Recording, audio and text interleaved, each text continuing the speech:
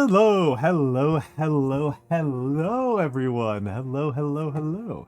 It is I, Almantas, former professor, current VTuber, old man who loves old things. Thank you all for being here with me tonight. Hello, Mix. This means I have a mod today, which is very, very nice. Oh, and hold on. Oh, those gift subs were before. Yes, I need to make a special shout out to Vexing Cat, who gifted 5 subs, and also I suppose to Valorant, who gifted 1 sub. While I was not streaming yesterday. So thank you very much for that level of generosity. That was very, very kind. So yes, we are up to 142 subs now.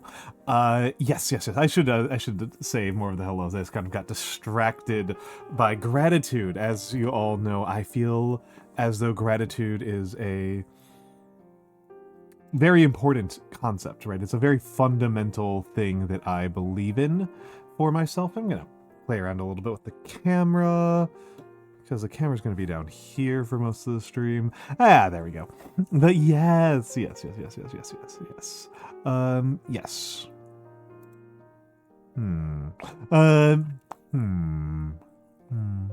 least it does the jaw move well. I need to stop looking at my own screen preview. I'm gonna go insane. But yes. Also, hello. But yes. Hello, Kara. Hello, Scaldy. Hello, just some goblins. Hello, Skyrish. Welcome. This is the first time you've seen this new model, Skyrish. It's good to have you here. It's good to have you here, Mr. Skyrish.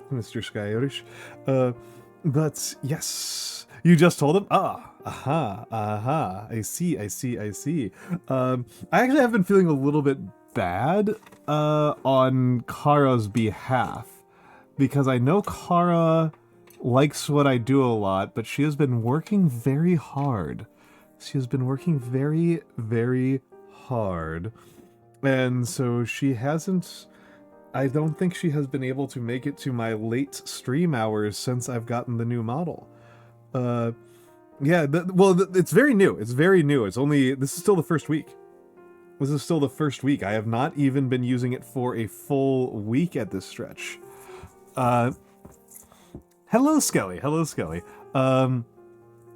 iPop. Hello. Yes, I don't normally stream Saturdays. Saturdays are messy for me, so I don't tend to engage on them.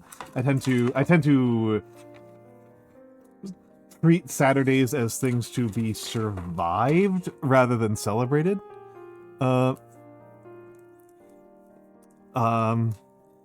And so I don't feel like I can really ever thrive on a Saturday.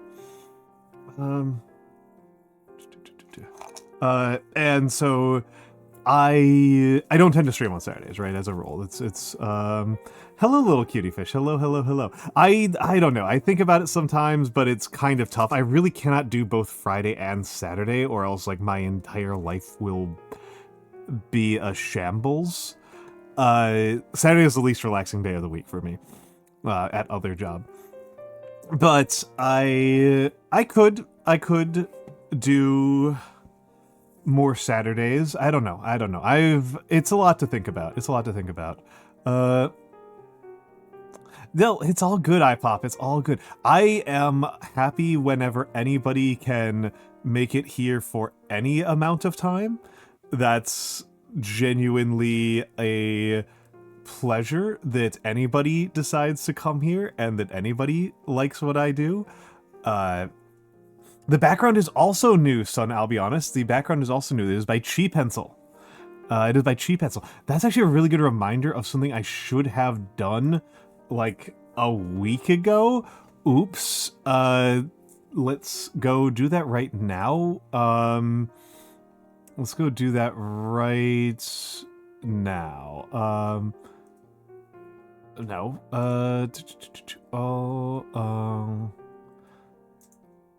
Twitch. I need to change my panels because the backgrounds are new, and I have some of the information is not accurate. So let's get in there.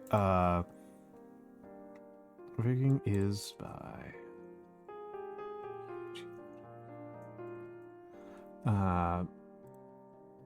Okay, let's.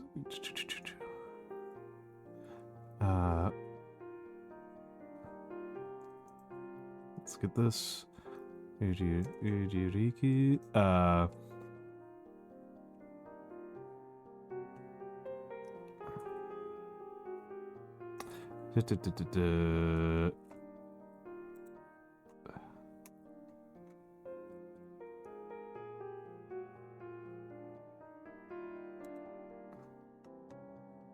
Let's see if I can find her. Let's see if I can find these. But yes. Yes. Yes. The background is by Chi Pencil. Let me grab that because I can grab that one quickly. Character design, rigging, noted emotes, animated emotes is made by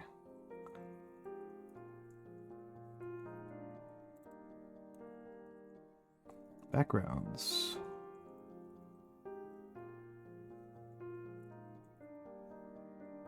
Backgrounds, let's do that. Hold on.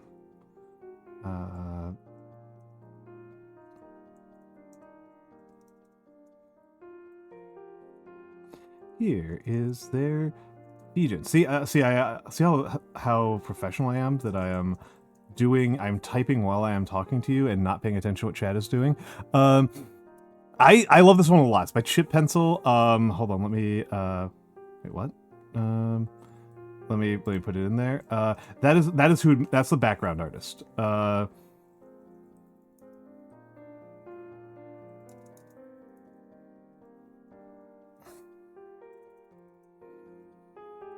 And this is the last one. Hold on, there's a...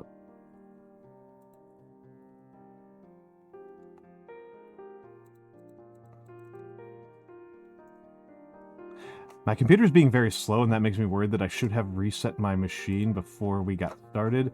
But maybe I just need to restart a couple of programs. And Windows is dreadful these days, folks. Windows is dreadful these days, folks. I am kind of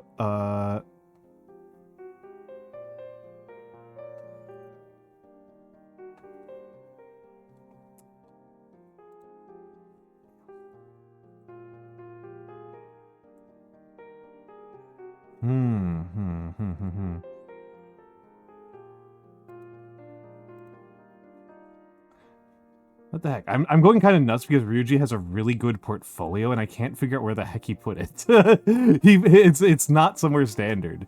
It is not somewhere standard. He put it somewhere strange. It's on like his card. There we go. Found it. Oh! Poofy Wawa! Welcome in. Hold on. I'm doing a little bit of editing. Hello, Raiders. My name is Almantas. I'm a former professor of sociology, a current VTuber, an old man who loves old things. I do a lot of calligraphy streams. I do a lot of hand cams in general. Today I am planning on painting a little necromantic Roman figurine because I have gotten my brain completely pilled by Conquest: The Last Argument of Kings. It has now become my... I don't know if it's my favorite, but I am currently a little fixated on it. How was Peak? Were you peaking alone or were you peaking with friends?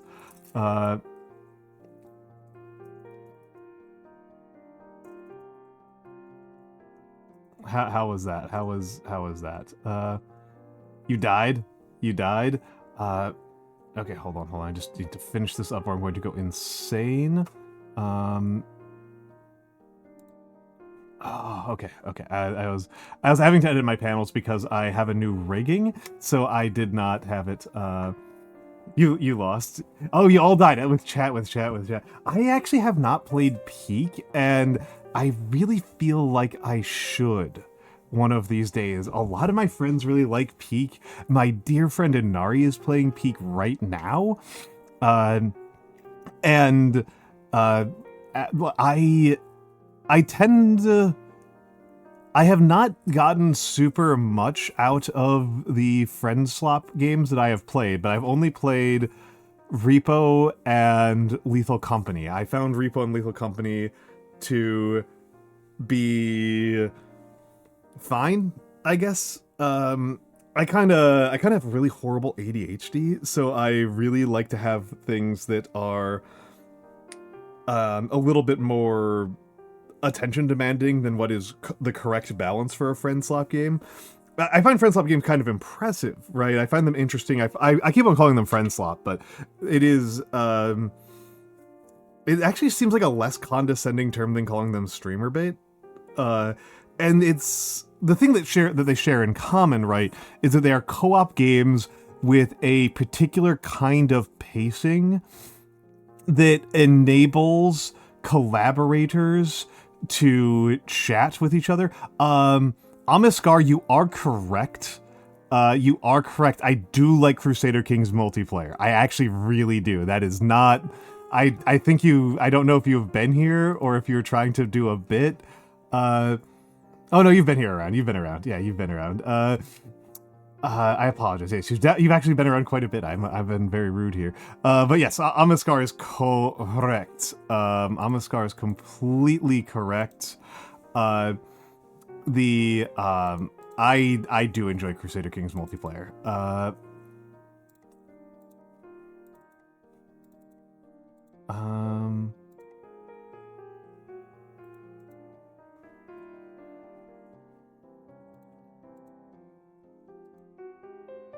Oh my god, okay, sorry, I had a technical problem on the back end. But it has been managed. It has been managed. We are safe now. We are safe from the technical issues. Okay. Let's just clear out a couple of things here. Oh my goodness. Just some goblins. There is a... I don't know if we have the VoD anywhere. I don't know if we have the VoD anywhere, but there's a collab that me and Lady Saffron did of Crusader Kings 3, where this was the range of events that happened. Was we started up as my first time playing Crusader Kings 3, and I am playing as Bohemia, and she was playing as another German, and we get hit within the first 6 months with Black Death. With a novel plague.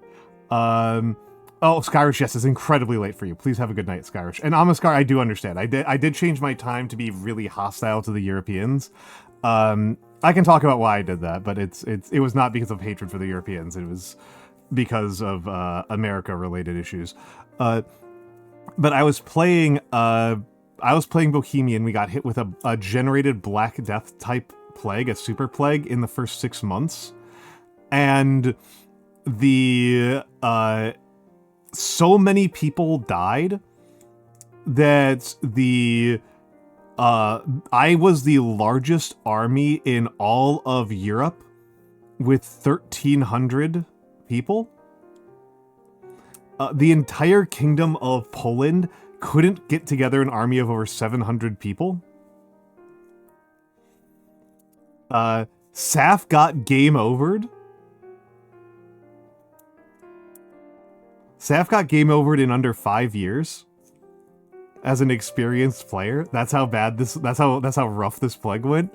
And then Saf's computer melted. Her motherboard melted. Saf's motherboard melted. And so she dropped out of the collab, and I started up a new game as Spain.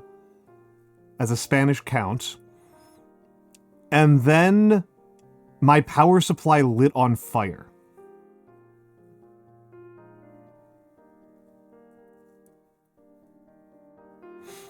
We had a collab where 2 of the PCs involved in the collab fully died.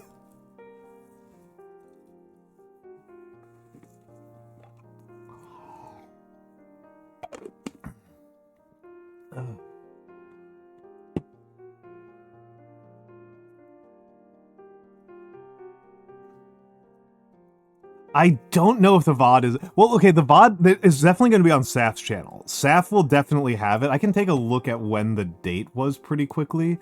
I can take a pretty quick look for the date, because I keep a big database. This is why you keep a database, folks. Let me just put in some filters. Oh yeah, very unlikely that I have it. Very unlikely that I have it.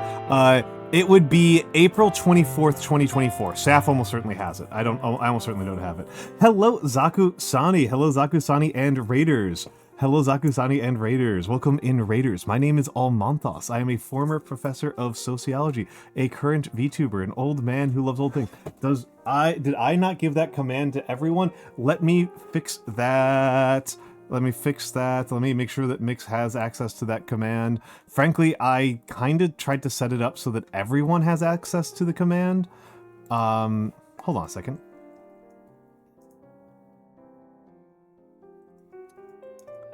Why did it not?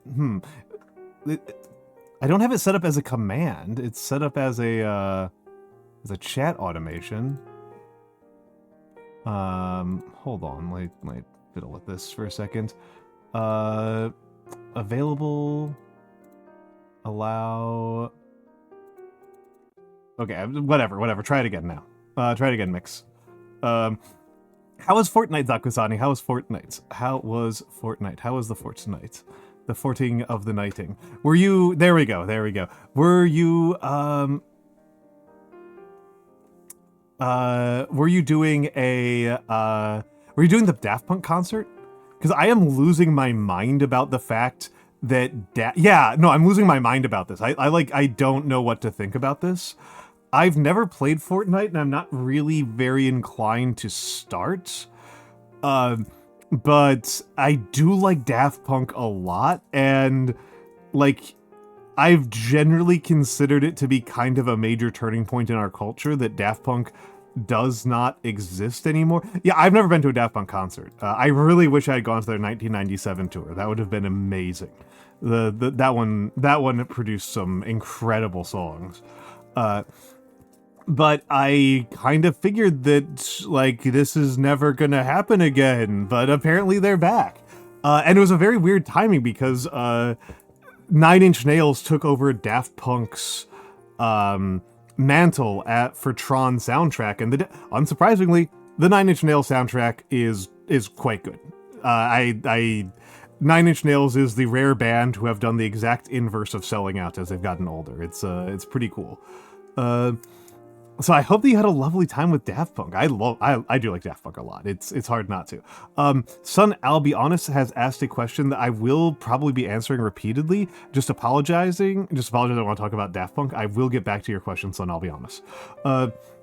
Yeah, I doubt they're getting back together. They were pretty clear in all of their they were pretty clear in everything that they have said that they are not interested in doing that. They kind of consider themselves to... The philosophy that I think it was Thomas Bangalter said was that bands really only kind of have one actually good idea, and then everything after that is just degeneration. And replaying the hits, and they obviously did not intend themselves to get this big. They were already in the game both of them were in the game for a while before they became Daft Punk. I am confident that they are just resting on their laurels. sorry, just, somebody just linked me, Ronin's new model. It's spectacular. Sorry. Let me make sure that I do not get distracted by that, anymore. Yeah, it's, sorry, I'm just gonna give a shout out to my friend because, wow. Wow, and what? No, I don't want shield mode.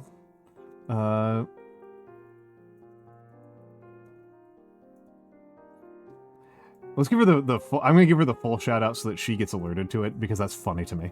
That amuses me. Yeah, she's doing front page today. She's doing front page today. Hopefully it doesn't distract too much from people who want to be here. But yes, Son Albianus has asked an interesting question, which is, I wonder if you have any thoughts about curating the mood and vibe of a stream.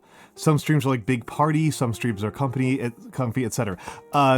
So Mix is perhaps the primary victim.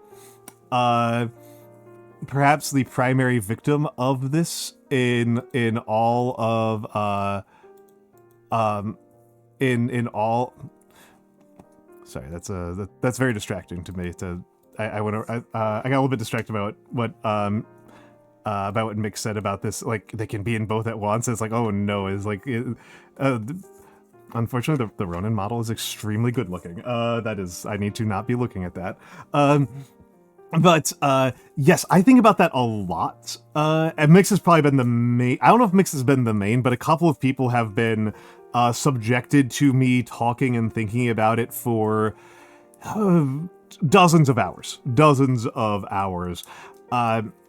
I don't know what the normal way of setting up a stream or VTubing is. I know from the grapevine and from listening to her that the other extreme from me would be Mirabelle.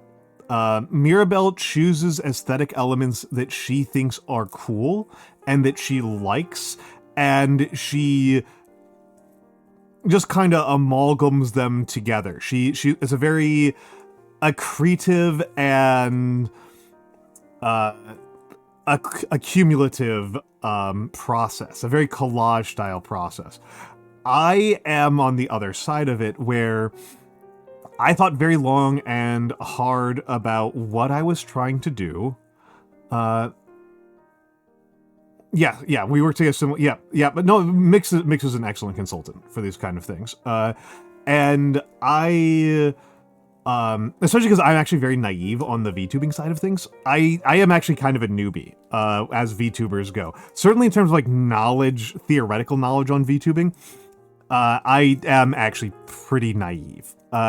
And with regards to how I think about what I want my stream to do, my start point was not, I did not start with a theory of how I wanted to stream.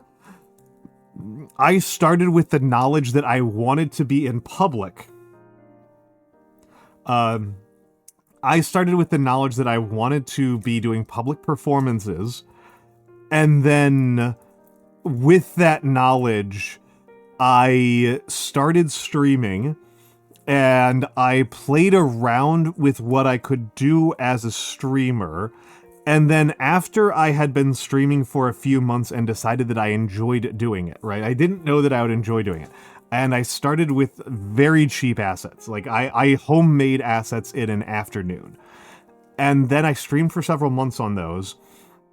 And then, with that knowledge and research done, that experimentation done, I consulted with people who had watched me and people who had known me for a very long time, and developed a hypothesis of what people thought of me. Because I was treating my own internal concepts, not my own internal concepts, I was treating my behaviors, my personality, as a I'm gonna switch some things around here. I was treating my personality as a sort of relative immutable. I was treating that as a relatively immutable thing about myself, and I was treating my personality as a relatively immutable thing, around which I have to make all of my other plans. Around which I had to make all of my other plans, and given that knowledge, right? I tried to disable the throne one. Oh, I hit test instead of disable. Whoops. Given the knowledge of how I behaved, and I wonder if I have this around here. There we go. This is the actual Twitter thread that explains what my thought process was for how I created my model, which is really the core of all of the other elements visually that go into my streaming. I started with my personality. Well, I mean, that's called acting, right? Changing your personality for the sake of a performance is called acting. I just know that I'm a bad actor. So, and I could have worked on becoming an actor, but I wanted to... VTubers don't tend to be that much of actors, as a rule, and I wanted to let things flow from my existing personality and history, and so that I could work on the parts that I found more compelling, which is knowledge and sharing knowledge and pedagogy, and yeah.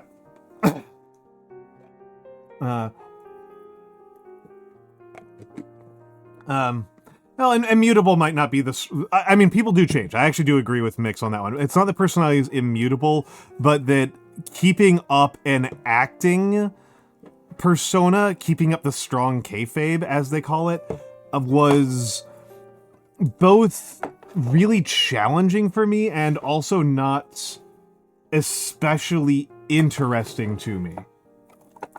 So I'm just looking through my paints, and I actually can't find, like, literally the most important paint.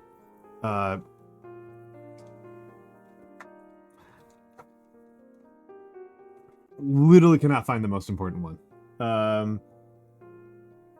Where the hell did I put it? But yes, yeah,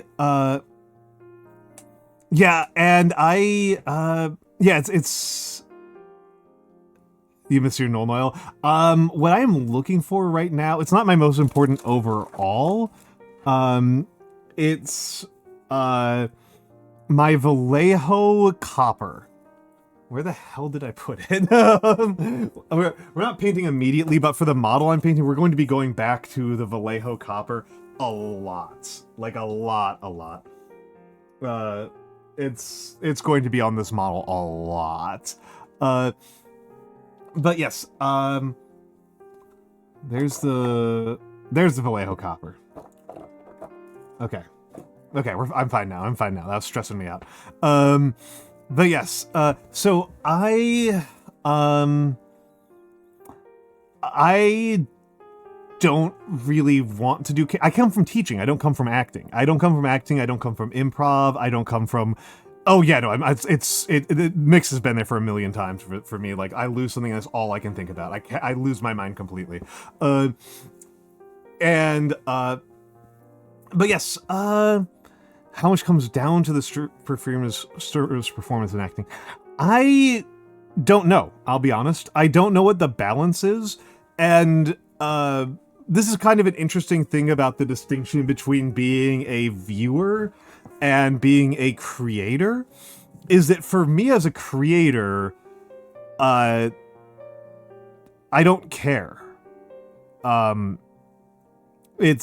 a very abstract question to me. The question is not how much do the different components contribute. It's given that I have to have backgrounds, by the nature of what I'm doing, then what's the best thing for me to do? And hold on a second. Birdie Soar, thank you for the follow. Thank you for the follow. I started from a standpoint of this is the vibe I am going for and the vibe that makes the most sense for me as a person and as and all that sort of stuff. And then the question of like backgrounds and music and model were all, what is the best thing I can do with those given what I'm already trying to do? And so the relative contributions of the different parts is not really valuable. In the case of a comfy vibe, well, here's what I'll say, son, I'll be honest, because a couple of people in chat here have met me in real life. Mix has met me in real life. Most people who are at Offkai have met me at Offkai. I was pretty visible at Offkai. And yeah, Nate is another one. Voverin's another person who's met me in real life. Voverin met me in real life before he ever saw me stream. And what I would say is that I think I am calmer when I am streaming, but this isn't actually like in contrast to how I am in real life. It is how I behave when I am master of my own domain. When I am the really contrasting point, and Mix has noticed this, but Kara has noticed this very strongly. Kara has really noticed this. That when I am in other people's chats as a chatter, I am way more annoying. I have a fairly impish sense of humor, and I don't really do that when I'm in teacher mode. And, you know, the biggest difference is how you pitch your voice. A lot of this is actually just kind of how I am when I'm in front of a classroom. Hello, Tayamichi. Hello, Tayamichi. Or just in general whenever I'm in charge of things. Right? Whenever I'm in charge of things. But yeah, I am... when I am not the person in the position of power... project, that's very fair. That's very fair. It's not... Again, I've got decades, literal decades of teaching experience before I became a VTuber, and so a lot of my teaching. Oh my goodness. Okay, okay. I just want to make a brief point here. Thank you, Anonymous, for the gift subs. Thank you, Anonymous, for the 10 gift subs. I want to point out, just as a matter of comedy, that. So Valorant is doing a sponsorship for the remainder of the week where they're giving +2 gift subs. +1 gift sub for every 5 gift subs that people give out, right? And so 10 of those gift subs are from Anonymous, and then a further 2 are listed as from Anonymous, even though they are definitely from Valorant. They are definitely from Valorant. Those are absolutely from Valorant. That means that hold on. That doesn't make sense. Hold on, that doesn't work. We were at 142 at the start of stream, right? Does somebody want to rewind and double check that we were 142 at the start of stream? Because it does look like Streamerbot may have screwed up and failed to count 10 of them. And that's what I think has happened. I just want to have somebody scroll back and check while I keep talking. If somebody wouldn't mind. But yeah, it's well, and it's also like it doesn't come as naturally to me when I'm in charge. I think it should be kind of obvious that like the comedy of the power of being a little bit of a gremlin in other people's chats. The power, to me at least, the appeal of that kind of gremlin-y, impish sense of humor comes from subverting another person's authority, which is just fully incoherent to execute when I am the authority. Right? Like, I just, like, doesn't make sense to me. It doesn't even occur to me. Like, the most I will max out is, like, I'll tease my guests sometimes, is, like, where it maxes out. But it just doesn't make sense to me. It's like, it's like, I don't even know. It's like trying to heat up my beer or something like that. It's like, why would I do that? That's goofy.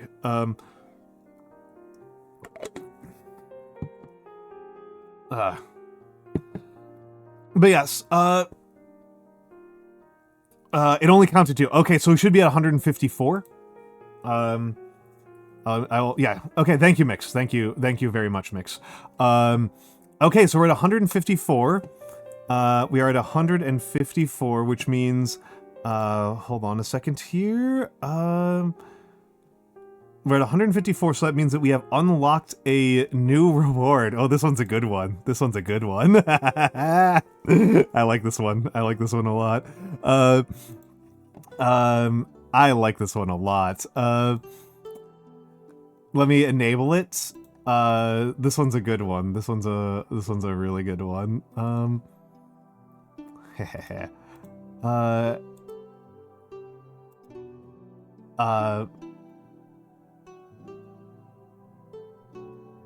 Hold on a second. Just realized I may have made this model kind of bad. Oh no, this is fine. This is fine. Okay, we're fine. We're fine.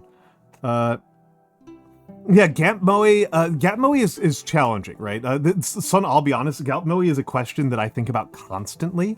It is perhaps the thing I think about the most in this, because I tend to actually already stretch the limits of Gamp Moe quite a bit. And like my biggest problem from a Gamp Moe perspective is that my taste in video games, my actual taste in video games, in terms of like the games that I really find compelling and exciting, are I have the video game taste of a 17-year-old girl on Tumblr. That is my actual video game tastes. It's a little bit far. Yeah, my taste in comics. Yep. Yeah,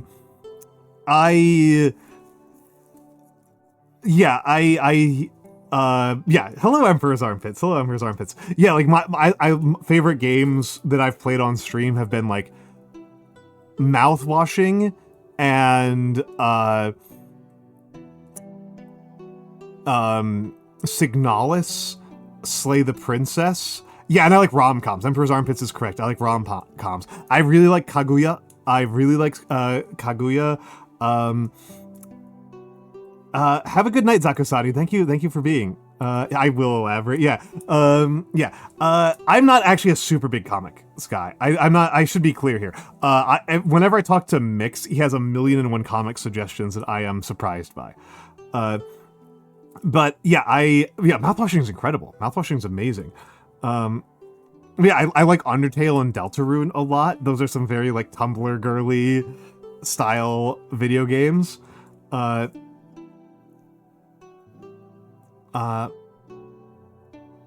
Yes, that is correct. That is correct. Strictly, the book that I am about to finish off, I ran out of time before stream. Otherwise, I'm like last 15, 20 pages on it, is about the use of tattoos within the recruitment and organizational and operational structure of the Sung Dynasty military.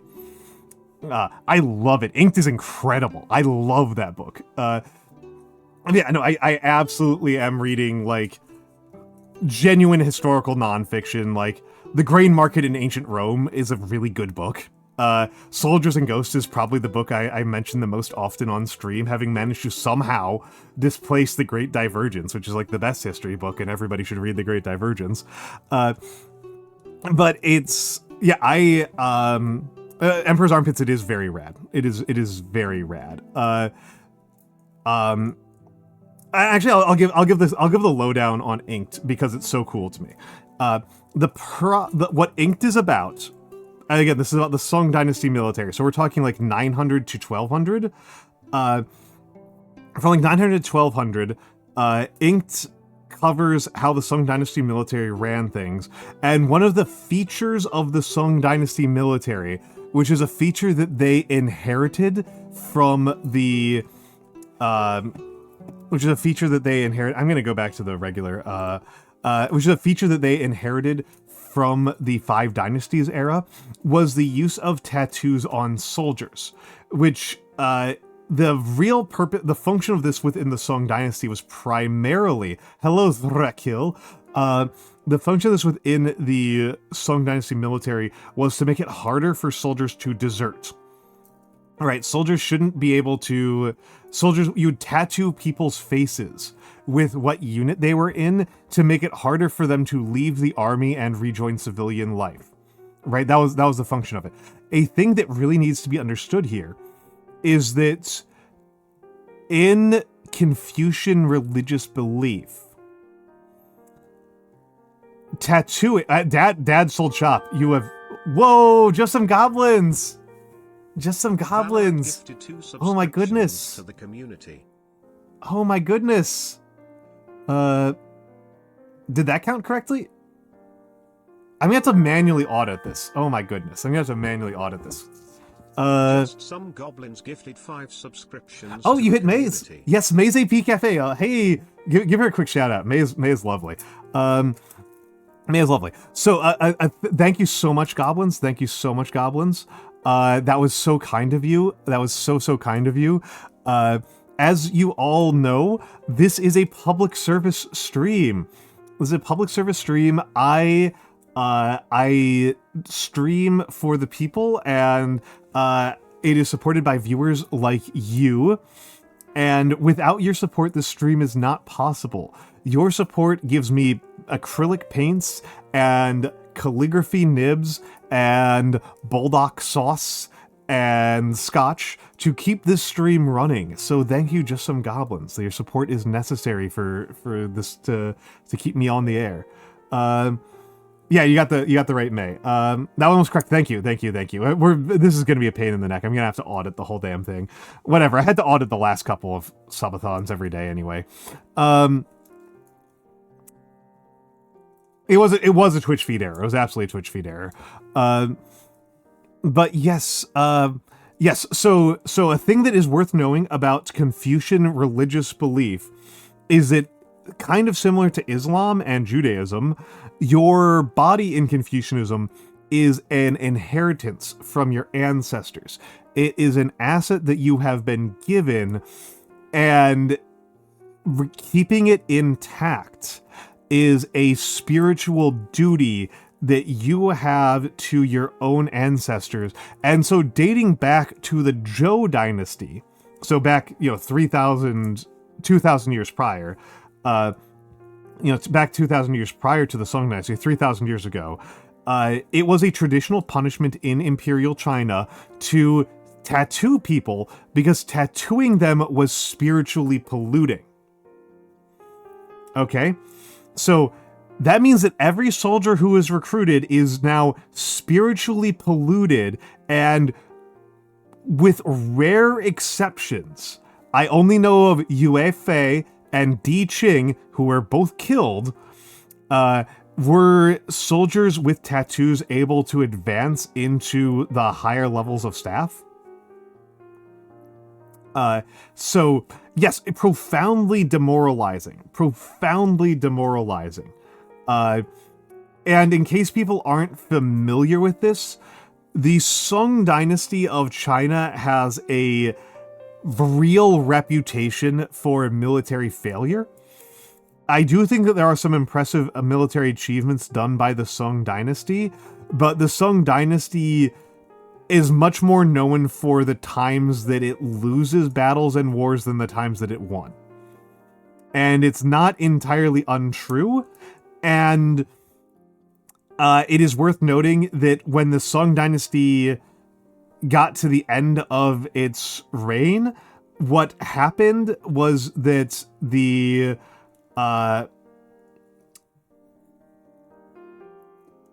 Oh no. Oof. I'm assuming that Mix is being metaphorical, because I'm assuming that he would not be here if he had an actual stomach wound, but oof, ouch, my bones. Or he's making an allusion to something that I'm unfamiliar with. But yeah, when the Song Dynasty gets to the end of it, instead of having individual soldiers deserting and going back to their hometowns, what you wind up with is entire military units of thousands and hundreds of thousands of men defecting to join the Mongols. Because at least with the Mongols, they'll get some goddamn respect. So, you know, that's, extremely bad for morale. That is extremely accurate to say that is deeply bad for morale.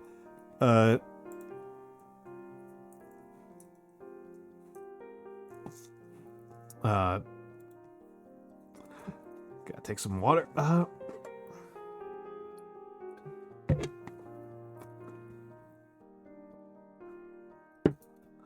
I'm a man, so my metaphorical heart is in my stomach, which has been perforated by the trials of adulthood. I am into this as a cooking anime thing. Mix. That's a good cooking anime thing. Also, hello, Youthless. Hello, Youthless. On the back of the knee from being dumb 16-year-old. Yeah, it's I don't think it needs to, I'd need to be very explicit about the fact that, like, I find Confucianism to be an interesting philosophy and an interesting movement, and I think it tells us a lot about the differences between different governing philosophies. And the I think it tells us a lot about why these governing philosophies diverged and converged in the ways that they did, but I am not very sympathetic to the to their perspective on the world. Hold on a second. I'm gonna pin this. Hello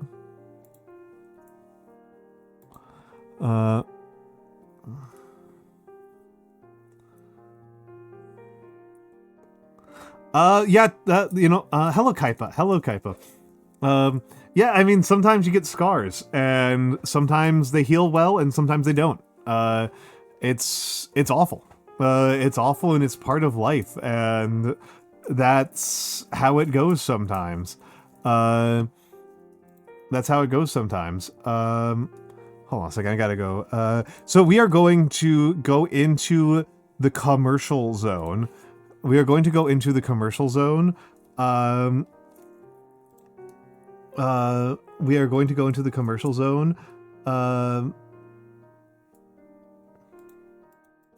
And I will get some water, and then I'll come back and be painting. And I'll be painting. I think we've all got some scars from childhood and some old injuries. I have a weird shoulder injury from my late 20s. That's just like never really gonna heal. I am missing a chunk of my thumb.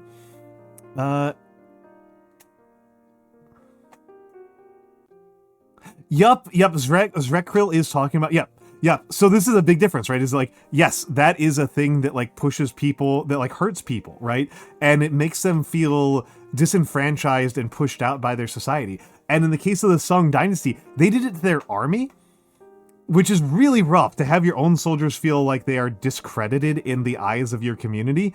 And it's also worth noting that in the case of the Song Dynasty military was enormous. The Song Dynasty military was absolutely enormous. The Song Dynasty military was like...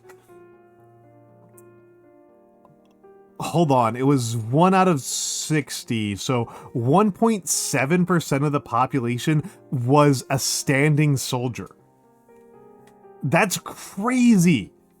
That's crazy. That is a ludicrous percentage of your entire population is kept under arms permanently. And for them to all be considered pariahs? Insanity. Insanity. All right, we are going into the ads. I will see you all in a few minutes. So, I'll be right back. Oh, there we go.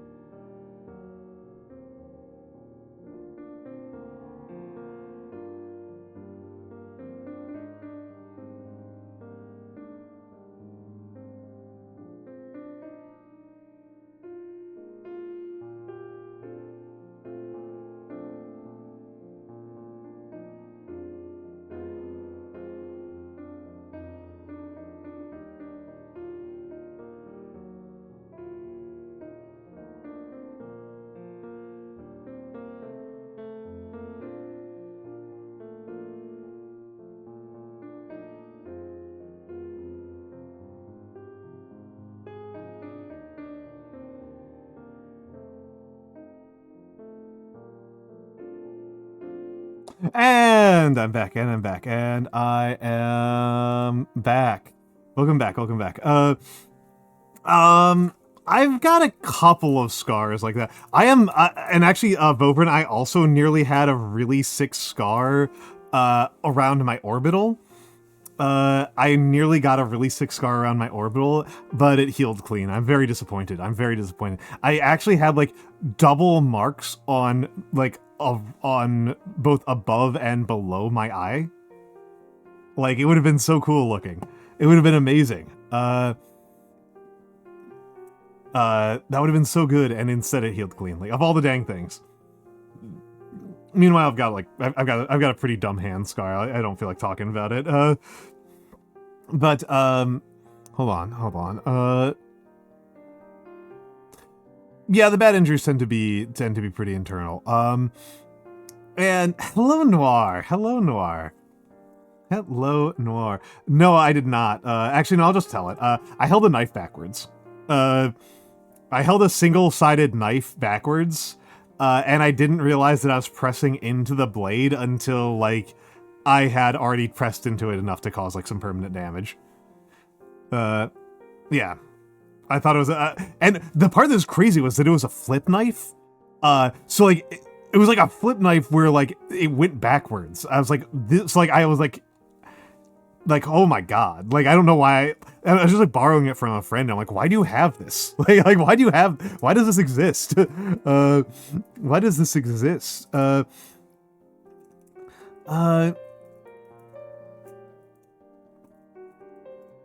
I mean, yeah, taboos make more sense than a lot of other things that get made verboten. I mean, I kind of read, like, the tattoo taboos as being primarily about yeah, this is about scars more. I read tattoo taboos about primarily like cultural distinction as a rule. That's like they're not really about anything other than that, right? They're just like, how do we make sure that people know that we are not like those fuckers over there? That they've really kind of accomplished nothing else. Like, you know, similar to like dress codes and many dress codes and many what's the word I'm looking for here? A lot of dietary restrictions, right? A lot of dietary restrictions have very little to do with any sort of like health effects or even like actual observable meaningful hygiene. They have a lot to do with just like, how do we make sure that, yeah, stupid Shelby, yes, Shelbyville and the lemon tree. Yep. Yeah, that's how I tend to think about it. You have more than a few gnarly ones. I am, color me shocked that Noir has a bunch of badass tattoos. What a shocker. Yep, clearly about livestock rearing. Yeah, absolutely. Absolutely. Oh yeah, no, that's what you only have one tattoo? Yeah. No, I figured that you have badass one versions of both of those. You know, average Midwest lesbian.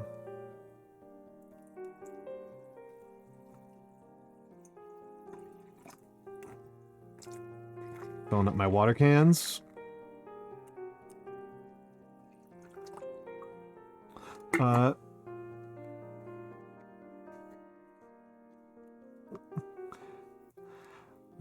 Yeah, exactly. From sword fighting people on cliffs. Yep. That was my first thought. That was like legitimately my first thought was like Noir fighting off like a biker gang or something like that. It didn't even occur to me that there would be an alternative. I'm just gonna get some of my colors out here. Don't know how much I need the different greens other than ghost green. Definitely don't need the Vallejo red. Maybe need the black, but probably not. Definitely don't need Thunderhawk blue. Oranges tend to be useful. Don't need the water bottle. keep the oranges. I need to get more brown, like more brown. Yeah, unlike the idiot snake. Yes, of course. The snake is and always will be and deserves to be oppressed. Absolutely. This is true. There we go. That's the paint I needed the most. Maybe I need you. I'll put you back here as a bit of a.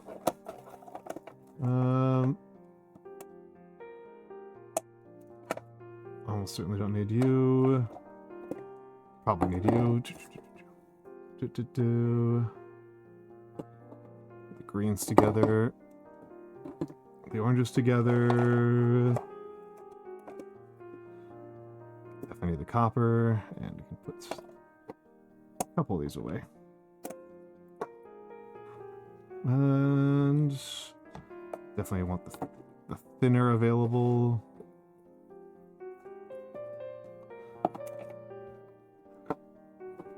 All right.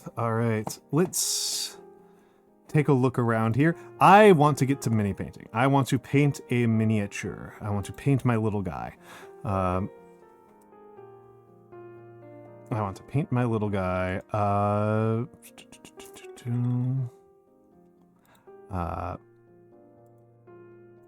One of these days I'll come up with a better camera system. That's not too bad. All right, let's go over there. Let's go over there. But yes, here's our little guy. We have made some progress on him, but I am pretty unsatisfied with many aspects of his appearance. I feel like he looks really dusty in a way that's very gross, and I have done very little to do work with the skin tones and the I've gotten very little done with the skin tones. Well, I'm gonna soak up some of the excess water off of the wet palette because it's been sweating.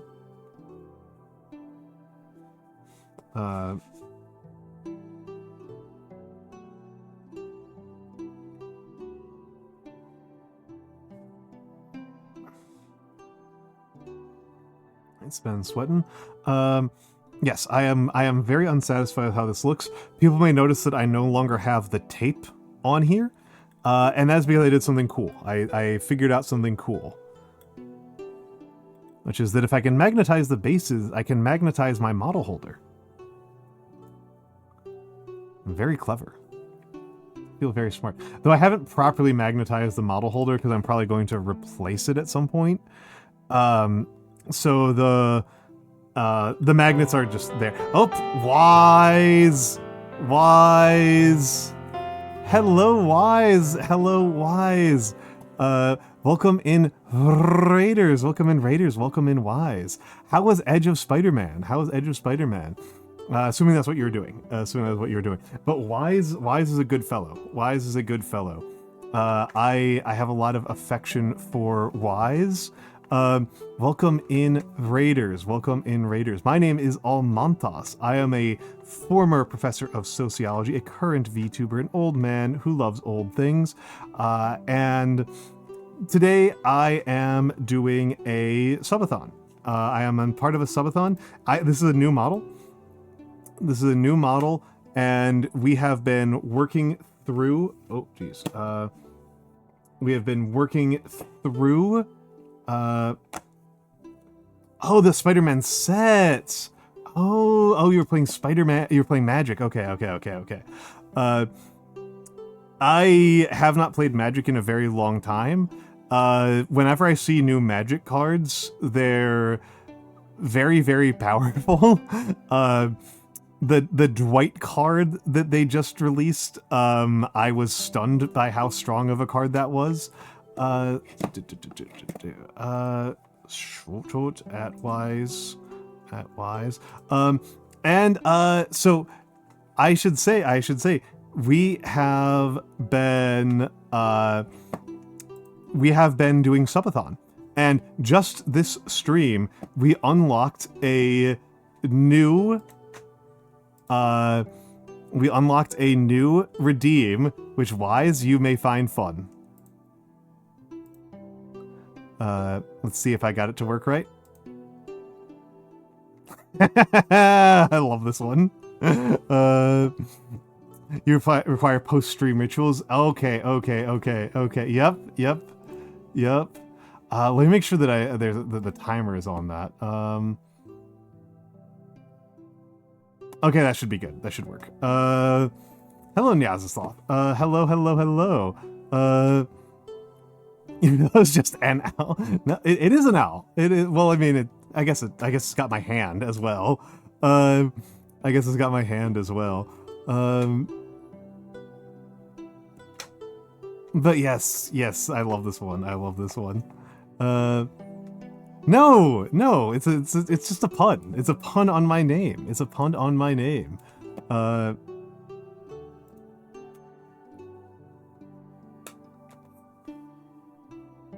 Yeah. I didn't find it parsable when I was doing that scalding. I didn't find it parsable when I tried that. But yes, we just unlocked this stream, so I'm showing it off. I'm very proud of myself for this one. I think this rocks. I think this rocks. This one makes me very happy. Hello, Nab. Hello, Nab. I didn't actually finish saying everything to the people who just raided in. So yes, all is a Why is the AI? Why is the all? Is a good friend of mine. He is a handsome lad. He is active service, and it's very cool that we get to spend any amount of time with him. And for the raiders, yes, I am normally a calligraphy streamer. Oh, who was that? I have the wrong things open. Nyazathoth? Hold on. Nyazoth. There we go. Nyazoth, thank you for the follow. For the... I did change my hair. Let me give a quick shout out to Nap. Not a professor. Not a professor is not a professor. He works in museums. I've never been entirely clear on what you do in museums, and if you don't want to share, that's fine. I don't know if you're in like curation, or if you are in like management or preservation, cultural resource management. I don't know exactly what you're doing, but Nap works is a museum worker. Works in a museum, and he is the classic type of streamer. The classic type of gamer who goes home from his job working at the machine factory and then works on Machine Simulator. You know, the classic German who works on the train station and then goes home and plays Euro Train Simulator. Nap works in a museum and then goes home and plays Museum Simulator games. And it's a delight. He does a lot of really cool streams. You can see like he'll do like actual genealogy research on stream. It's pretty sick. I'm a big fan of Nap's streams. Genuinely a really interesting streamer to watch. Collections management. Okay. Collections management. Okay. Gotcha. 2 Point is the one that I think you've been playing the most lately. 2 Point Museum. Which is kind of like a tycoon game, but you manage a museum. Is that pretty much accurate?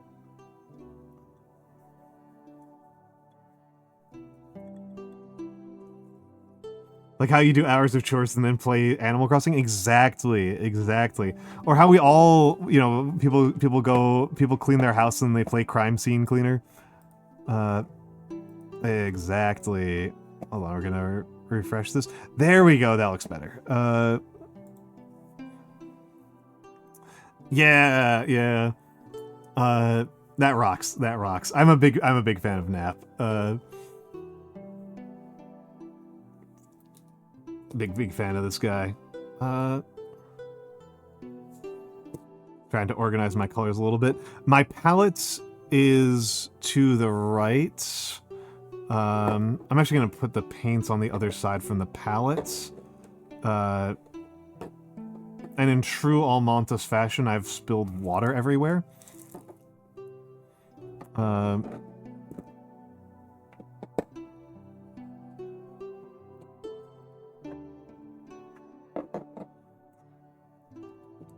Alright.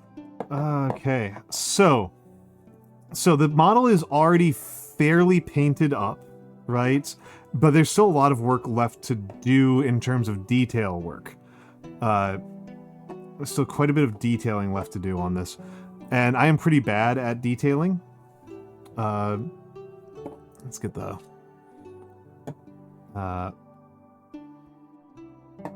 I really need to get a rack for keeping track of my paints. Now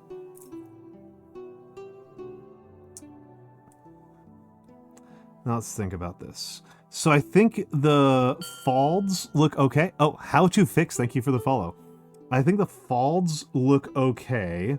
These are the folds down here, right? These are the folds. But I think the chest piece looks really rough right now. Mostly it looks like it's covered in dust. And the main reason why it looks like it's covered in dust is because I have been layering copper and then depositing a really diluted ghost green underneath it. And this has created an unfortunate effect on there. I do think we might need to glaze it with an orange in order to I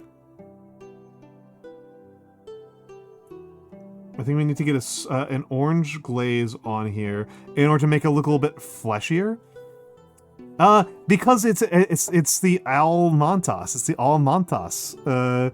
It's the new redeem that we just unlocked. I'm very proud of it. It's one of my favorites that I've made.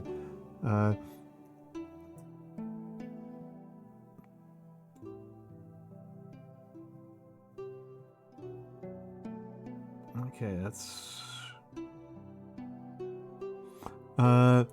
yeah, exactly. LOL is the correct response.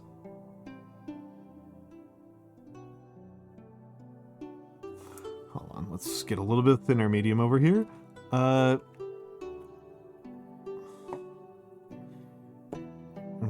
let's play around with this.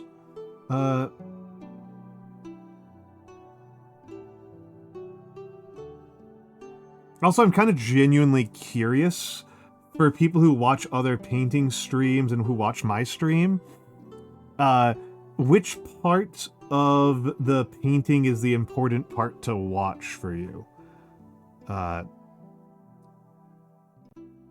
Like, what is the part that you want to be, that we want to be, like, what do we want to be visible? I have really tried to keep the focus on the model itself.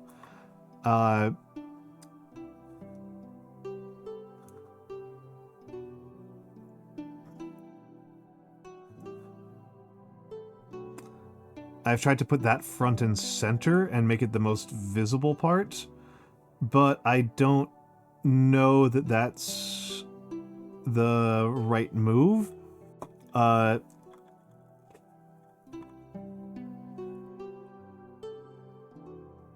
maybe you want to see more of the palette, or see what paints I'm using. The only painting streamer who I actually watch is Halbernacht, so,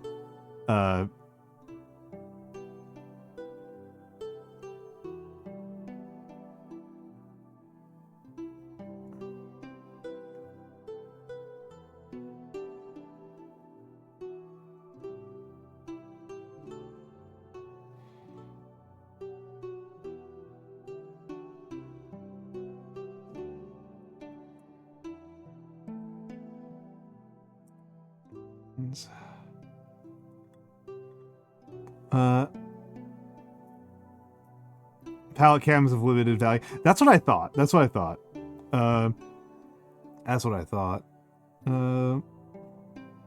Yeah, I kind of thought the high value was the strokes. You tend to have the video off, lol. I mean, understandable.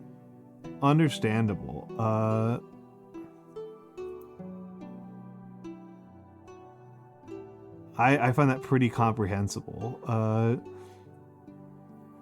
I tend to watch most YouTube videos just audio only.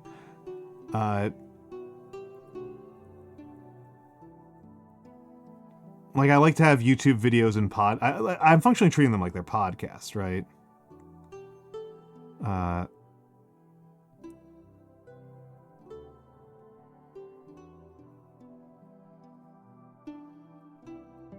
Okay, I'm definitely getting some coverage problems from bad priming.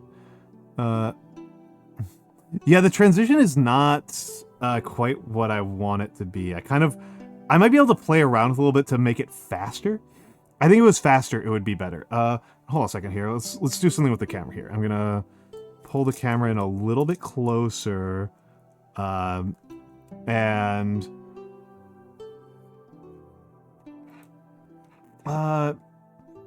well, the problem there, right? The problem with doing that, Nyazov, is hold on. The problem. Hold on. I think that's actually pretty good. The problem with that is that I'm using like 20 paints. That's the real problem, is that I'm using like 20 different paints. The paints that are coming up here the most frequently, though, are Vallejo Ghost Green. Where did I put it? Vallejo Copper. And Mornfang. Oh, hold on. Mephiston Brown. Those are the base coats that I'm using a lot. But I really am using just like a dozen. Well,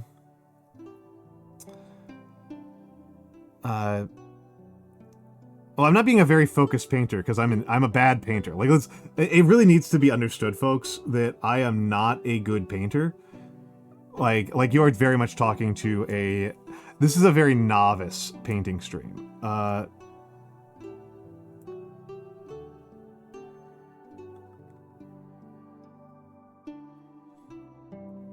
This is very, very novice. Literally grabbed the wrong paint.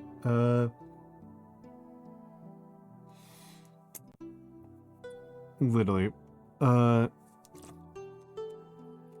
You have negative art skills? I mean, I'm working on it. Right? Like, the calligraphy skills I've had for a while.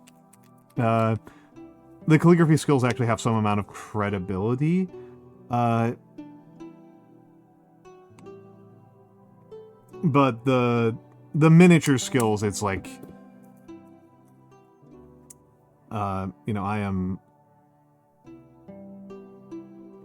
you know, you guys have seen a fairly large percentage of all of the miniature painting I have ever done, in my entire life, and you have definitely seen me move from, like, really zero skill,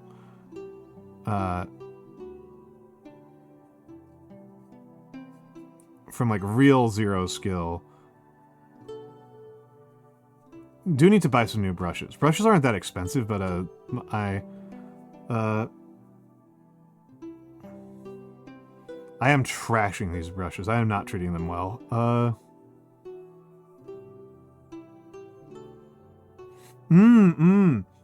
That's a good call. I've been using Vinny V as my my real painting coach is Nagi, right? Is Nagi Quetzali. But my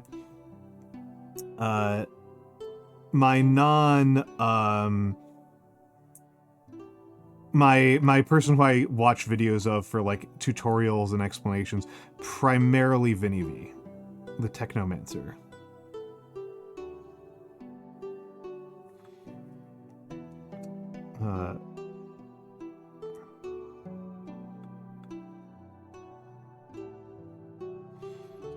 You can see I've chipped off a whole crapload of paint just by touching it with my hands too much.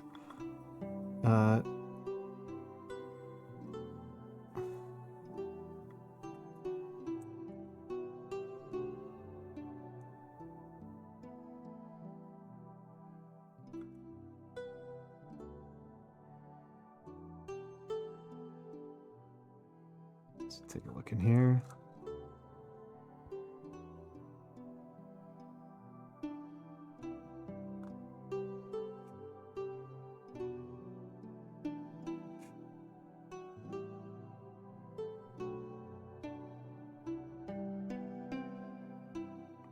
Get here a little bit.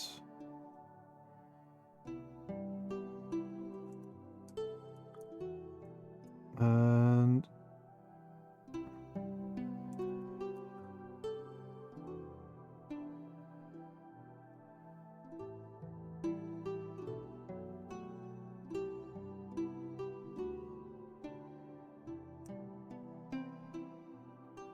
let's get in here.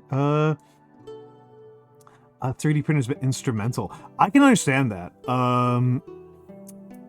It's I know some people who are more into 3D printing as 3D printing and are not actually into miniatures painting at all. Woody is just a guy who's into 3D printing. I do have some 3D printed models. And like, if you're playing Trench Crusade, like, Trench Crusade is primarily about 3D printing, right? Like, Trench Crusade is more a 3D printed game than anything else. Like, it's like the thing you buy in Trench Crusade is the STLs. But I don't own a 3D printer, and I live in a closet inside New York City. And so the limitation on me doing 3D printing is ventilation.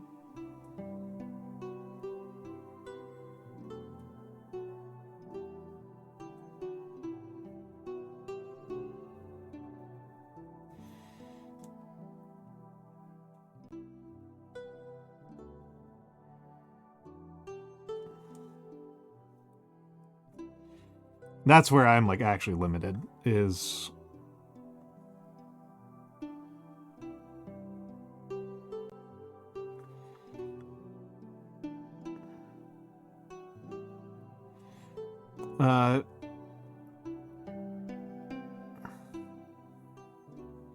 is not the, I mean, the money is also a factor, right? The money is also a factor.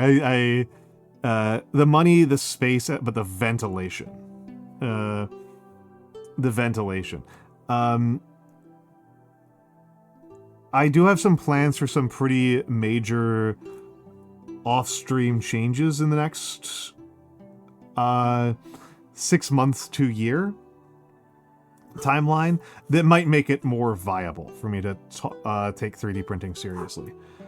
That said, it is probably kind of worth saying, right, that, like, I enjoy doing mini painting, but I am definitely taking it very casually. Like, I want to get better at it, and I am enjoying being in newbie gain territory.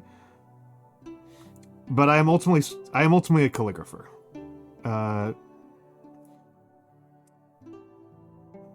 Calligraphy is the actual art form that I am invested in and am trying to, like, truly get good at. This one's just kind of a fun sometimes food.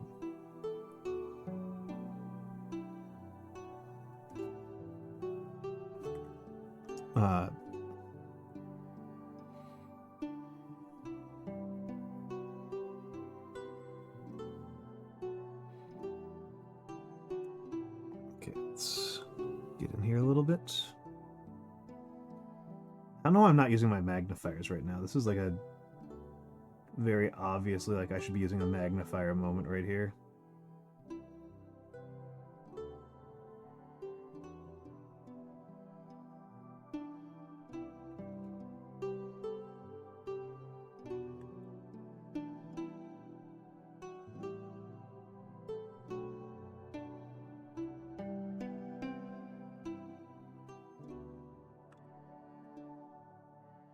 Okay.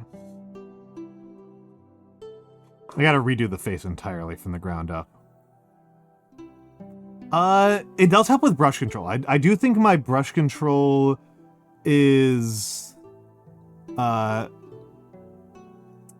do think brush control is a relative strength of mine. I've got a couple of weaknesses that are really severe in my mini painting. A big one is light source. I am really bad at keeping track of light sources. And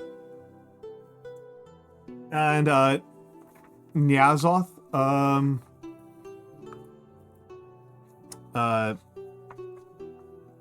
that's my calligraphy. This is what my handwriting looks like. So, I don't know if I qualify as like truly good, but I think I'm pretty strong.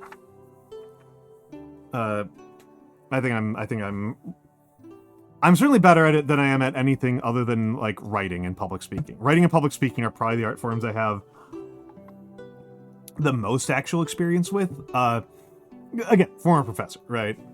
But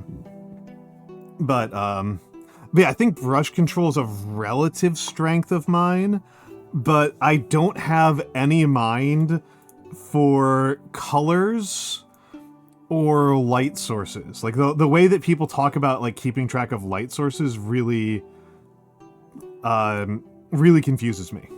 I really don't know what people are talking about. And that's something I've got to like work on, and I think that if I want to get like actually good at it, I might have to just like take some community college art courses.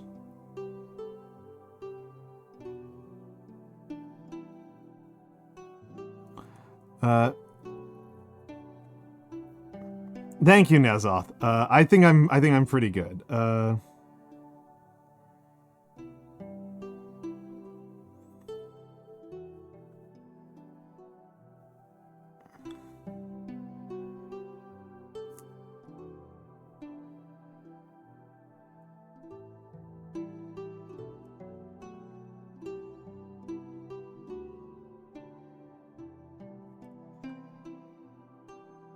Let's get in here.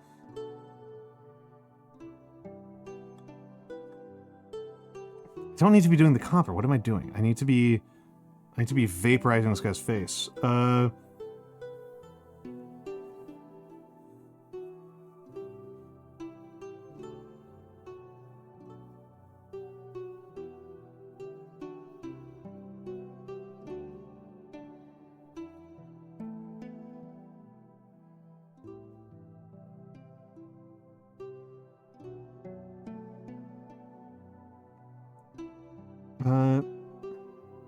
Hello. Welcome back, Wise. Welcome back, Wise.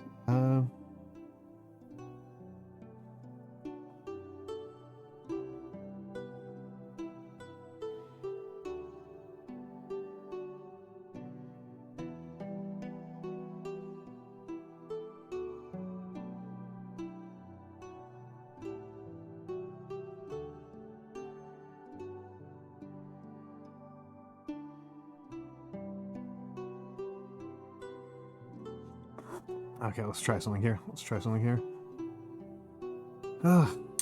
Hello, Incan Dreams. Hello. It's going okay.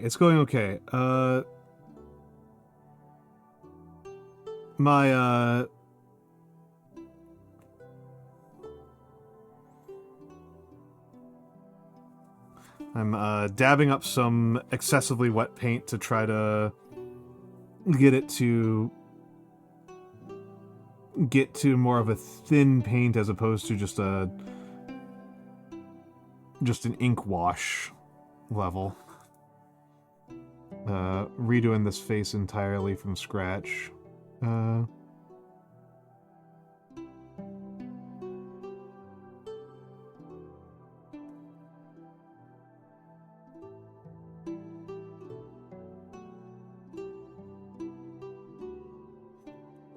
Still not good. But yeah, I've been revisiting theory on mini painting a little bit, and I'm still feeling very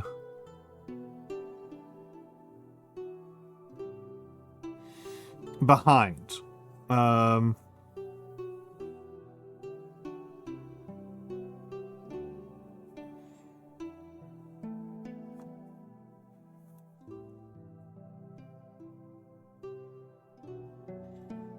Okay, let's leave that alone for a moment, let that dry. Let that dry. Let's think about where else I need to be doing some stuff here. Actually, this place is where I do want some of this ghost green, very thin. Very thin.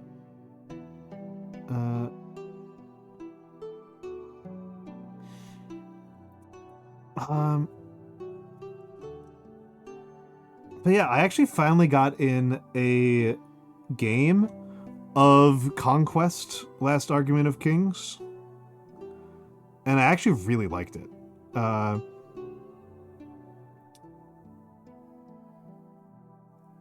was actually a huge fan. Let's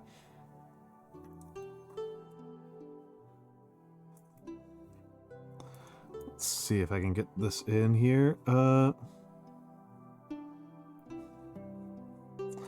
I'm gonna try to get around the base of the sword.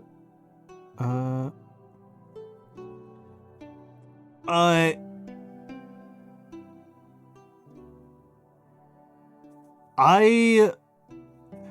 am an Infinity fan. I really like Infinity. And Last Argument of Kings is kind of the most anti-Infinity game out there. And for that reason, it's very compelling to me. For that reason, it's very, very compelling to me. It is kind of the exact opposite set of design concerns and constraints from Infinity, and I think that ends up producing a pretty cool product. Yes. Conquest is a rank and flank. Is a fantasy rank and flank. Whoa, that's the wrong ink entirely. The part about it that stands out to me as the most kind of obvious contrast, you can't be doing metal models. That is understandable. The Infinity tabletop sim is really good, by the way, Wise. The Infinity tabletop sim is really, really good. They were doing Ceocast plastic for a while, and apparently that didn't go well for them, and now they're going to regular plastic.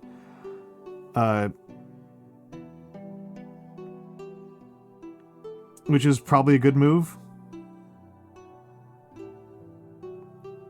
Yeah, they had a third party handling plastic models for a bit that nobody was happy with.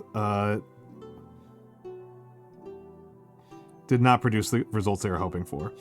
But yeah, there's a huge contrast where Infinity is a game that is like deeply about deployment, and in Conquest you start off with 0 units deployed. All of your units have to march onto the boards from off board, which is such a radical difference from Infinity. And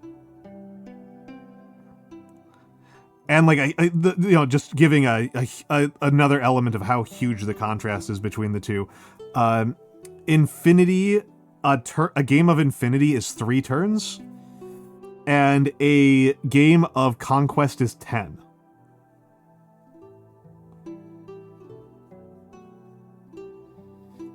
You got hands on an Aleph set from a Friday.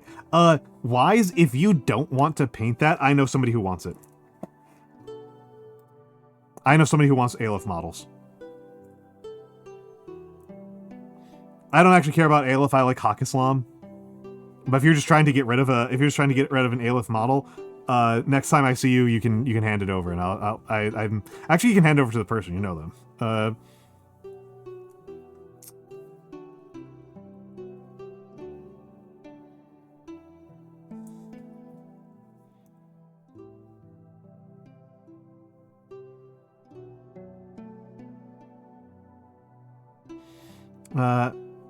Keep an eye out for your box. Excellent. Cool. You want paint combined? I'm a Hawk Islam guy. I am such a contrarian, right? You give me like any game on the planet and ask me what faction I want to play, I will almost always choose like the one who undermines undermines like a fundamental part of playing the game. With 40k, Eldar. Absolute Eldar player. I have never, ever wanted to play Marines even once. It has never occurred to me to want to play Marines. I have joked repeatedly when people have asked me about my opinion on 30k that, like, I want inverse 30k. I want the exact opposite of Warhammer 30k. I want Warhammer 50k, where it's all Xenos. Where there are no... where Space Marines and Chaos Space Marines just do not exist anymore. I'm willing to accept Imperial Guard. I think Imperial Guard is actually pretty cool. But, you know, I have zero interest in any of the Marine factions. Yes, yeah, 50k. I think it's a fun idea. I actually do think this is a fun idea. Warhammer 40k is set in the year 40,000. Warhammer 30k is, obviously, as the name implies, set in the year 30,000. And the thing that was happening in the year 30,000 in Warhammer lore was that this is the Horus Heresy. This is when literally 50% of the Space Marine factions decided that the Emperor is dumb and Chaos is cool, and they're going to join the Chaos factions and try to overthrow the Empire. Right? And a huge percentage of all the lore you ever hear about from 40k is actually from the year 30,000. Like, a huge percentage of all of it. Because 40k is explicitly a post-apocalyptic system, right? It's a post-apocalyptic setting. And so Warhammer 30k is about the war. It is not about the universe. It is just about this civil war, the Marine Civil War. Right? It's just about the Marine Civil War. And so the only playable factions in it are Marine factions. It is just Space Marines and Chaos Space Marines. I don't really know how much the rules vary other than that. I think it's closer to... This is old information. My understanding back during 8th edition was that 30k was a bit closer to 7th ed rules. Which really kind of means that Warhammer 30k is literally about appeasing and appealing to exactly the people I want to avoid in a 40k situation.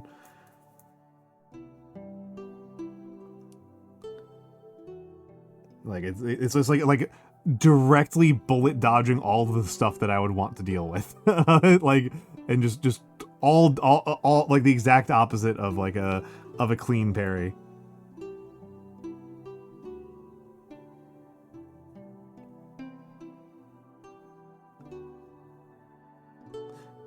The game design equivalent of standing in the damage zones. The Sauna 2000 of Warhammer games? Hell yeah. Hell yeah. Well, yeah, I mean, yeah, because Garroth, it's for the grogs. It's for the grogs.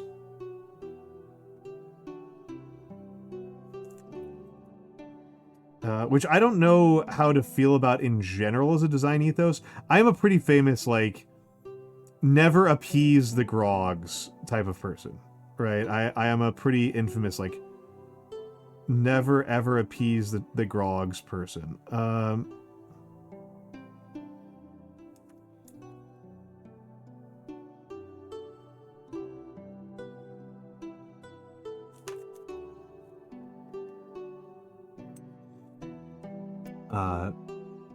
Like, yeah, exactly. Like you don't... Yeah, the most boring kind of grogs, too. And yes, Incan Dreams. I mean, things like there's other types of 40k players who still make me ask that question, so I didn't want to get too confident about the politics of those kind of guys. But it's definitely a type of... It definitely is a type of player who is, like, nostalgic for the game in a way that I find kind of aesthetically repulsive. That's the other reason why I don't want to get too hot and bothered about the ethics and politics of it, is because when like the ethical ramifications when the political ramifications flatter my ethical perspective, then I tend to be suspicious that I am just self-flattering and being insufficiently critical. That is, I do agree with you on that one, Mix. I do wish the satirical element of 40K was more taken seriously.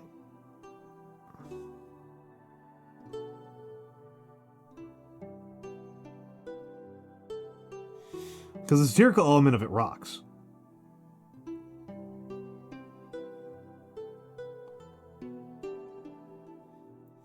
I think I may have irrevocably ruined this guy's face. Hello,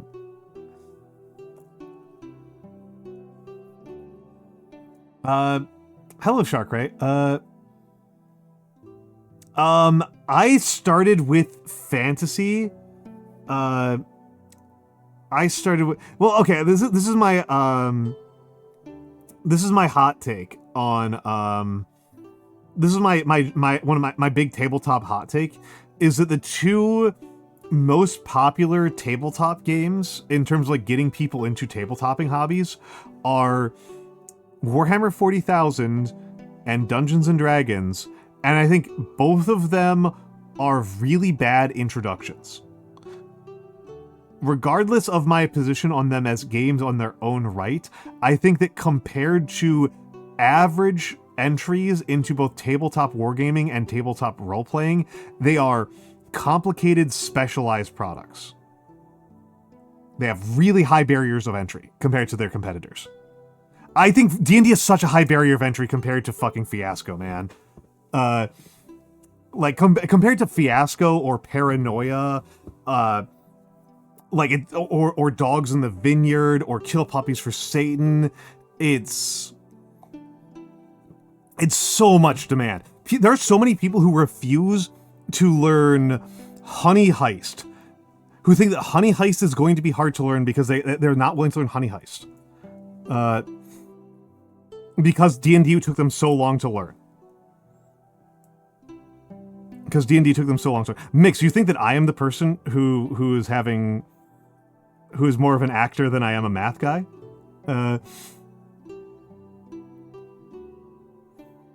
Yeah, I mean, yeah. I will say, like, I really am liking Conquest, which is a rank and flank, and I would like to do some game nights on the server with Conquest. Hold on. There's something going wrong with the light on here. It's coming out super washed out on screen, and you can't see anything that I'm doing.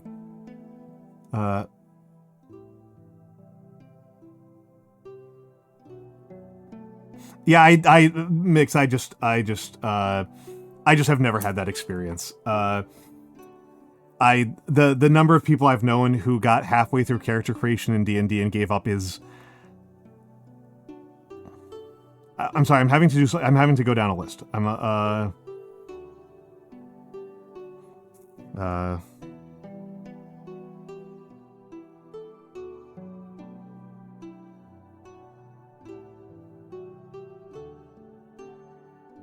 Okay, yeah, I know 32 people who gave up on D&D, who gave up on TTRPGs because D&D was too complicated to learn. And I do not know a single person who I introduced to the hobby through Dogs in the Vineyard or Apocalypse World who gave up.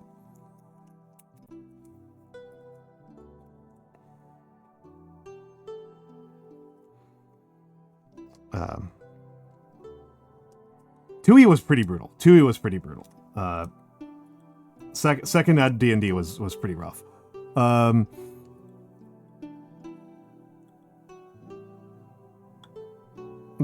Ink and Dreams has exactly the situation that I've encountered a million times. That's Uh, Scaldy, have you played, Scaldy, have you played Fiasco? Like,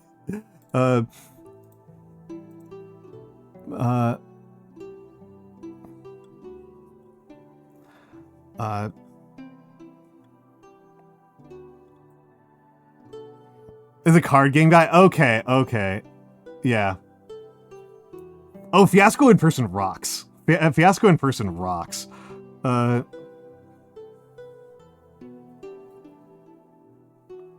I would say that the average... So here's my scale for complexity of TTRPGs is that a medium complexity TTRPG, you can understand all non-edge case rules in 15 minutes. I think that a medium scale complexity RPG is one where you can, without having heard of the game before, learn the system, make a character, and play an entire session in a single afternoon. That's medium to me.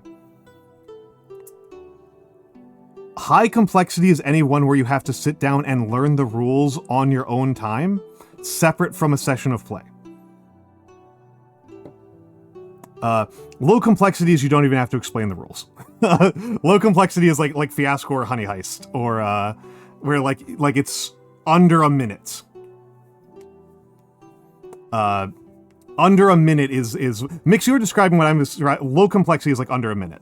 And again, also it's probably worth noting that like I come from a table where if we wanted to play a game that has actual like gameplay resolution, we played video games. Like, the value add of TTRPGs is the enhancing of the roleplay.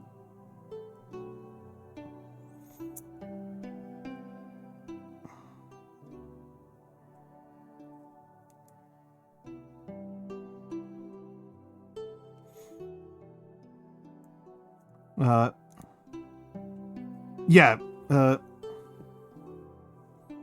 which D&D is bad for, Mix. D&D is not a good one for that. Like, you know this. You've played Fate.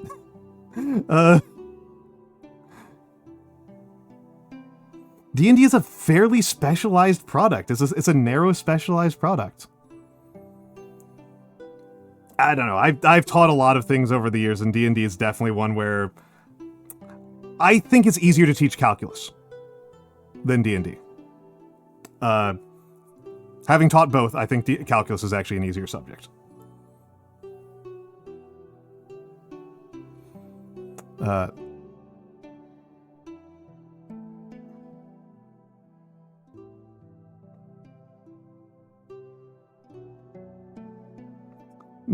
until integration by parts. Integration by parts is actually hard. Up until integration by parts, that's hard.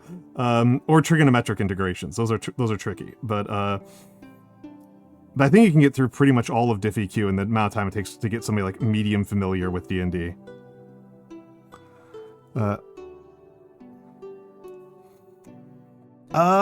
So different people have different character creation philosophies, Ink and Dreams. My own perspective on character creation is that the most important part of character creation is what would your character do left to their own devices?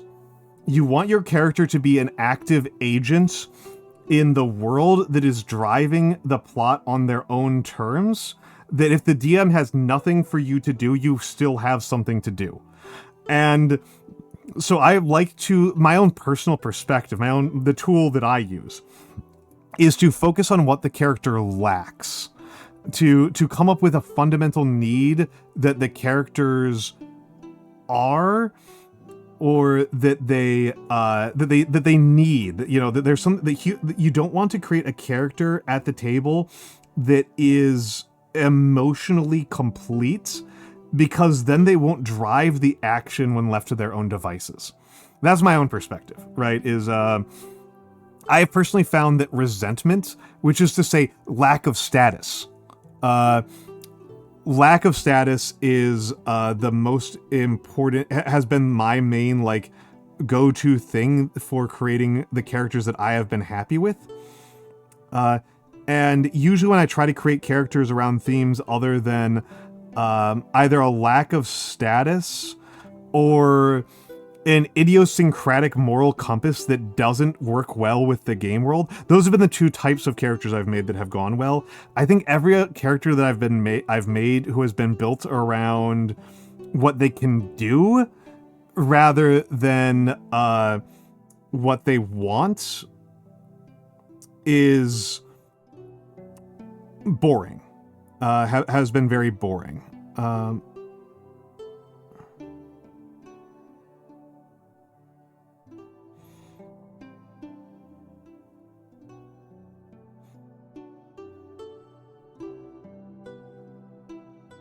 All right, we're going into ads. We're getting into ads. We are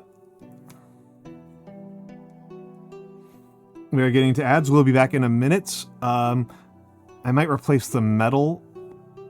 But we'll be back in just a moment. We'll be back in just 3 minutes. 3 minutes and change. 3 minutes and change.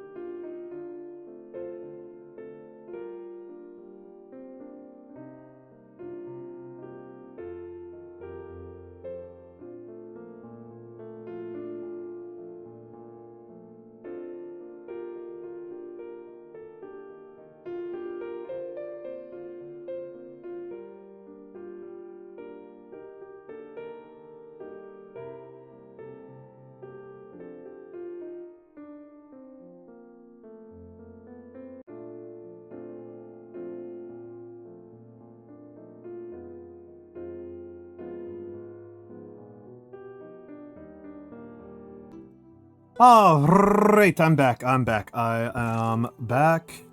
Did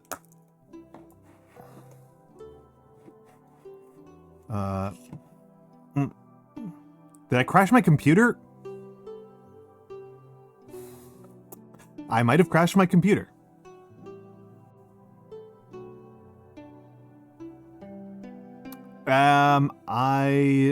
Oh my goodness. Hold up. I don't know what you folks are seeing, but it's chaos over here. Hold on a second.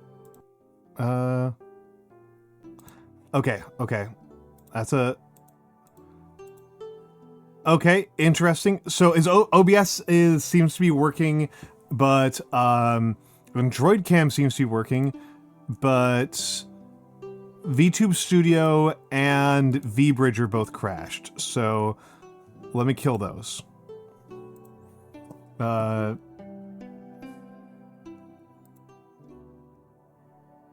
me kill those and task. Need to be careful not to accidentally end. Okay, let me start those up again. Oh god.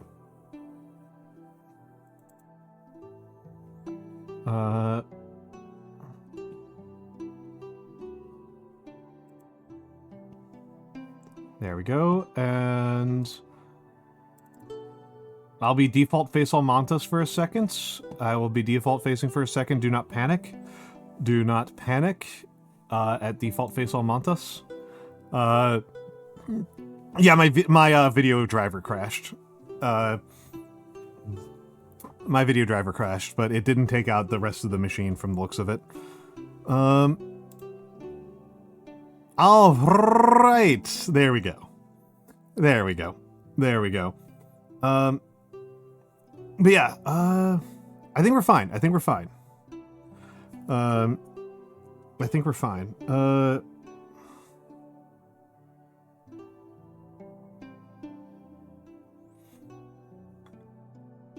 think we're fine.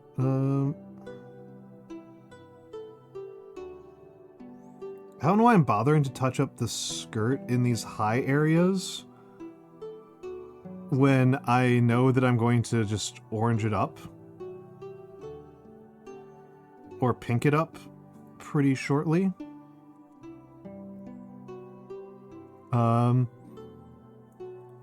Yeah, we should be good now. Yeah, we're all good. Hello, Rifter. If I didn't say hello before, I forgot. But yeah, I am really enamored with Conquest. I might do like another learning game off server before I bring it to the server, but I really enjoyed it. I do worry about myself as a teacher of... I do forget about myself as a teacher. I do worry about myself as a teacher for war games in particular. Because I tend to be a real sweat lord. I tend to be a real sweat lord with war games, which might not be the best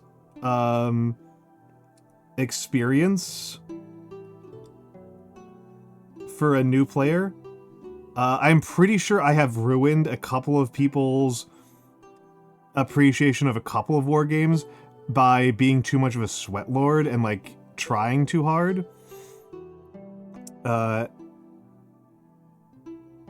Worrying about winning rather than teaching. Yeah, I can understand that. I'm actually kind of curious, Mix, because like usually my assumption would be that you would think the factions are too low fantasy. That's what I kind of expect from you, is that you want things to be higher fantasy than whatever the setting is. And I think they're pretty high fantasy.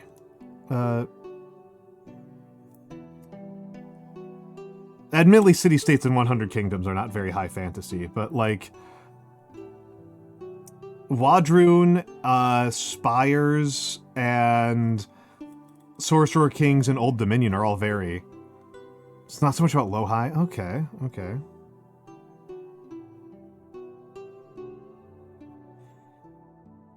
Being fantastical.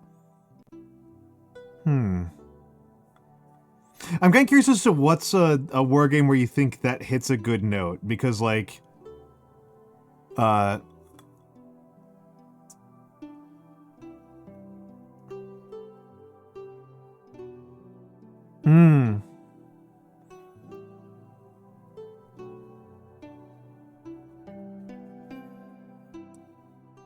I mean, I feel like, so city-states I feel like kind of are, but I feel like even Old Dominion is at the point where it's much more about, you know, necromancy than it is about ancient Rome. Like, I enjoy the ancient Rome angle of the Old Dominion, but I do feel like they're more about necromancy than anything else. Yeah,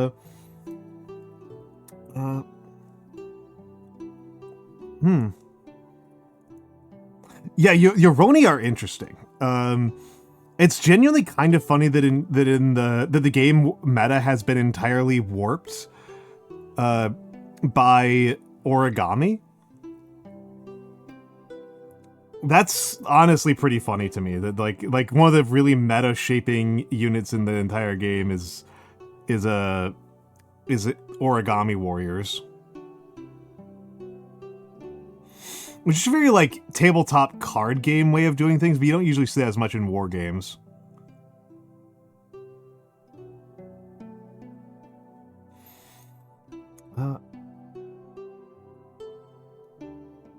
They're designed by classic horror. I don't fucking know, man. I can't name a single classic horror illustrator other than, well, I can't name him now because I forgot. You know me, I don't, visuals are, I'm not much of a visuals guy.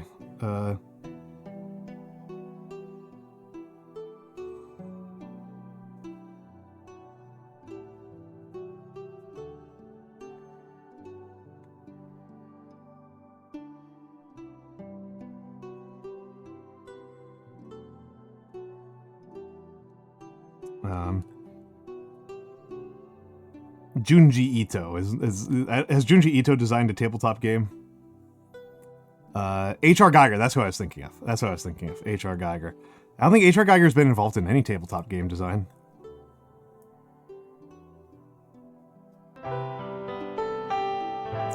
Oh, Raiders? Hello, Corvus Scribe! Hello, the Scribes! Hello. Hello.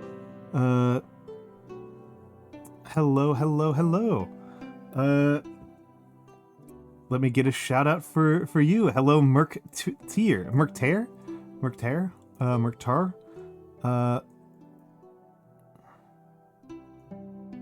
Corvus Scribe. Make sure I'm getting that name right. Colto the Lamb. How is Colto the Lamb? Hello. And hello, Cujo EX. And hello, Corvus Scribe.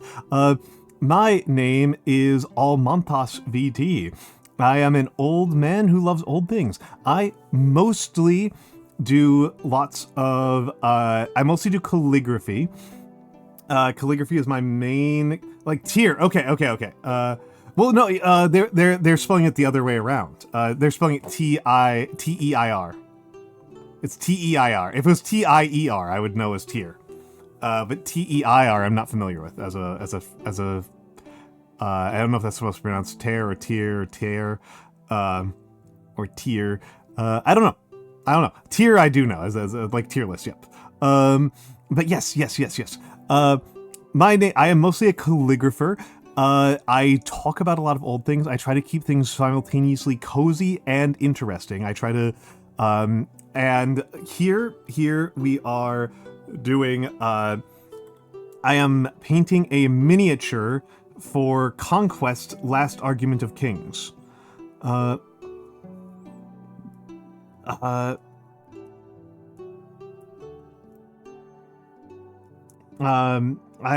Which is a war game that I've come to really like in the last couple of days. I've had the miniatures for a while, and I find them particularly interesting. But I finally got to play the game, and now I'm very excited about the game. So I've just been painting and talking a little bit about. Normally I would talk about history, but I think today we've spent more time talking about philosophy of VTubing. Oh, it was your first time playing? Okay, okay. Okay. Okay. I've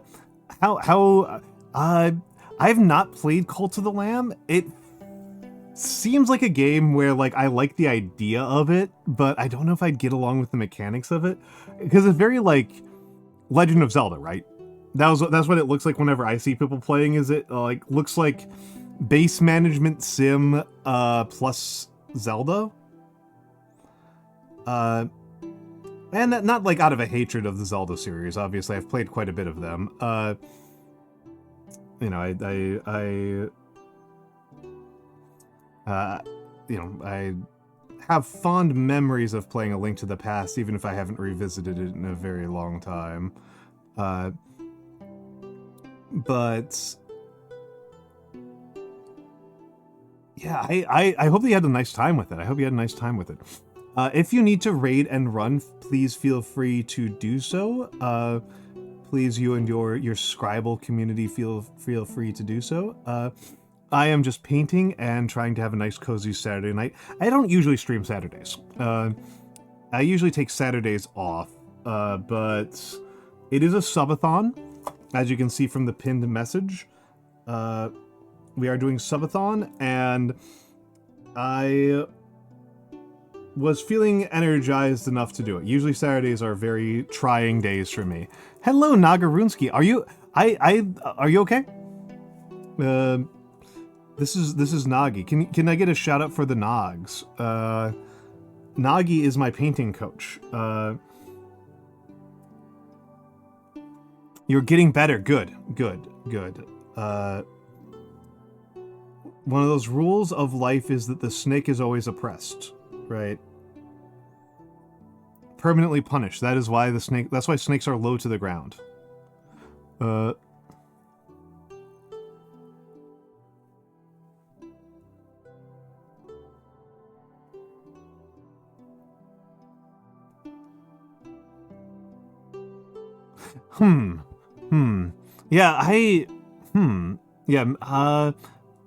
understand why you would want that mix. I just can't name any mini games that do that.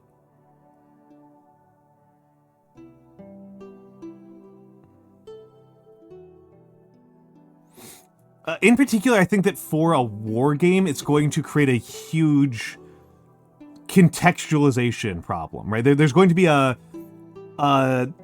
I would call this a contextualization problem so profound as to be a universal truth. Universal mathematical truth that transcends the limitations of artistic vision. Which is that a necessary component of creating things that stand out for creating centerpiece models requires that you have a bunch of other models that create that context by being less inspired. These guys have to exist as just zombie Romans in order for the Theocrator to look like the Theocrator. If these guys don't exist in that context, the Theocrator stops being an impressive and interesting standout model and just becomes another guy.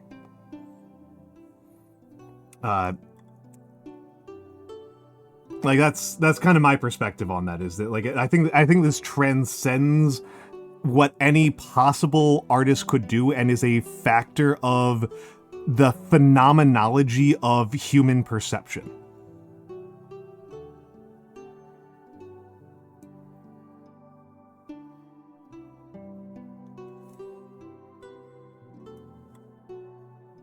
So that's my thought on that one.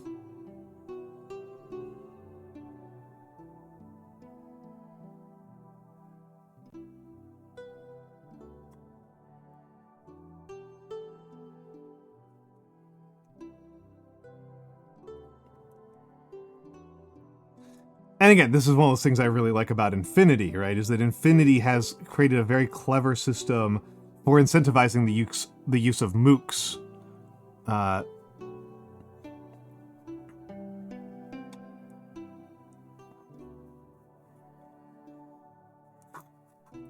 I think that's something that's a very clever achievement.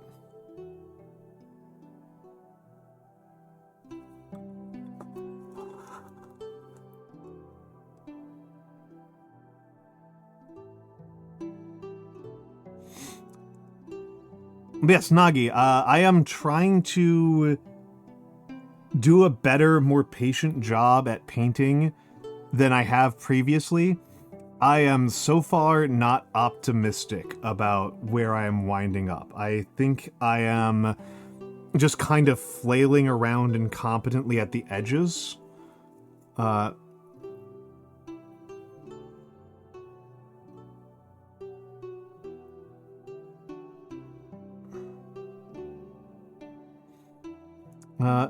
The change in approach, I am trying to use thinner brush stroke. I'm trying to use thinner, smaller brush strokes to create shadowed layers. The biggest problem, I think, is that I don't have a good understanding of how light sources operate. Hello, Crimson Keep. Hello, Crimson Keep. Hello, hello, hello. Hold on a second. Hold on a second. I'll get you the shout out in a second. Hello, William the Alchemist. Oh, I know Bill. I know Billy. Hey, hi, Bill. Hi, Bill. How you doing? How you doing? Hello, Azar. Hold on. Let me make sure I say that correctly. Azarth Kazahana. There you go. Azarth Kazahana. Azarth Kazahana. This is an interesting combination of linguistic conventions. And hello, Crimson Keep. And thank you, Mix, for the shout-outs. And hello, Bobby596130. How was the chatting? What were you chatting about? What were you chatting about? Yeah, Bill's good. Bill's good. It's good to see you, Bill. The classic... I am painting a miniature. I should explain myself. Hold on, before I catch up with what Coach Nagi is saying. My name is Almantas VT. I am a former professor of sociology. I'm an old man who loves old things. I mostly do calligraphy. Today I am painting a miniature, a necromantic Roman from the game Conquest: Last Argument of Kings. And I am... yes, I am working on improving some of my technique. Mostly, I am trying to be a little bit more patient with how I have been painting. I think I have usually painted one model per stream, and I think that sometimes leads to me rushing in the later steps, and it ends up sucking. Let's be clear here. It ends up sucking. And I am trying to... Nagi Quetzali is my coach, and she's in chat right now, and she just told me a very cool technique that's a little bit late for me to do right now. That is a very cool technique, Nagi. I will do that for the next model. I will do that for the next one.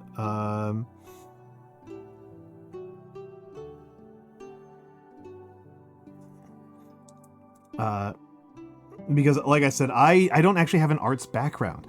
Calligraphy does not require you to understand color or lighting for shit. Calligraphy only requires that you understand form and control.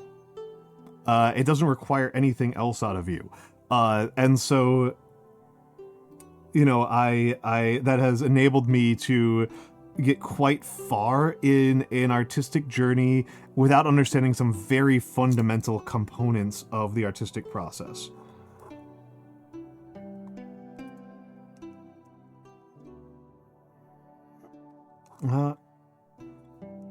Your handwriting is well, my handwriting and my calligraphy don't actually look that similar. I will sometimes say that my calligraphy is my handwriting, but truthfully, my actual handwriting is, I would generally describe it as unremarkable.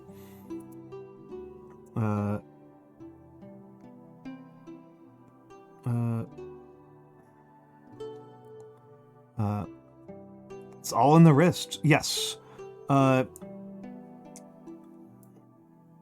It's all in the wrist, and a lot of it is in the stabilization, right?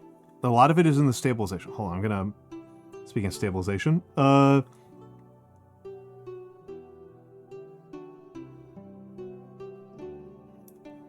Speaking of stabilization, let's get in there. For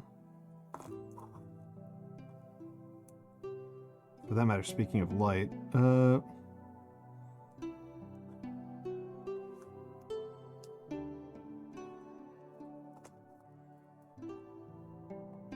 build up this a little bit more down here.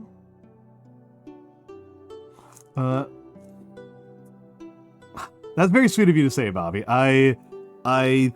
I am improving, I would say. I am improving, but I think I have a long way to go before I could reasonably be considered, like, even, like...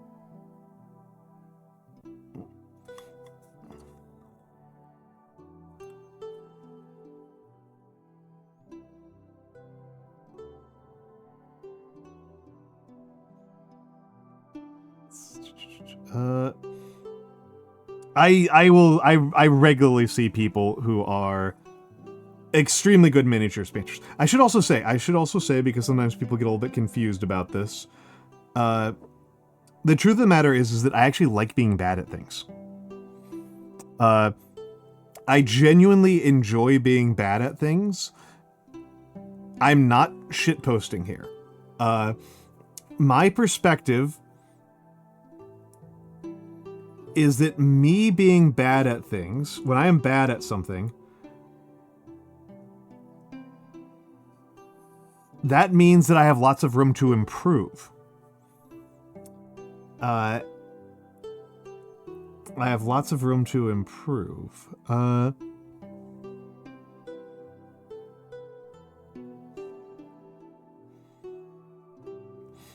This is nowhere near any of the stuff that I'm actually all that bad at, if I'm being honest. I think I'm pretty bad at miniatures painting, but I am, you know, comparing myself to some people who are very, very, very good at it.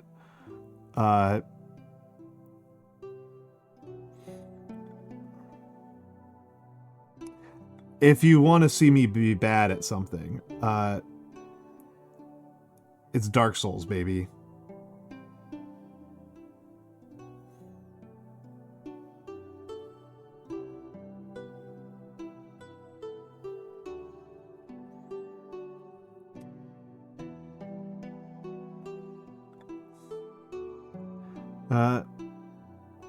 Oh, too easy to get frustrated? Yeah. Ink and Dreams, there is... I don't know if you know Dark Souls. For people... I'm very proud of myself here, because I actually recorded them. I actually recorded this. We have footage of me playing Dark Souls. I think it took me 16 hours on stream. It was either 12 or 16 hours on stream to get a single kill.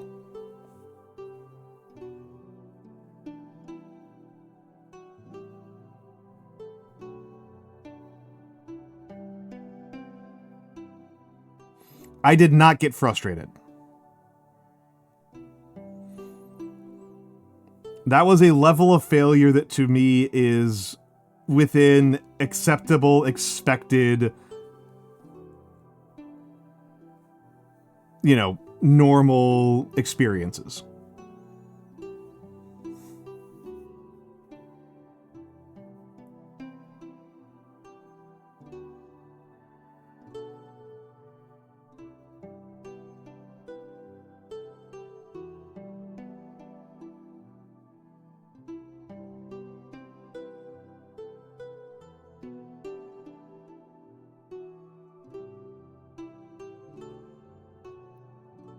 Crap. Hold on a sec, I've given myself a huge problem here. Okay, I'm good. My glasses got caught in my own hair. I was having a Mr. Magoo moment right there.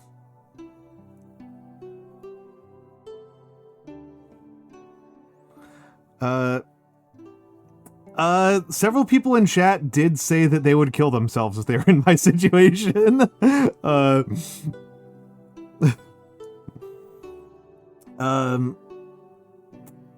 However, I come from academia. I come from academia, so failing 123 times in a row with no results.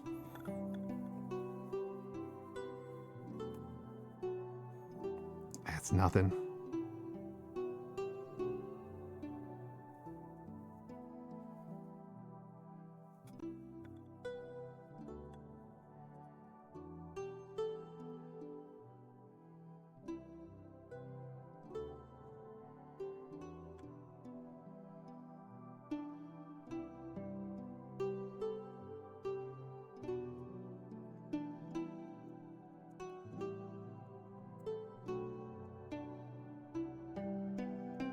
I do think that dealing with failure is worth learning how to deal with. I will say that I don't think I'm perfect at it. Like, it's the reason why I don't play, it's the reason why I don't play most PvP games. Is that, like, I do get pretty frustrated in most PvP games. To an extent that I find, unbecoming. I feel like particularly team PvP, I feel like I'm letting down my teammates. I feel like I'm letting down my opponents, if I'm honest.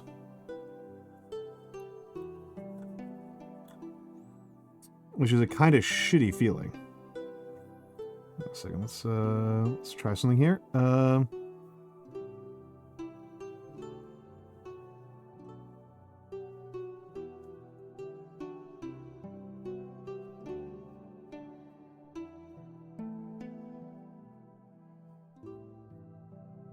I didn't get that dry enough.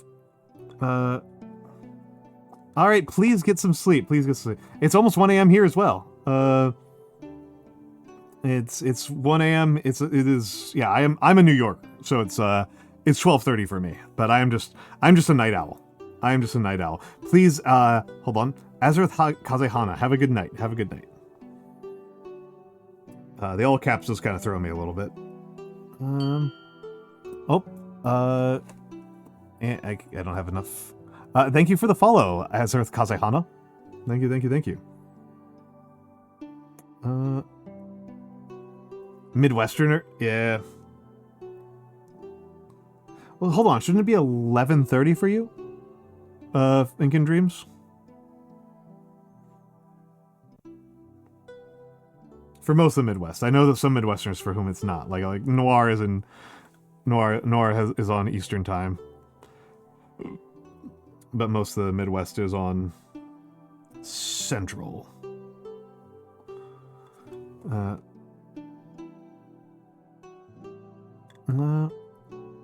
Yeah, Michigan is New York time zone. Michigan is New York time zone. That's true.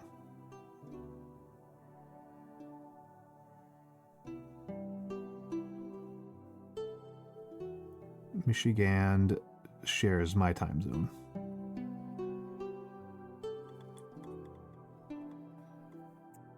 Azarhan or Azarith? We'll see. We'll see. We'll see. I do tend to like to call people by their whole name. It was actually kind of tempting to treat your name like it was an extremely long acronym and say AZARITHKAZEHANA. Right? That was actually kind of tempting.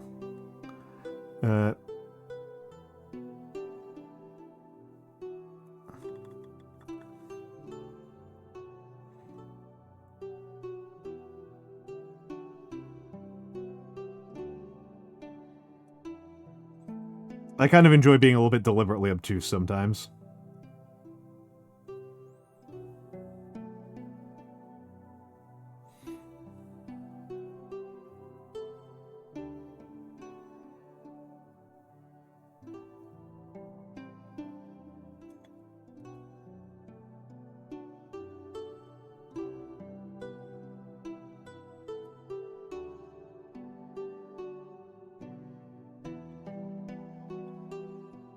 Okay, let's...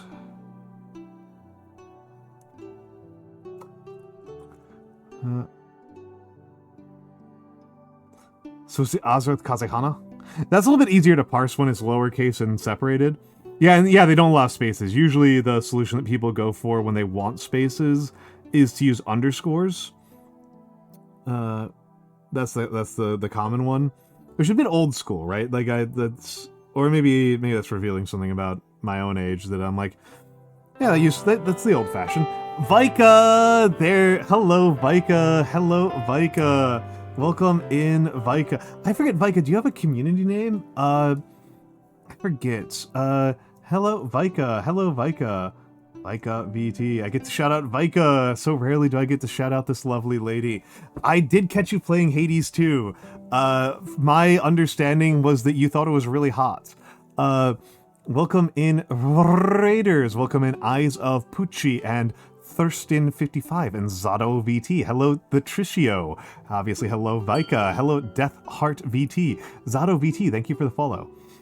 Like sometimes people will have their chat will be like a community name, like Cali Calicos are the Cali Cats and stuff like that. Don't worry about it.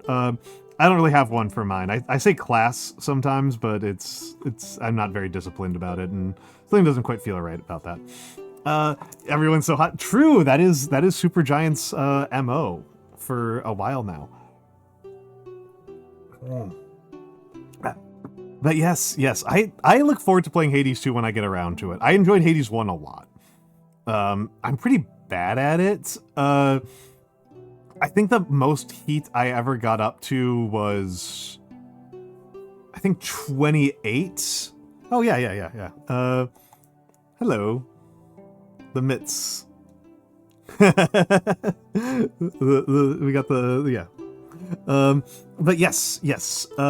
For the Raiders, I am a former professor of sociology, a current VTuber, an old man who loves old things. Usually I do calligraphy. And hold on, I've got a good showcase on hand at the moment. Here's my current little showcase. This is what my handwriting looks like.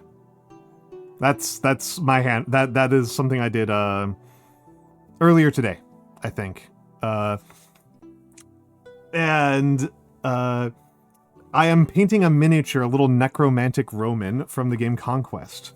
And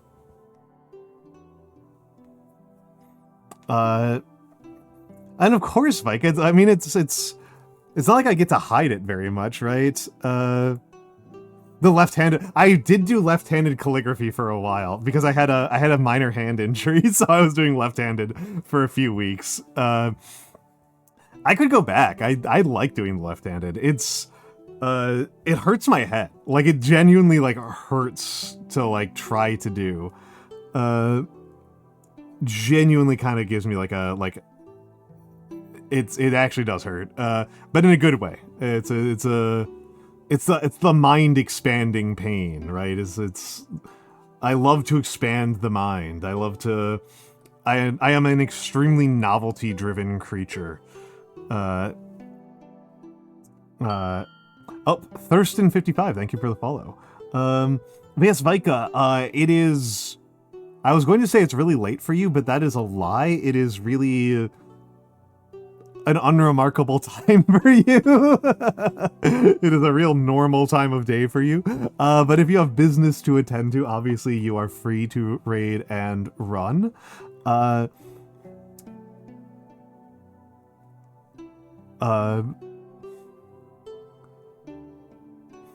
Yeah, it's 1 a.m. where I am. But if you have business to attend to, that would be very reasonable. Yeah.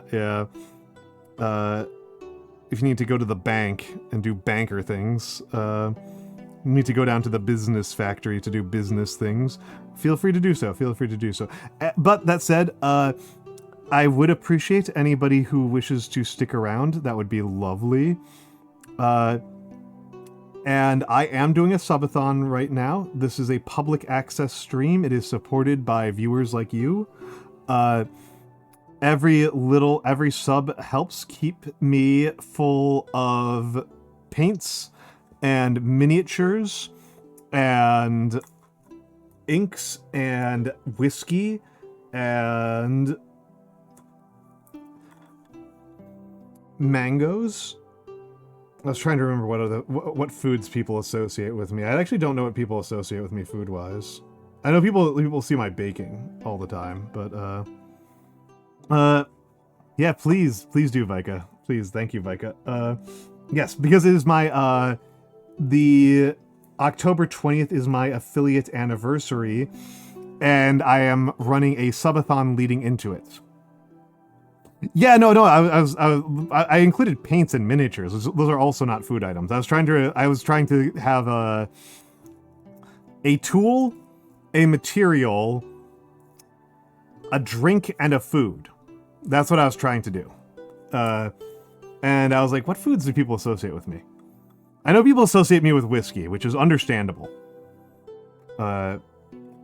Which is understandable. I do get it.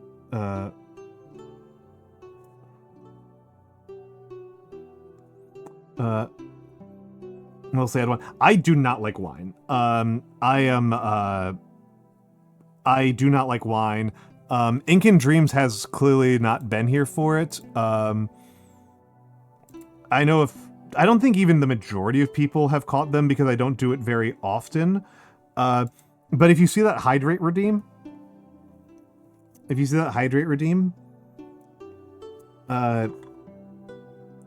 when hydrate gets redeemed,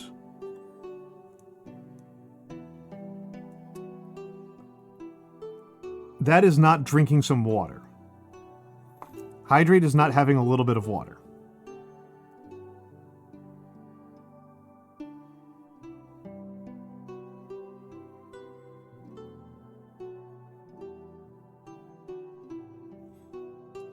Hydrate is having a water glass, a full beer glass full of whiskey.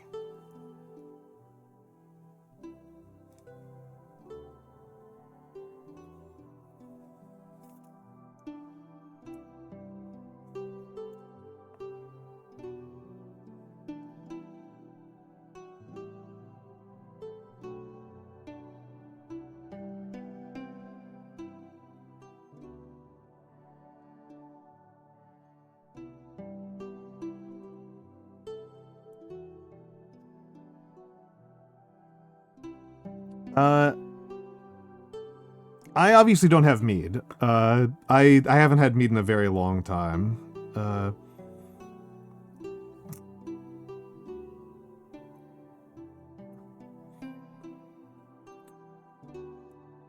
But I have not tended to like meads. I've liked some like homebrew meads that I've had.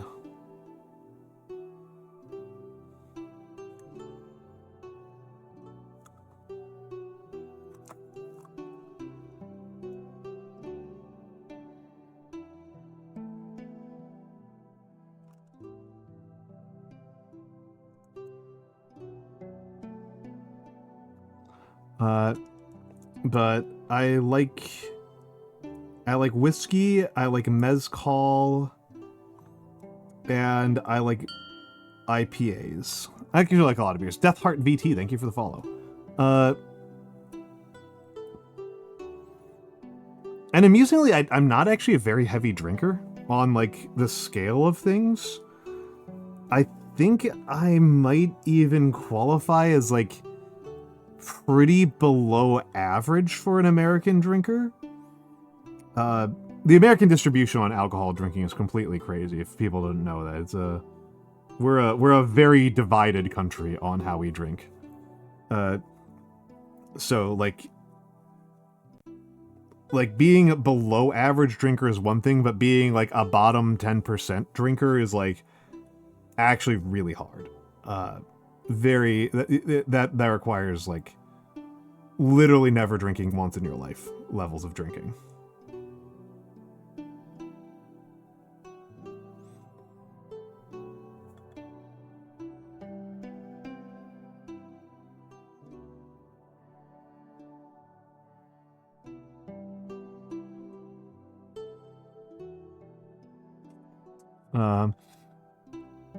What is that?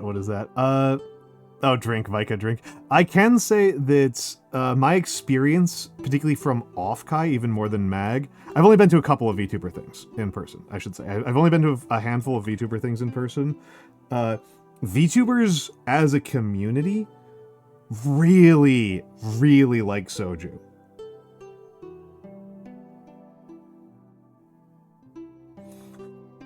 Like, if you are thinking about stocking a party for VTubers, like, you can probably get away with, like, literally no beer and no wine. Like, maybe, like a 6-pack levels of beer,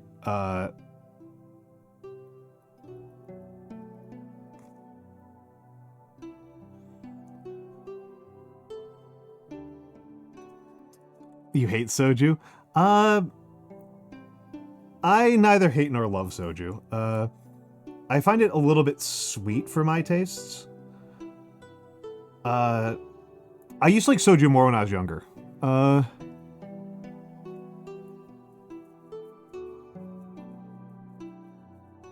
That's fair, Incan Dreams. I would say, don't, like learn how to drink with other people who have experience first. Like, if you just want to, like, learn what it's like to be drunk as, like, part of the social experience of it, drink with some people who you trust first and tell them that you are wanting to learn.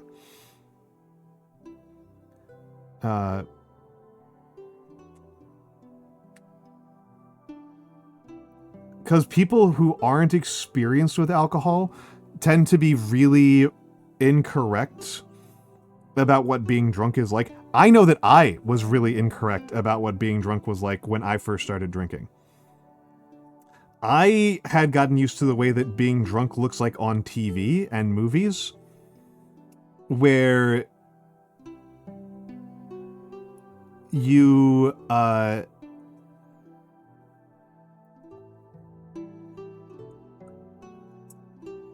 where, like, the room is shaking and spinning underneath your feet. And, like, that level of drunkenness, folks, that's not like a little bit drunk. That's like, you are actually in danger. Like, if you are, like, having vision problems from having drank so much, like, you are actually, like, in kind of danger. And so when I started drinking, when I was a young lad, when I was a young man and I first was drinking, I thought that's what a normal level of being drunk was. And so I thought I could handle, like, 12 shots of whiskey in, like, an hour. I thought like 12 shots of whiskey over, like, an hour or two was, like, a normal amount, was like just my alcohol tolerance. And, like, that's not true. That's not true. People have seen me do, like, 10 shots of of whiskey, but, like, I tried to spread it out over a couple of hours, and I get trashed.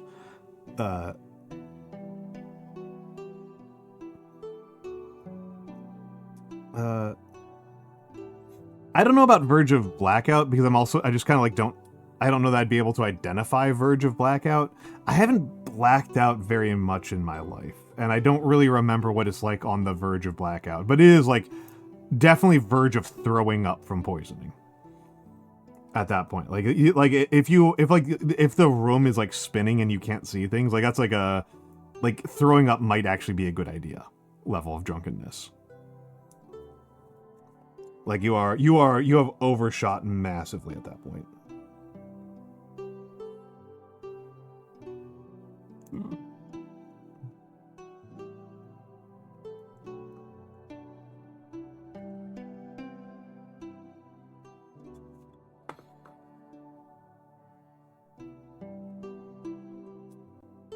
Half of 50 whiskey, that is a lot. That is a lot. That is a dangerous amount. I hope that you are drinking less now that you're not active.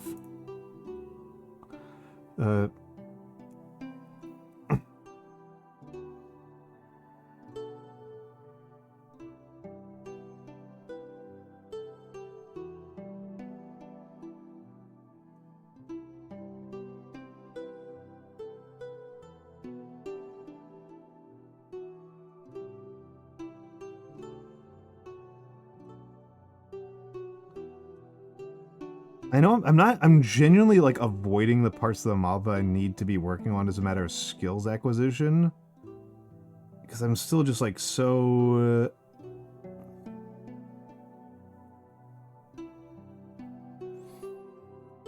I don't know, I'm so like anxious about the skills that I need to be working on. I'm just doing like touch-ups on spots that are damaged and like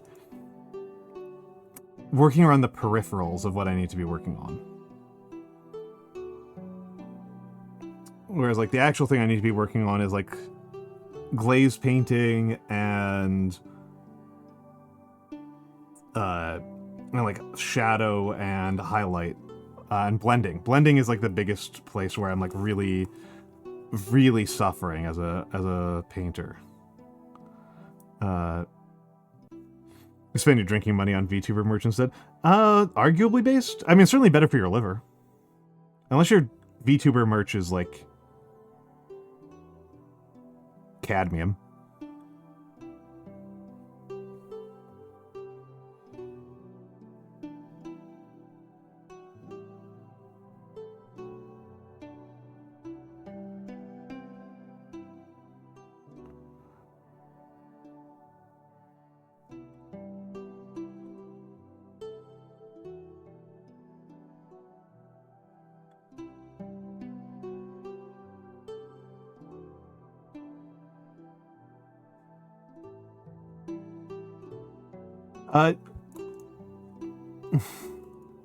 Deathheart, I guess, so this is actually, like, I hope this isn't, like, a personal question, but I'm kind of curious, because, you mentioned being active duty.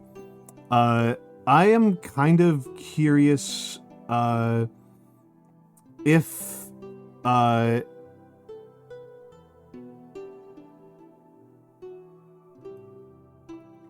you feel, because I feel like, veterans are really overrepresented in VTubing.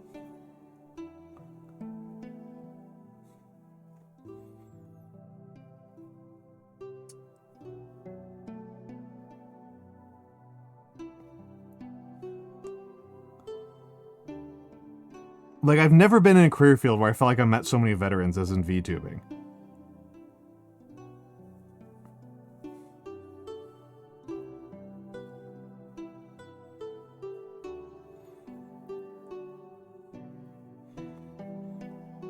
I have no idea why that is. Send me your circle? Well, okay, I can't tell everybody who's been a vet because some of the people who I know are veterans have not publicly disclosed it. So I will not mention all of them. But like Tohu Bohu, Voidwave, those are not really streamers. Who am I thinking of? There was somebody I was thinking of. I think Allie's a vet.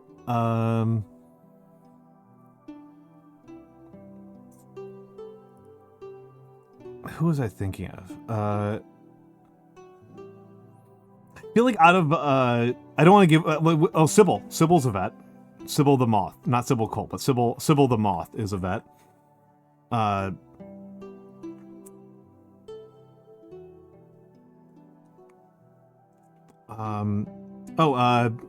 Wise is active duty. Tomoe is active duty.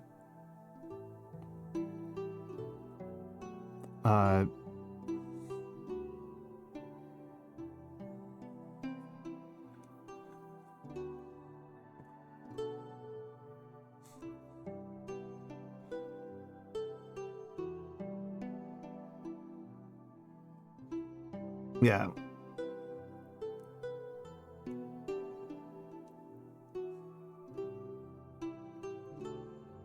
Hello, Wise. Welcome back. Welcome back. Yeah. Deathheart just mentioned that he's a vet, and I was like, I feel like I've run into a lot of vets, and duty.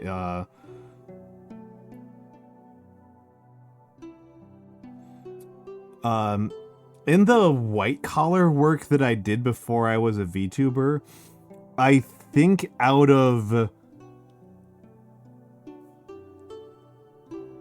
out of about 2,000 people that I met as coworkers, not as clients, out of like 2,000 or so coworkers, I think one was a vet. Which means that I actually knew more who were previous veterinarians than I knew who were military vets.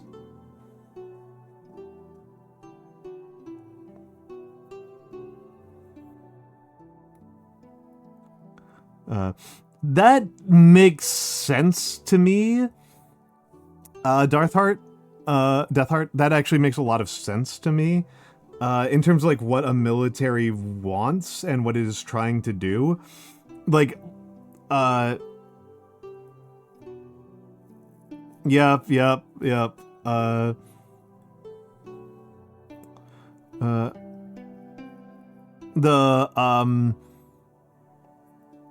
Stretch, crack in the neck,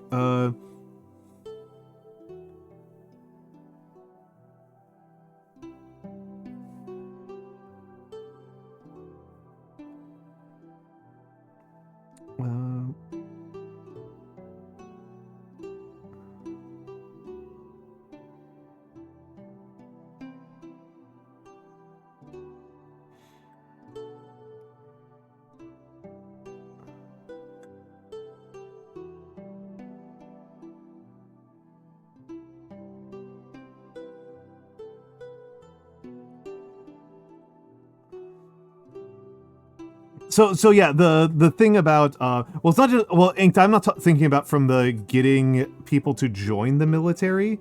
I am thinking about it from a perspective of military discipline is challenging. It's legitimately one of the biggest concerns that military commanders have over history is how to keep the soldiers from fucking killing you. You now have a bunch of guys who you have given weapons to and have given a prerogative to do violence to. How do you know that they're going to do it in how do you know that they're going to point their swords and guns away from you and not towards you?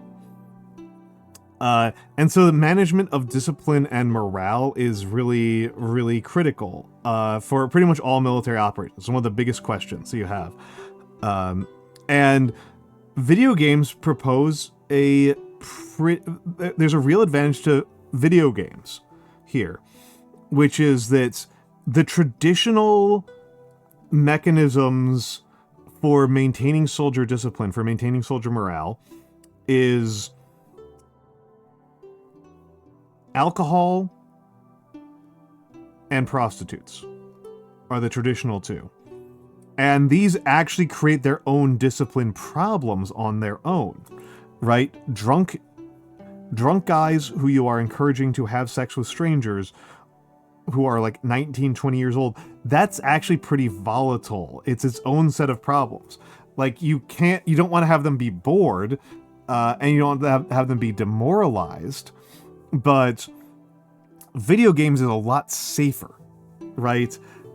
Hello, Nate. Well, I mean, I have been reading some pretty grim history on my off time.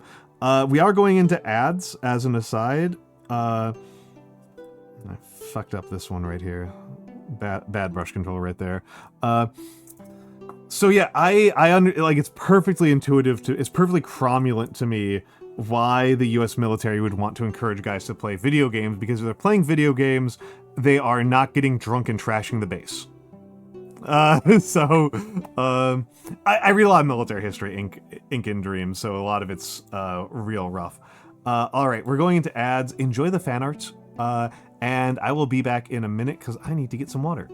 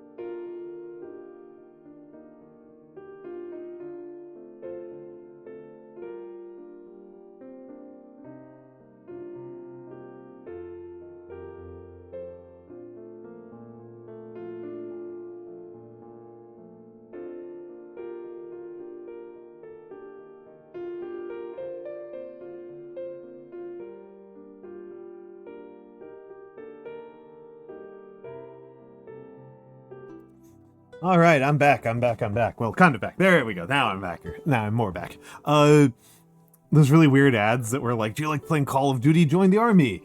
Yeah, that's pretty. Army recruiters are famously dishonest people. That's you know, one of the least respected type of person.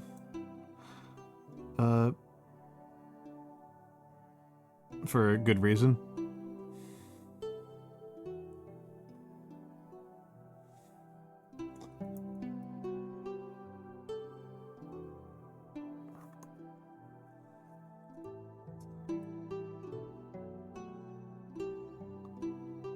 Ah, boo. Boo, I think trying to figure out if I'm just out of Mornfang or if it's just, like, congealing weirdly. It's honestly kind of funny how COD is a kind of,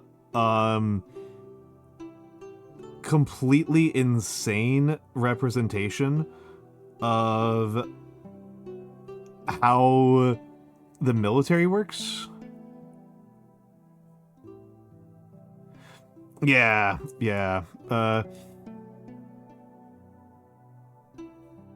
And the recruiters who people tend to remember, yeah, I was a sociologist. The recruiters that people tend to remember are the ones who are, like, just lying to teenagers about what the military does. That's to say about what you do in the military, more so than what the military does. I don't think too many people are too confused about the part where you kill people. Oh, COD absolutely does. COD absolutely does.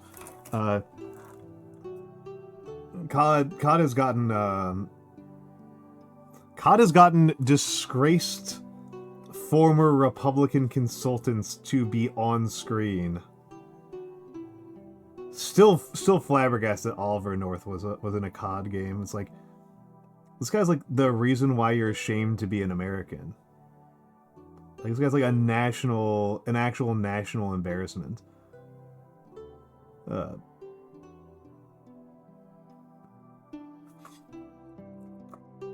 Sorry, I had to get in there tight. A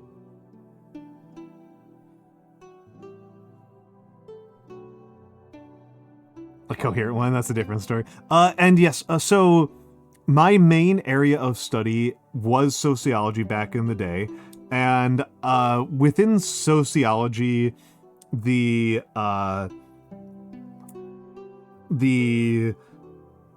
field that I'm probably the most comfortable with at this point is gender. I have become pretty, like, nuptiality and gender pilled of late, the last couple years. And so that's probably the one that I've got the most to say about. I tend to study a lot of history, though, on my free time. Like, I have been out of the game of actually being a sociologist for quite a while.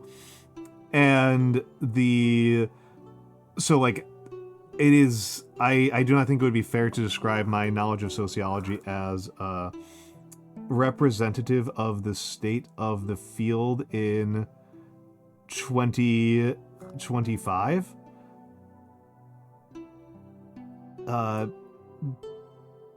But I do study quite a lot of military history in my free time.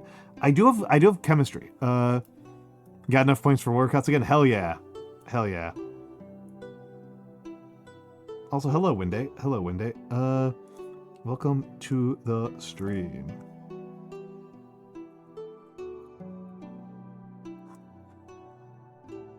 Let's get in here.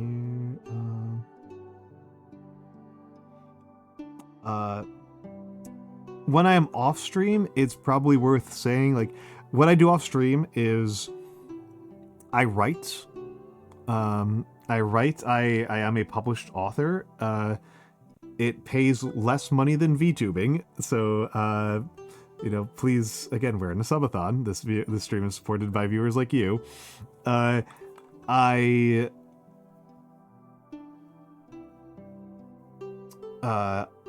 I run a lot. I actually really like running as a pastime.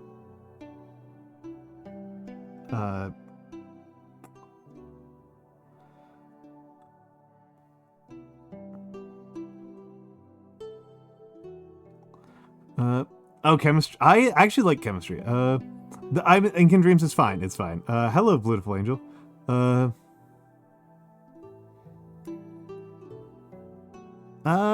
Kind of. Hello, Blue. You're kind of supporting the authoring. You're kind of supporting the authoring. Oh, yeah. You did redeem workout time. Hold on. I'm gonna. Okay. All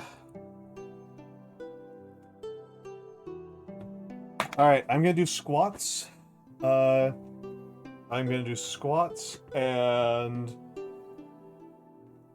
10 squats each leg. 10 squats per leg. Okay.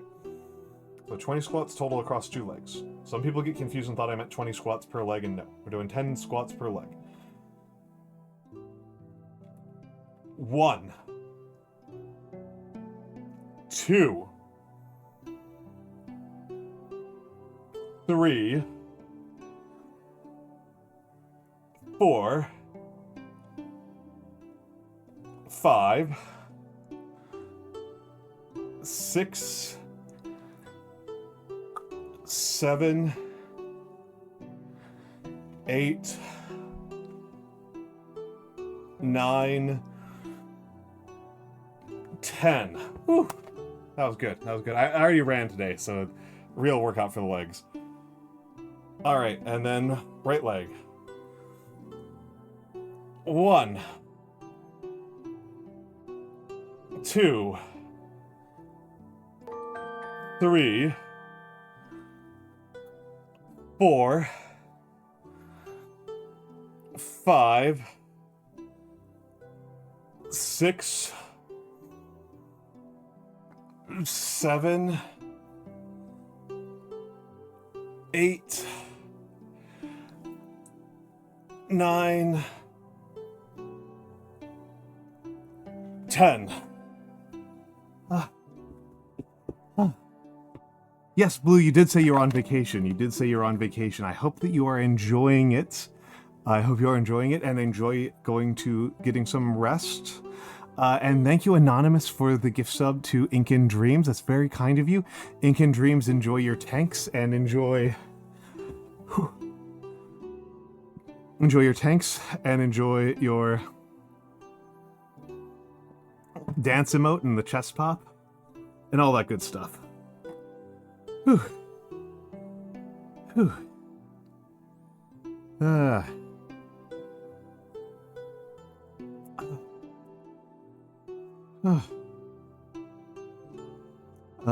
Yeah, the little fire dance.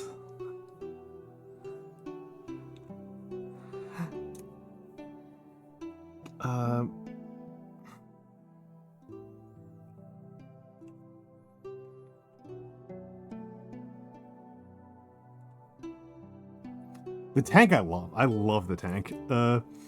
He's so happy. Look at him go.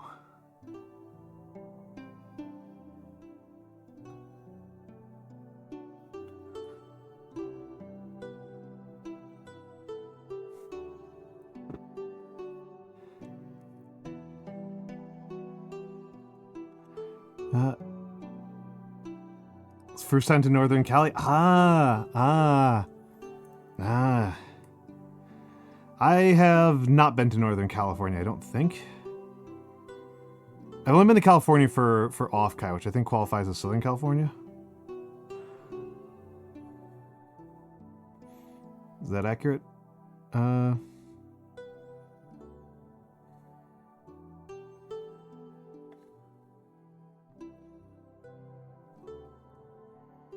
Second, let's get this in here.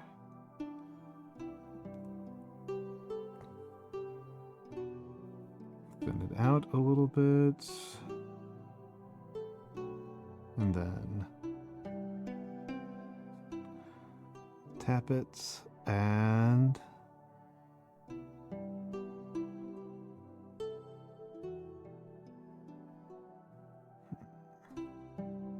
how did I fall into the VTubing rabbit hole? Arguably, I'm still kind of not in the rabbit hole. Arguably, I am still kind of like... Glasses spotted. I am still kind of I still feel like I'm a tourist. But the way that it has played out for me is that I got a really bad COVID infection. I got a really bad COVID infection. And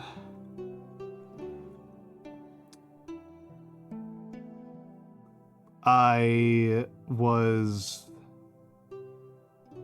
laid up in bed, and I was so delirious I couldn't watch TV shows or movies. So a bunch of the lesbians that I was friends with on Twitter were getting really hot and bothered by a VTuber named Alexandria. And so I started watching Alexandria, who, relevant to some of the subs we've gotten so far today, Valorant specialist. She was a Valorant specialist. It is going okay, Nagi. I think I am fucking up. And so I started watching Alexandria, and then I started following on, and I watched some other VTubers like Sierra and Jelly Donuts, and eventually I found Cleo IT, and I went, I think I could do this. I think I can do this. I looked at Cleo and I was like, I think I might be able to do this.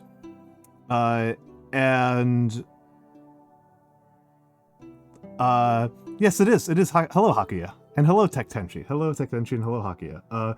Yes, this is my origin story. Somebody asked about how I got into VTubing. I got into VTubing very from the periphery and very from the indie side. Incan Dreams, yes, I know very, very little about VTubing more broadly, and I have friends who are really into it. Kari and John Ken Palm, two of my Quebecois friends, are really into VTubing, like history and and phenomenology and stuff like that. And I'm just not. I find the economic side of it interesting. I do like the economics of it as a subject of study. I like the economics of it. I like the I like a lot of the theory of it, and I enjoy the practice of it. I enjoy being a VTuber as a practice.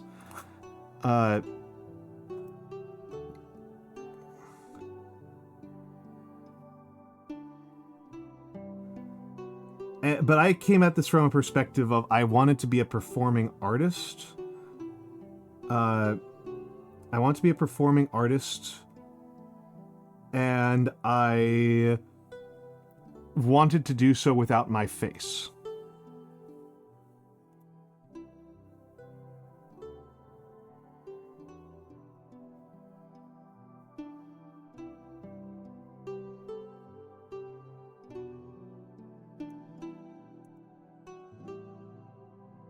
That's really kind of the gist of it.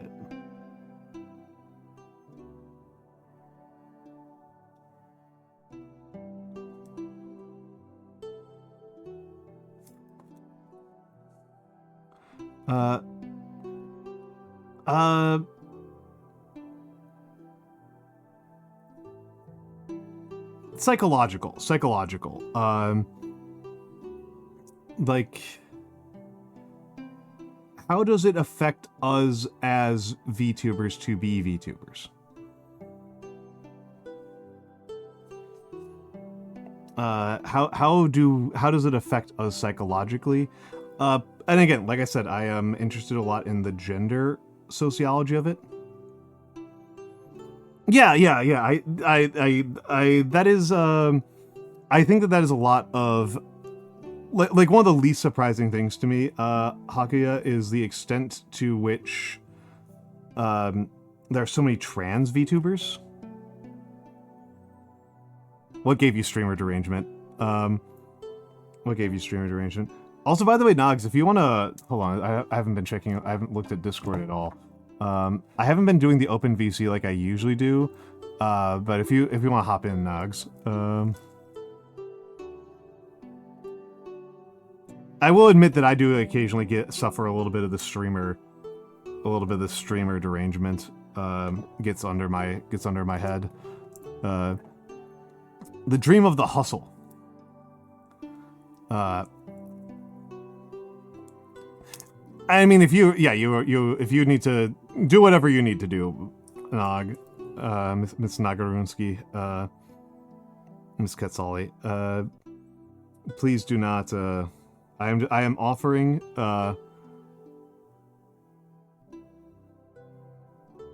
Gender makes lots of sense. Yeah. I can think of a couple of VTubers who I personally know who did other art stuff that they want to be separated from. I mean, I can talk about my own a little bit here. Like I said, I'm a writer by trade. The stuff that I write about in the rest of my life, I don't really want to talk about it here.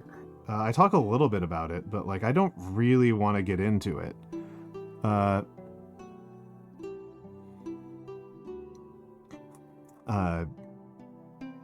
Like I write like politics. I write like fairly serious political stuff. I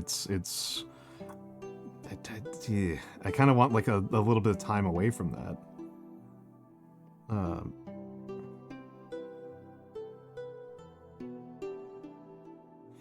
And yeah, you are completely correct, Nagi. VTubing feels like the most I've ever really seen single men just like actually listen to women.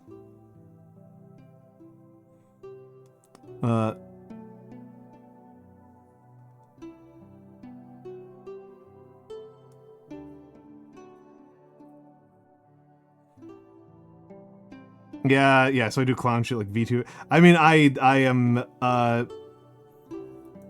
the extent to which, my persona is separable from who I am in my regular life is pretty light. I just kind of want some privacy, right? Like that's really kind of it. I just kind of want some privacy, and I kind of want to not be relitigating annoying Marxist infighting bullshit 24/7. That's really kind of it.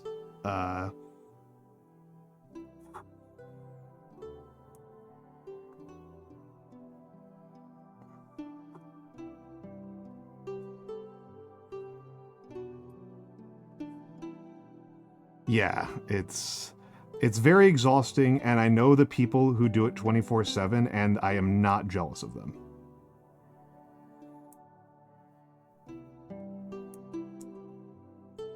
I do not want to be about that life.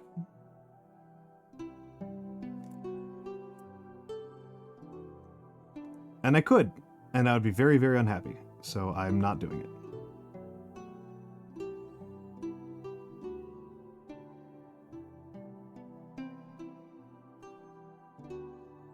I'm doing the face so badly. This face sucks so much. The mask helps. The mask does help.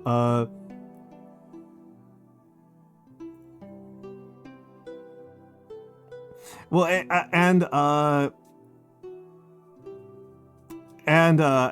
Hakuya, so the thing about, you have hit on something that I think is kind of interesting, right? Is that I will see people online talk about Death of the Author as if it's just kind of like an established fact about the world. But then in publishing, in more traditional publishing, the way that it works in more traditional publishing is that the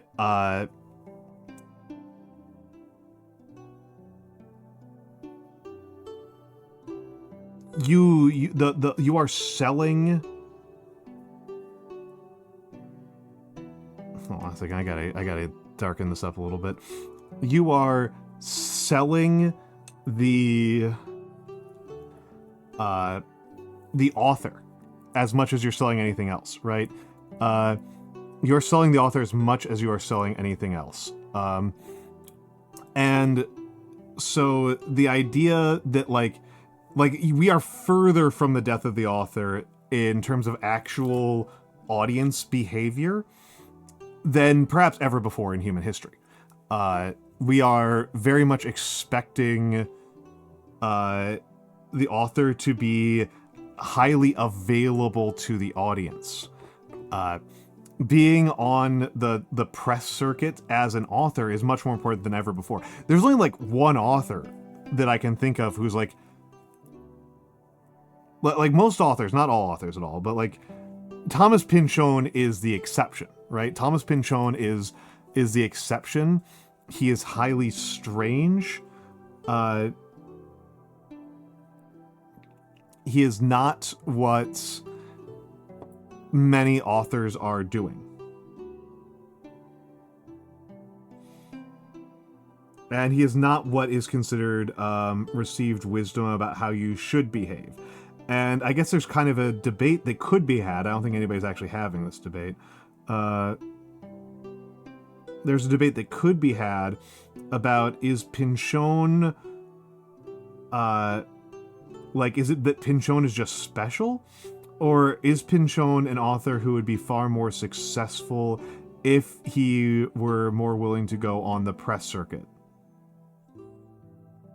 And do appearances outside of The Simpsons. I can believe it's the same for other... I could believe it's the same for other mediums. Yeah, the death of the author thing just always feels very strange to me because it feels so disconnected from what I... Like, it's something like I see it in like Twitter and Tumblr, and then like anybody who is remotely offline is like 180 degrees away. Like it's... And so I mostly just get confused when I see people be like, oh, didn't we decide that like death of the author was like the only analytical lens to consider? And I'm like, I didn't even think it was like the majoritarian one. Like, I didn't even think it was common. And admittedly, like, this isn't really having that much to do with death of the author. I can feel Mick screaming at me that I'm mischaracterizing death of the author. And that's fair. I am. So just to make sure that people understand that I understand what death of the author is, and from like an actual analytical standpoint, the actual analytical standpoint of death of the author is that the author doesn't actually know more about the art than the audience does. That this was a intervention being made by Roland Barthes in the early 60s, I think it was 1962, into an existing artistic discourse that, you know, he was proposing that you can do an analysis of an author without needing to know anything about their biography, and that the author cannot make claims to what happens inside of a work that are above and beyond what anybody else can. The author does not actually have special privileged knowledge about what happens inside of their own book. Right? Yes. Yeah, Nagi hit it pretty more closely. The version of Death of the Author that you will see on in online spaces is really just kind of based on the title rather than on the actual article, which is that you should consider there's nothing about the intervention of the author's biography that should inform your reading of the work, but much more importantly than that,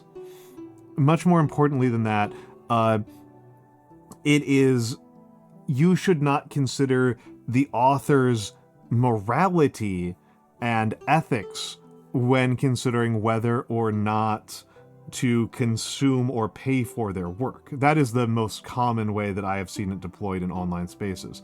I'm also doing a really bad job of mixing my paints. No, it's not. I would not say it's a. I would not say so. I would say it's contrary to the. Well, I mean, maybe. I don't think it's contrary to structuralism at all. I do think Death of the Author is contrary to biographical maximalism. Yes, Nagi has hit it on the head here. So J.K. Rowling is the one who all of this orbits J.K. Rowling, is the unfortunate truth. The really unfortunate truth is that the entire discussion is about Rowling. Both sides, the entire thing. So Nagi was being very literarily clever by bringing up J.K. Rowling. A proper use of the academic conceit of of Death of the Author is that when Rowling says Dumbledore was gay, she doesn't actually have any evidence for that above and beyond what you can see on the printed page. And so if you read Harry Potter and you go, there is nothing in this text that indicates that Dumbledore is gay, you have literally the same amount of weight as J.K. Rowling saying that. You have the same evidence at hand. Because Rowling, until Rowling writes a book, which I guess she kind of did, where Dumbledore's gay, he's not gay. However, the other side of this argument is basically just like, I should be able... Yeah, Incan Dreams, yep. The other side of this argument is, of course, that I should be able to purchase and partake in all of the Harry Potter merchandise that I want, and the impact that my spending of that money has on funding a... Let's be honest here, fucking terrorist organization, is like immaterial. Like that's not, there's no connection between my enjoyment of the art and the ethics of either the author or even the ethics of how that money that I have spent on it will get spent going down the line.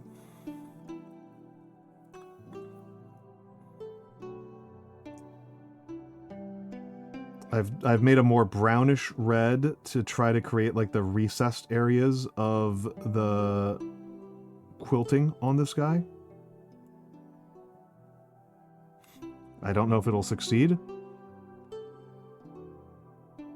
Signs are not looking good.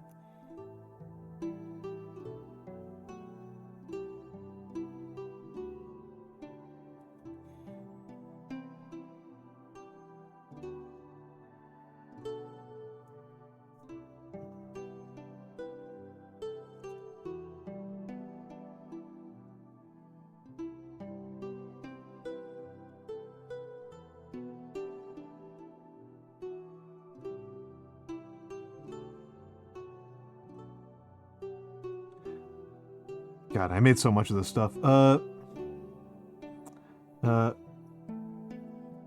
mean, it's not. Well, here's the thing, right, Nagi? Here's the thing, right? Is that, like, it has very little to do with Roland Barthes' argument, but unfortunately, as a linguistic descriptivist, I have to acknowledge that when people are making Death of the Author arguments, they're mostly making an argument about the ethics of consumerism.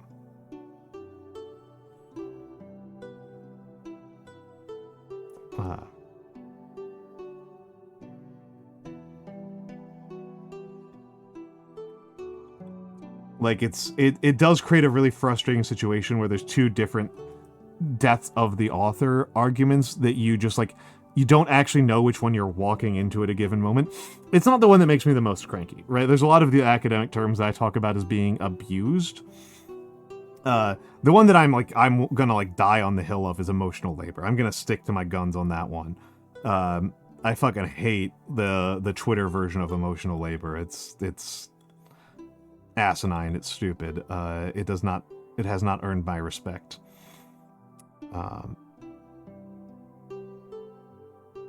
Emotional labor is a concept from sociology from the 60s that part of your job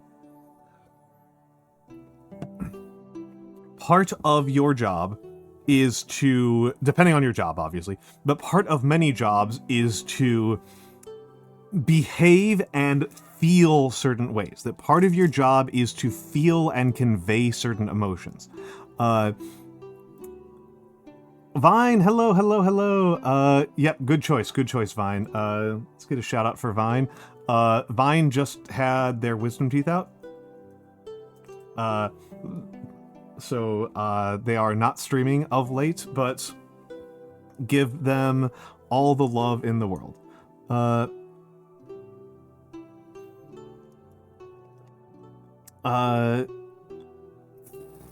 Thanks, Vine. Thanks, Vine. Thanks, Vine. Thanks, Vine.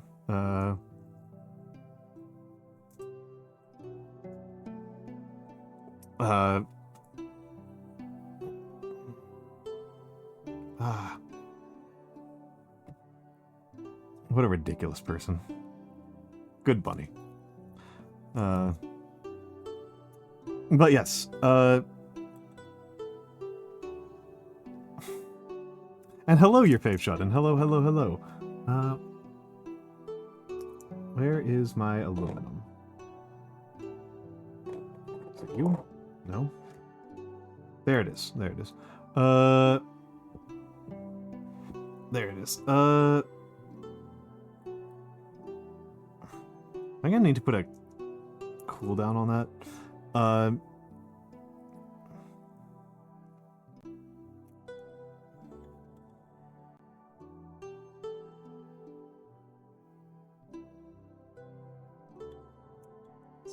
Let's deload that a little bit.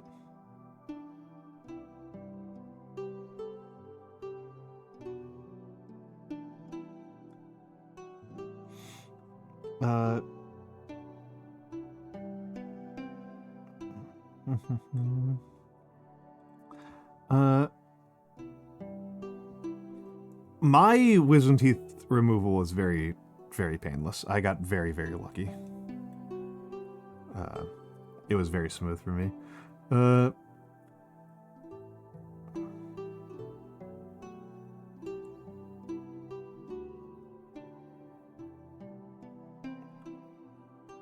Yes. Sorry. Thank you for the reminder.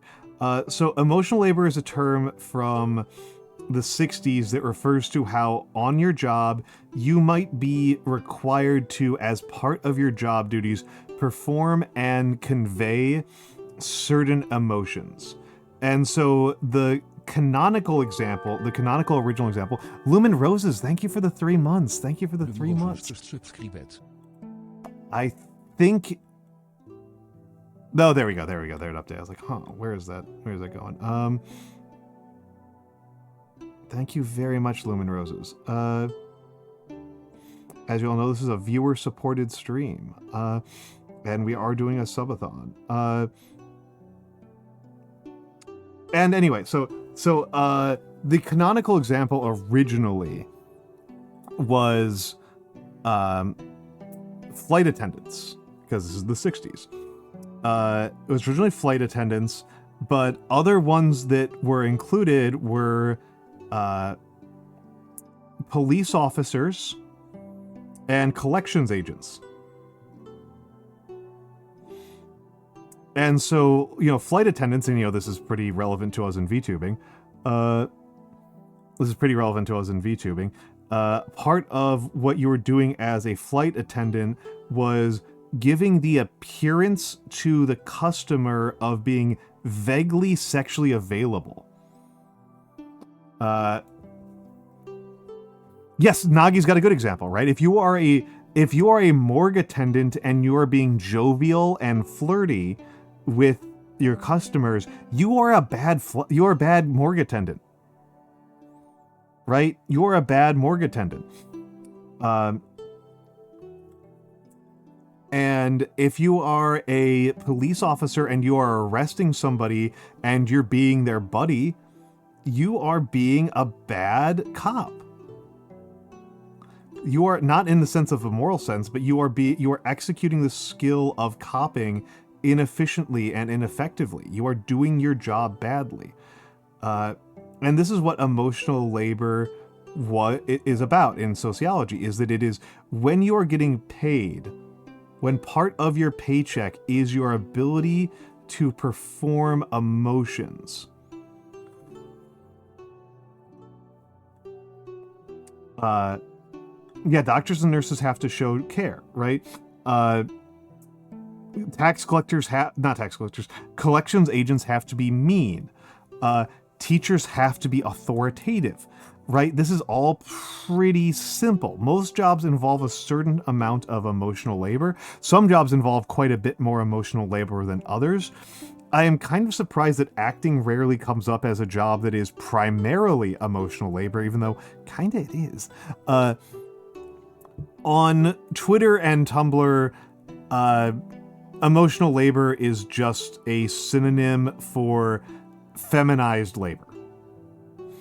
And another part of it is that first it's become completely gendered, right? Like men do not do emotional labor, only women do emotional labor. And it has also often become deracinated in Twitter discourse. And this is a bit old. It's become deracinated from the part where you have to earn a goddamn paycheck. So people talk about doing emotional labor for their boyfriend. And it's like, well, is your boyfriend paying your check? Like...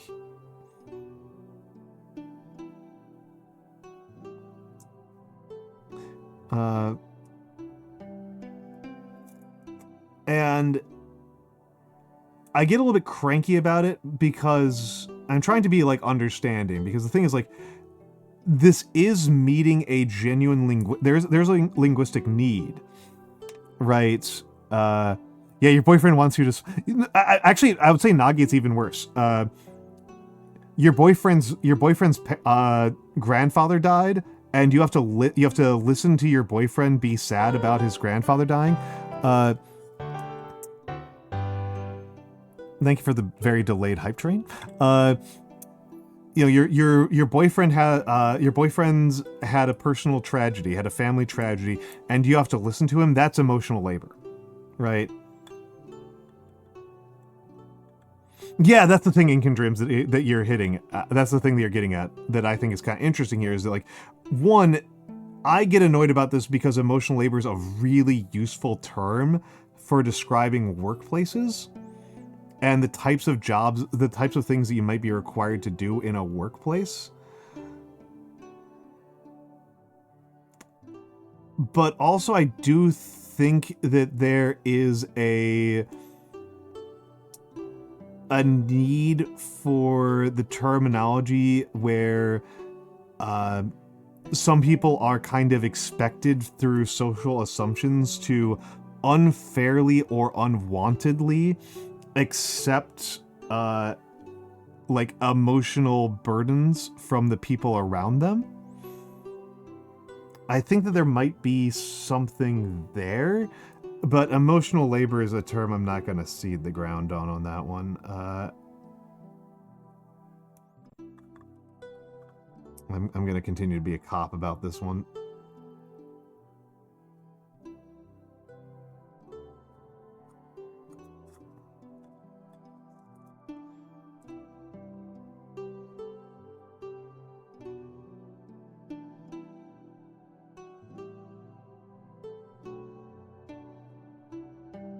I think I'm getting some decent edges on this. Alright, like the purpose of this is to just kind of draw a little bit of attention towards some of the planar edges in this. I think I'm doing okay.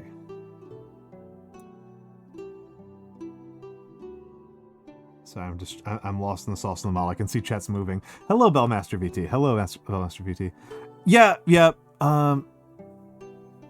Yeah, and yes, Nagi is absolutely hitting on something completely correct here. That's well, and there's a specific thing. I don't know how true this is in other countries, but in America, there's very much a tendency where a lot of men, their entire social and emotional world is their heterosexual partner. And so this means that their heterosexual romantic partner is the only person who is participating. That's common everywhere. I don't know how. I feel like that's not common. The big gap, right? Is, do you have homosocial connections? Because it is something that's weird, even to me, comparing it to previous generations. That I definitely feel like it's a strangeness about younger men, that they just like don't have male friends that they can ever talk to. Yes, that is what's happening, Naki. I struggle to believe that that's like universal. That feels like it must be something that's like limited. According to the YouTube chat, pick up maestros that'll now make your wife or something. Yeah.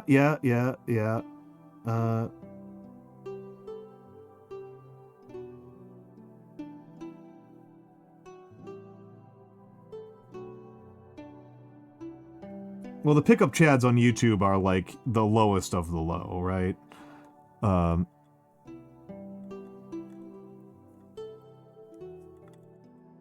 People are not male emotional talk are made taboo.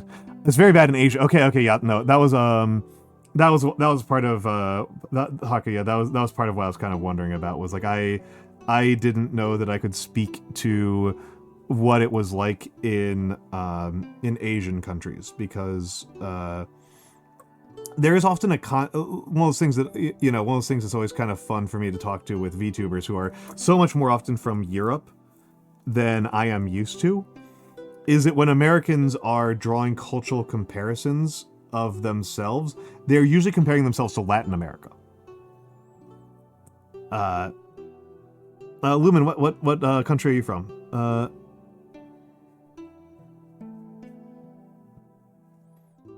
And thank you for the hype train. Level 1 hyputerenu. The scam train. Okay.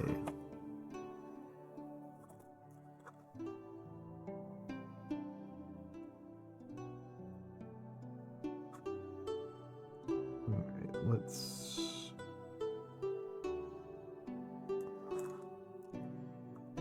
do a little bit of layering here. Hello, Cav. Hello, Cav. Weren't you live just like a minute ago? You're from Panama. Okay. Good luck. Good luck in Panama. Oh my goodness. 5 months with Mama Cav. Also, hello, cat_magician. Hello. Hold on, I gotta give the shout out to Cav. I need to make a brief moment here to talk about how much I appreciate and adore Cav. Cavalier is a lovely artist. She is an artist from the Philippines. She has an incredible model. She makes models. She has birthed many of VTuber children. She is no joke. She is the serious business. She definitely does not spend half of her streams making meme fan art of various other people. I find her very lovely. She has a very calming voice, and she is I enjoy watching her streams. I enjoy watching her streams, and she just had, and like me, she is vaguely owl themed. She has a little bit of a vague owl theme going. Hers is much less vague than me. Much less vague than me. Mine is much vaguer. And she has just debuted her 2.0. She has just debuted her 2.0. Yeah, so that is yeah, I like Calf. I like Calf. People ask me why I end up talking people up so much on my stream, even during like my own special events, and like the answer is that gratitude is very important to me. Gratitude is very, very important to me. It makes me feel much more sane. Yeah, I like Cav style as well. I am pretty committed to the sensational train, but I do like Cav style quite a bit.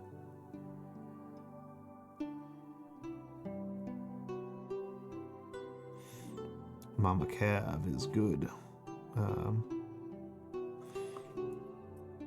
Definitely one of the, yeah. I like your style, Cav. I like what you do. And yes. The old, yeah.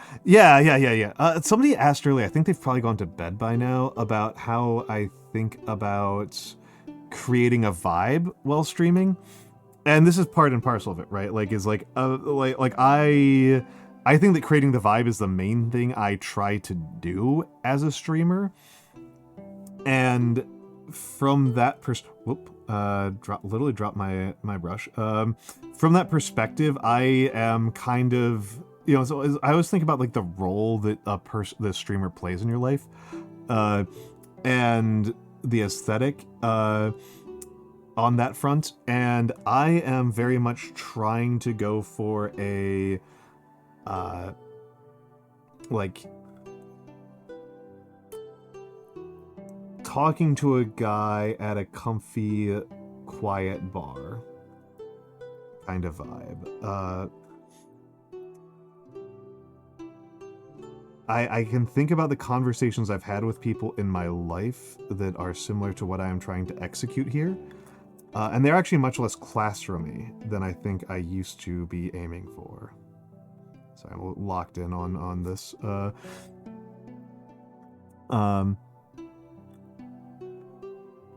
You just go live and just try not to crash and burn. Nagi, you know me. I have to think. I have to think. I think in the way that fish swim. Right? Like, for me, the process of not thinking requires active effort. That is what I'm going for, your fave shut-in. That's what I'm going for. I think I'm hopefully executing on that. I hopefully am executing on that.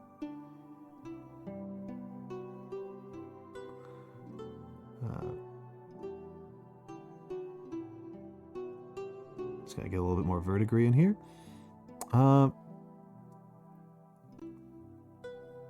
Oh, I don't worry about the details. I don't sweat the details too much. I know people who detail like way more out. Like Ludwig is like super detailed, right? You know, very famously a very detailed streamer. I worry about the vibe. Oh, by the way, hold on. I don't think Cav has seen this. So I'm gonna pop on over to the chatting screen for a moment. But Cav, check this out. Check out the new location. The new background. And I'm actually going to the night one. The night version.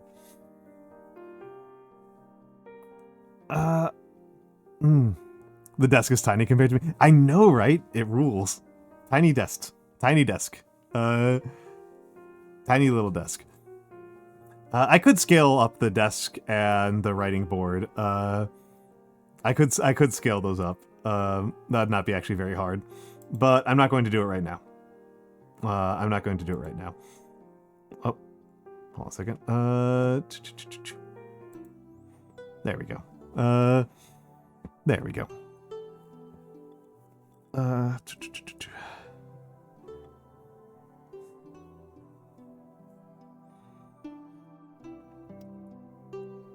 Yeah, I think it's funny how tiny the desk is compared to me. I'm big, the big guy.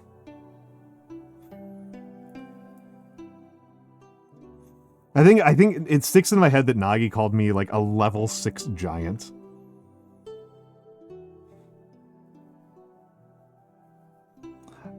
Oh, do you not like the BGM? I like the BGM. I think the BGM's part of the vibe. Though I will ask, is it too loud?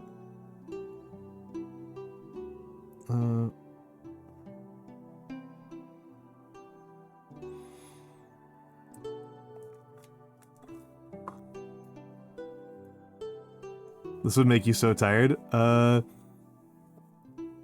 Understandable, understandable.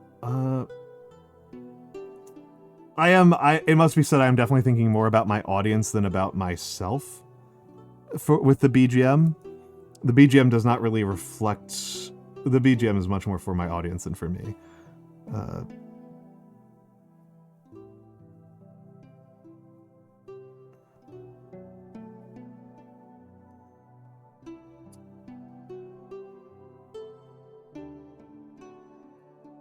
There we go. You do go for a higher energy vibe than I do. You do. You do.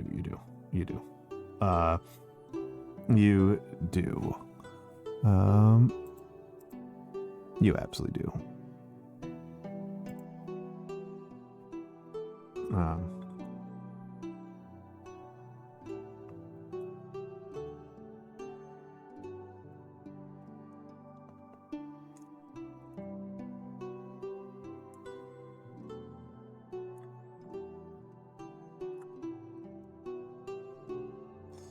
Let's get a little bit more on here.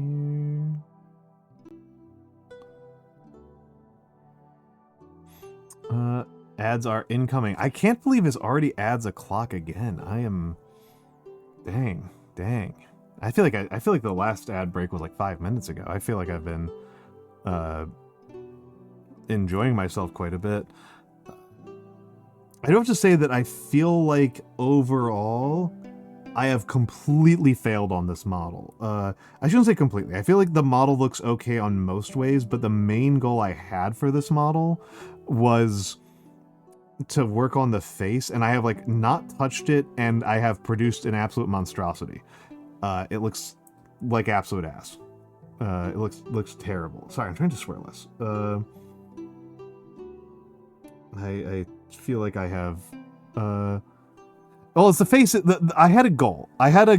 It wasn't just to have a good-looking model in general. It was to work on my skills on a couple of specific things, on gradients and facial and skin. And I feel like those are areas where I just, like, punted really badly, and then focused my effort on, like, the metal surfaces. Yeah, Nagi, it's in the mail. It should arrive Tuesday. I did order some... Actually, Nagi, you'll be really amused by this. How much do you think a cheap set of makeup brush costs at CVS?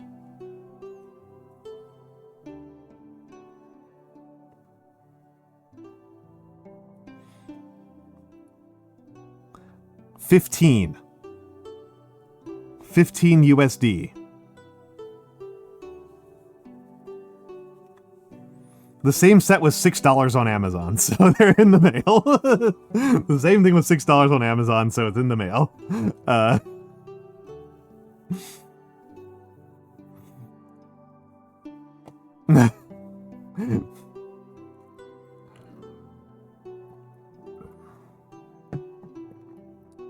I could have gone through AliExpress, but the last 2 times I ordered things from AliExpress, they literally didn't deliver them, so I'm just giving up on them.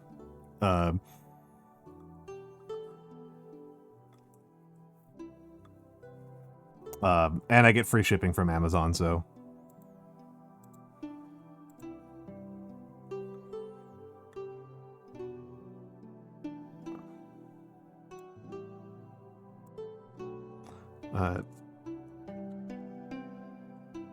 But I think, dang, I thought you complained about not getting good delivery where you live. It's just the AliExpress stuff just literally never shows up for me. I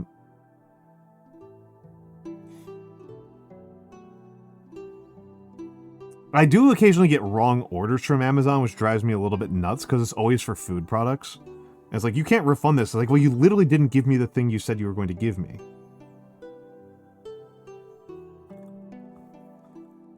And I usually only order food from Amazon when it's something that's like hard to find. Like caffeine-free Coke. I used to like getting caffeine-free Cokes a lot. And like Amazon got the order wrong like 6 times. It's like, literally, I want a caffeine-free Coke Zero is like the ideal soda for me. And like, just like, no, you get regular Cokes. Here's 30 regular Cokes. I'm like, I don't want this at all. I don't want this on multiple different fronts.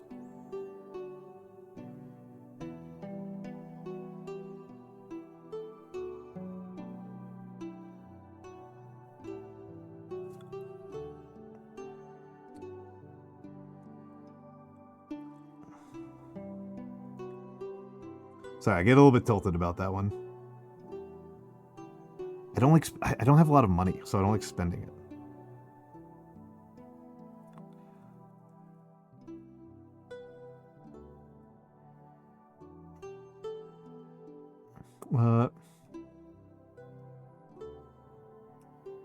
Ordered a jacket for Super Magfest and got a random-ass book in German by a German brain rot YouTuber you'd never heard of, writing an isekai about being transported to a GTA 5 dimension. That rocks. That rocks. That's so good. Yeah, the customer can have a little surprise stimulant. So the stimulants aren't you know, people don't have thoughts about stimulants. Nobody knows whether or not they should have stimulants. That's something that's like unknowable knowledge. Mit vulgas durch los carros. I don't know what like any of those words mean. I know that mit means with.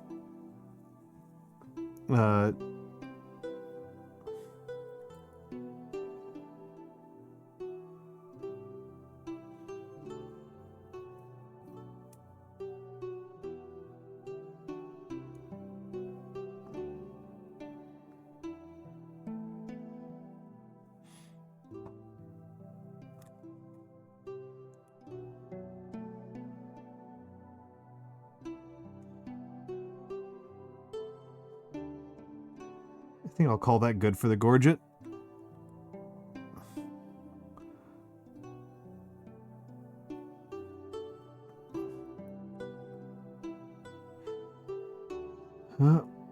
Whoa, ads be upon ye. I will be back in a minute because I do need to use the bathroom.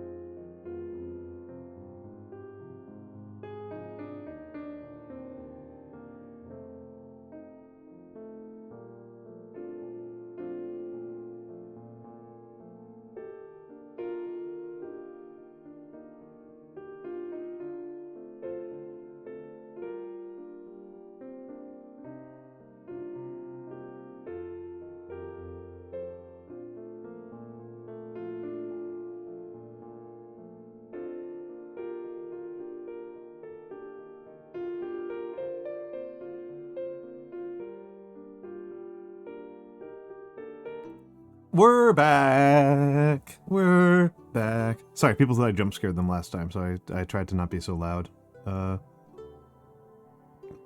Tried to not be so loud this time.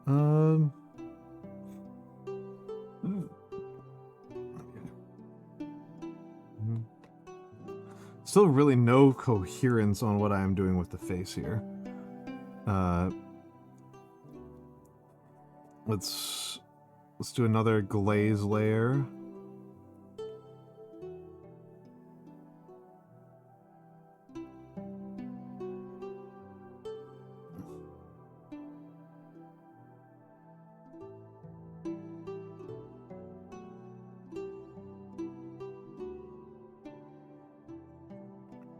That's not glazing. I say as if I actually know what I'm talking about. There's my thinner. There's my thinner. A rather pleasant jump scare. That's good to know. That's good to know. That is good to know.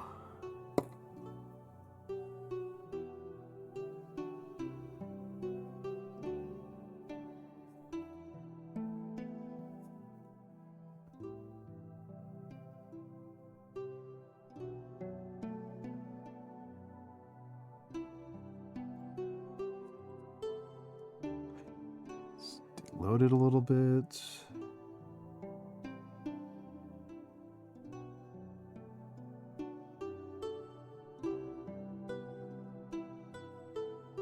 This isn't working at all.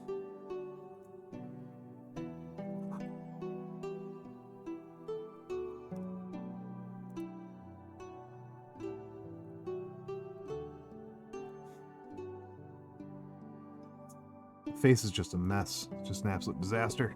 Sorry, I know that other people are like, oh, it looks good, it looks good. I understand where you're coming from. I just had goals and I am not meeting them.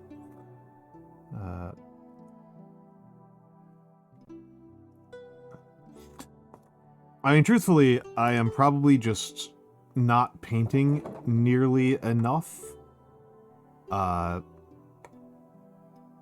Is probably like the biggest factor. Vera's still alive? That's probably the biggest factor, is that I'm probably just not getting enough reps in. And I think that for the particular problem that the particular constraint that I am worried about right now, which is faces, I think I might need to just like take some time off stream to just like do head reps. I have a bunch of leftover heads from when I was doing Eldar that I never wound up doing anything with. 'Cause I did all my Eldar with helmets, right? Because I'm a scrub.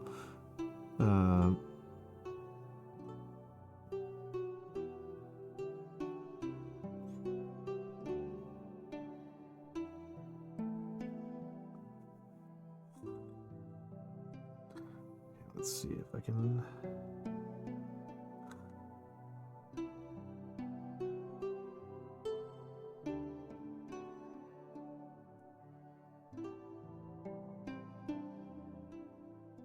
Way too thick. Way too thick. Way too thick.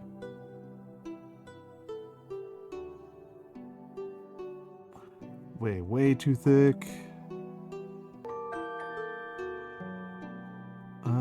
Oh.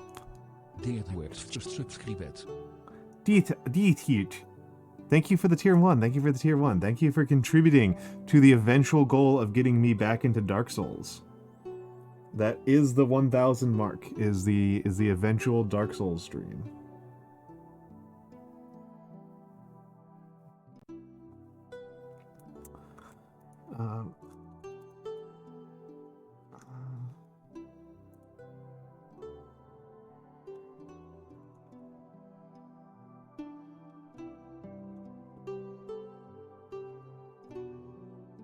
Yeah, we got a ways to go. Fortunately, we've got most of October, right? We've got most of a month left for the subathon. And you know, if we don't, then it's a later subathon reward, right?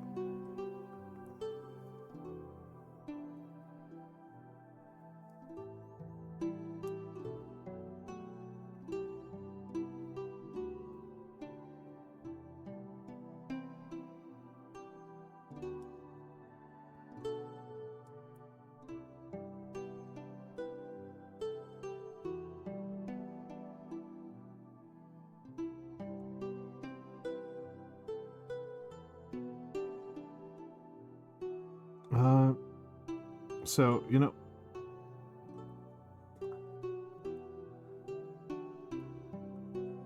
it's funny, I put it high because I was like, I don't know how much I really want to go back to Dark Souls, but now, the more I think about it, the more I'm like, oh, but what if we don't?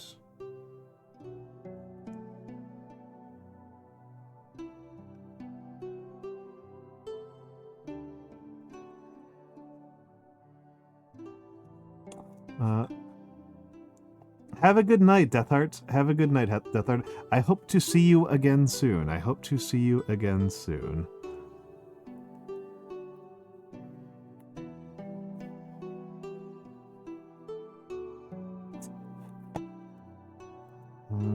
Let's...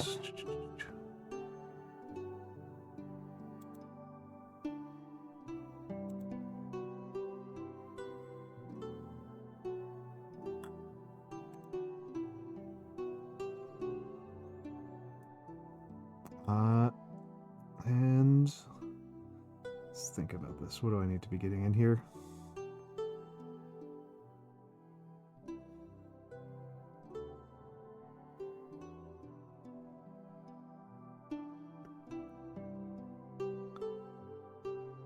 Love the awkward overlap mode. Times I should sleep and not take kind of money.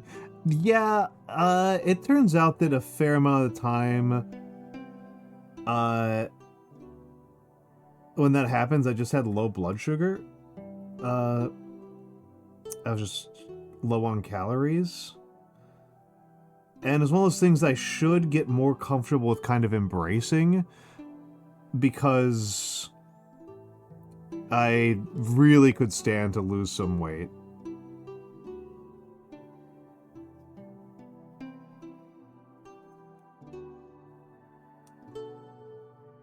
You've been throwing up all of yesterday? Oh my god. Nagi, get some food. Get the snake some food.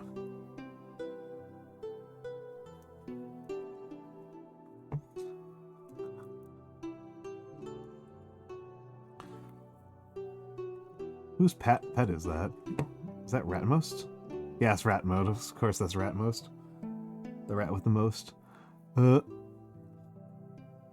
Yeah, toast is a good one. When I am actually sick, I tend to really rely on bananas. It's probably worth saying that, like, it's really common when I am sick that I get opportunistic secondary mouth infections, which is a really fancy way of saying that usually if I catch one thing, my mouth hurts. And I have trouble chewing. Like, that's really common for me. And so, like, so I end up having, like, a lot of banana smoothies. You get headaches with everything? Oof. Do you know that some people don't get headaches? Like, at all? Ever? Like, it's completely wild to me. There's just, like, a percentage, that's like 20% of the population just is, like, immune to headaches. And I'm like, how is that possible? Like, what does that even mean?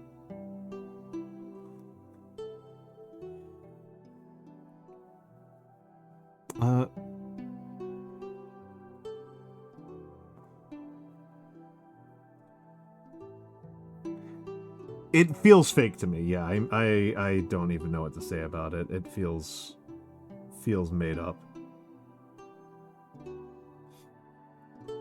Yeah, I get them fairly rare. I get headaches if I am overexhausted. I tend to get headaches from caffeine. Caffeine headaches are pretty common for me.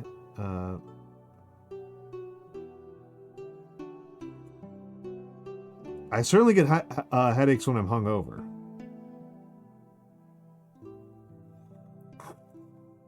Need some more red over here. Immune to poison ivy. That's pretty crazy. Yeah, sleep deprivation. Sleep deprivation, caffeine, being too angry for too long will sometimes give me a headache.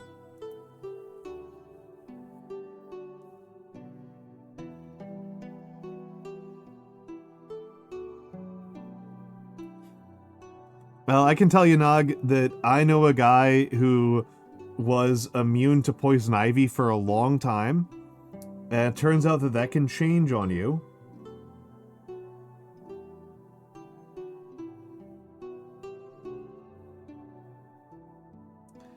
Turns out that that is not a thing that you're just guaranteed to have for life. And he found out that he had stopped being immune to poison ivy because he pushed his push lawnmower over a bunch of poison ivy and got it in his lungs.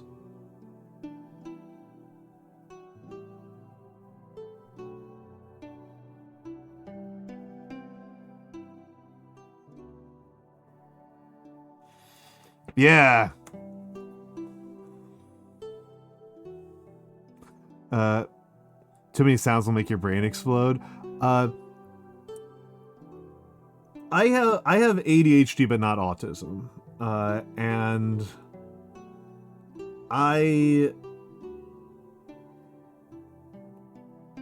don't know. Sounds are funny for me in that sense.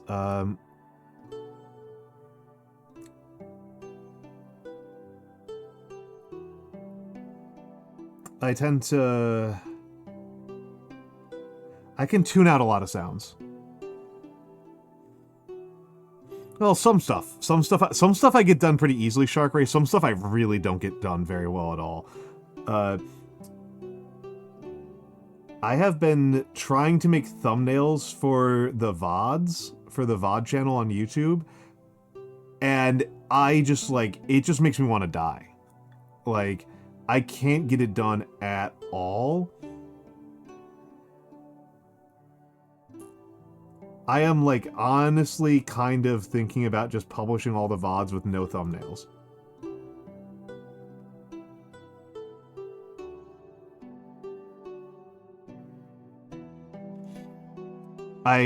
Hello, Ion. Hello, Ion Omniscient.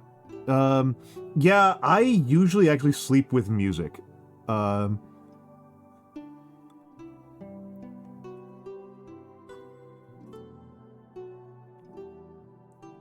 I like making thumbnails for collabs.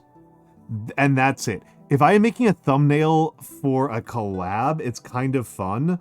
But if I'm making a thumbnail for, like, calligraphy stream, I'm just like, I don't want to do this.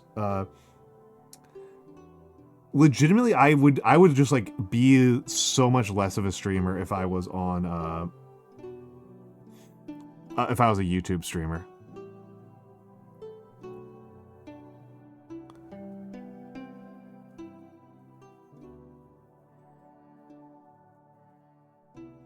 Alright, Incan Dreams, that sounds like a good time to me.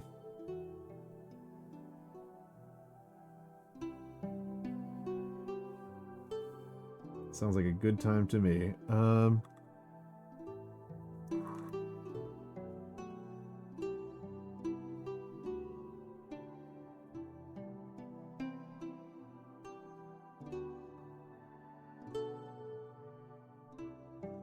And for the folks following along at home, I'm just doing some red layering up on the clothing to create a little bit of a sense of highlighting.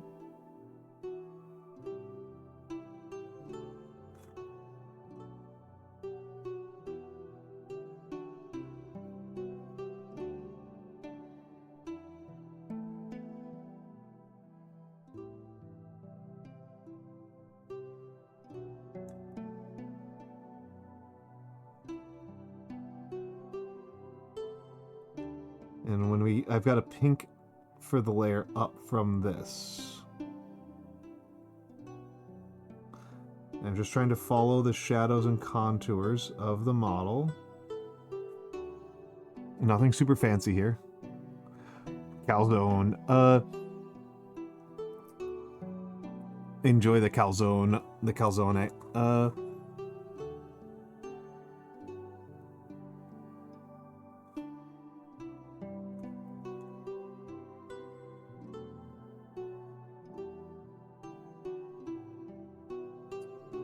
When was the last time I had a calzone?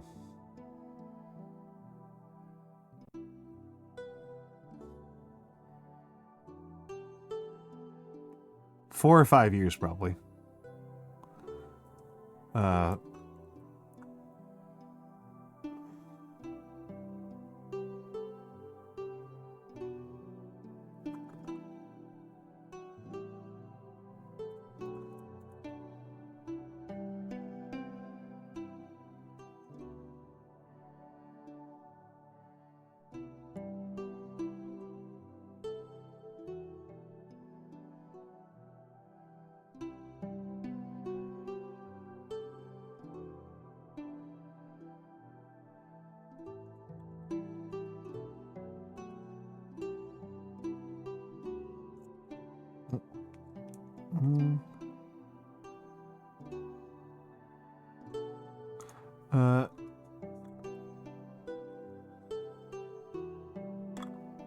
Makes you realize how much bread you're eating. Yep, fair enough.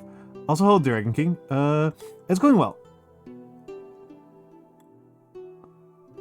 Oh, absolutely just with my friends, Dragon King. Oh my goodness. Oh my goodness. That's not even a difficult question at all. Oh my goodness.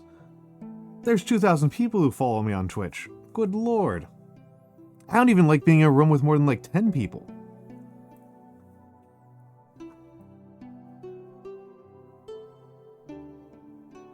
Frankly, all of my friends is way too many people.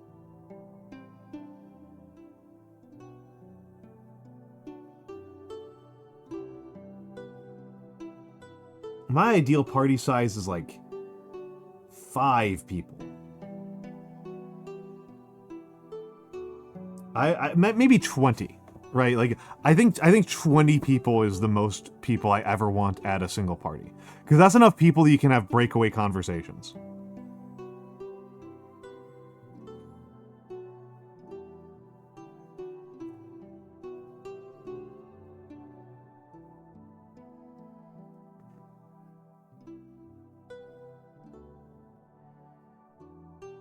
Like, that's actually kind of fun.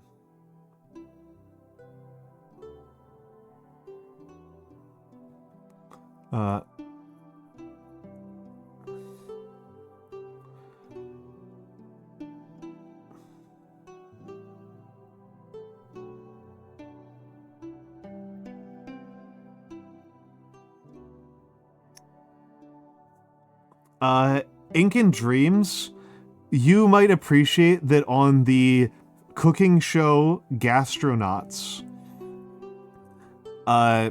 one of the competitions that they had on Gastronauts was heaviest food.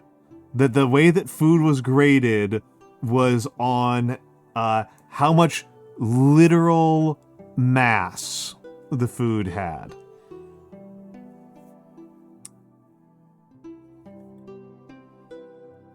You know, they took the meals and put them on a scale. Yeah. Brennan's heavy meal. Yeah, Brennan's heavy meal. What a weird dude. What a weird dude.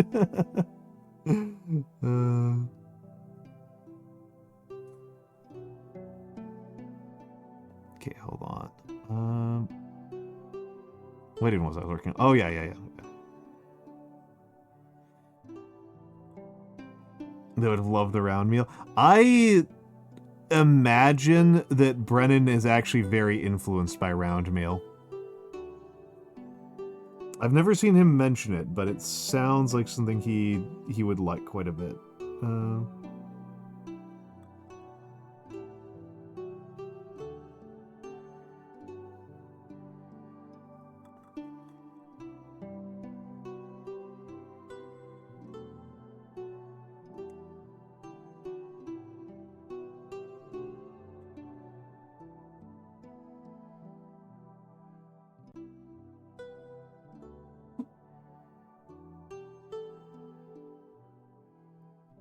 That's really funny. I like the magnifying glasses that I have. I'm just not using them. Just like no good reason.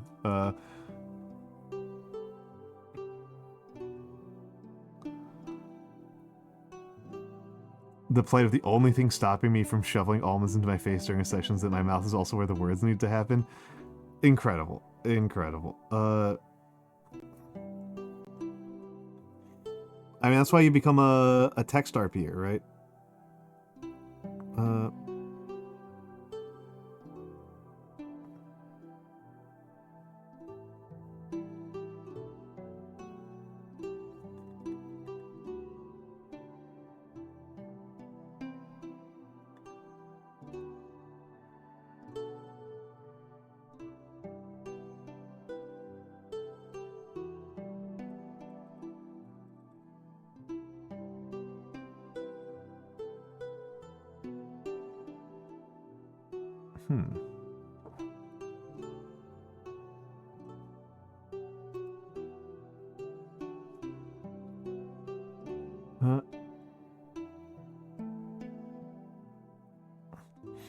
Ink and Dreams, that's why you gotta get one of those beer hats. But fill it with like a smoothie.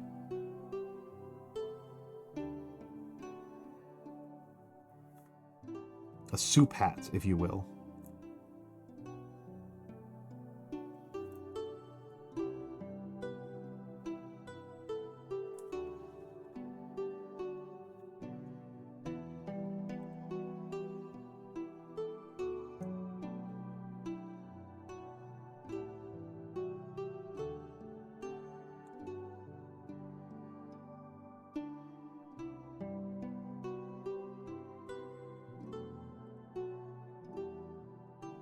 Mango smoothies...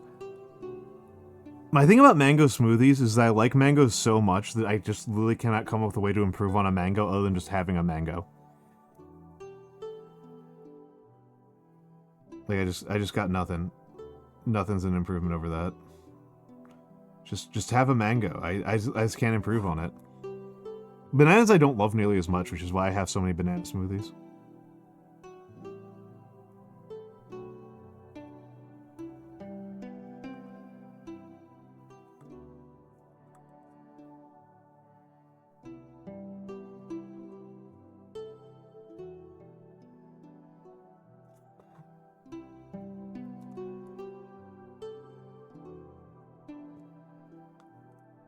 No, I have not. I have not. I have read some Aztec poems, and some of them I actually do like a lot of Aztec poems that I've read. Hello, Tybalt. Hello, Tybalt. Welcome in. Welcome in. Welcome in.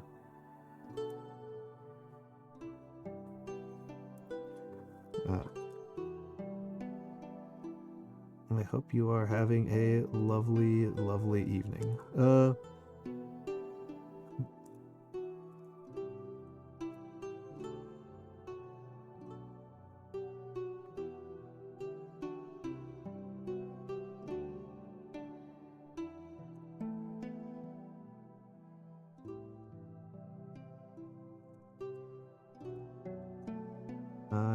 Just touching up this model endlessly until this model is like 99% paint by mass.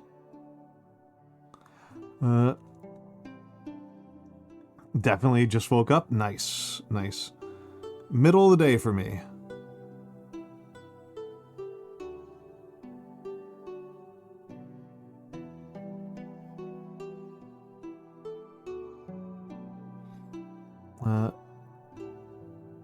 As far as I'm concerned, this is the middle of the day.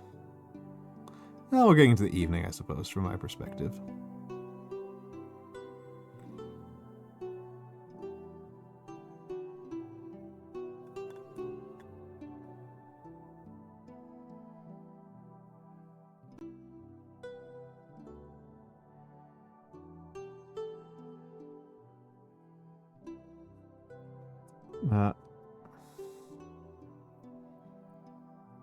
It's a weird sexual poem where a woman writes about how he only comes around once a year and she spends all her money on him and consumes his juices, but turns out she's talking about mangoes. That rocks.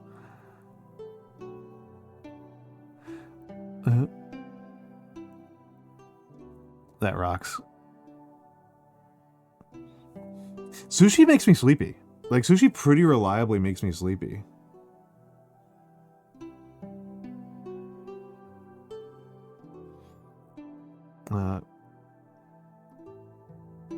I used to do sushi or rice balls as my, like, midstream snack, and then just, like, made me, like, fall asleep.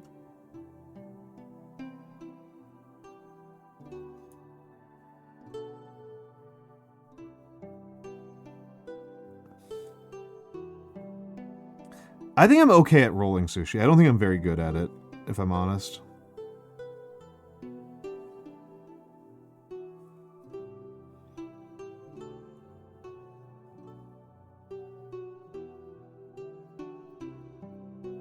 Inari sushi, I love Inari sushi. Not just because I think Inari Reiju is one of my favorite people.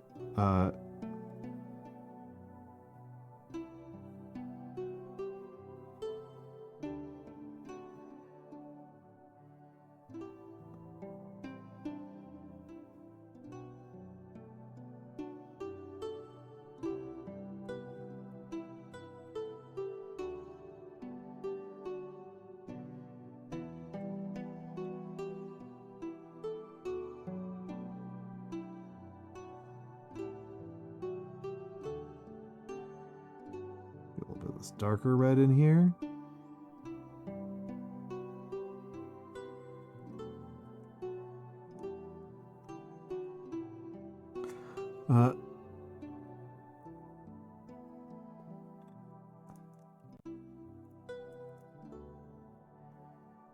Mary Oliver. Well, I don't mean to be a dick about it, but I am unlikely to look up poems while I am streaming because I don't even my keyboard's on the floor right now. My keyboard isn't even at my computer. You know, it's literally on the ground right now.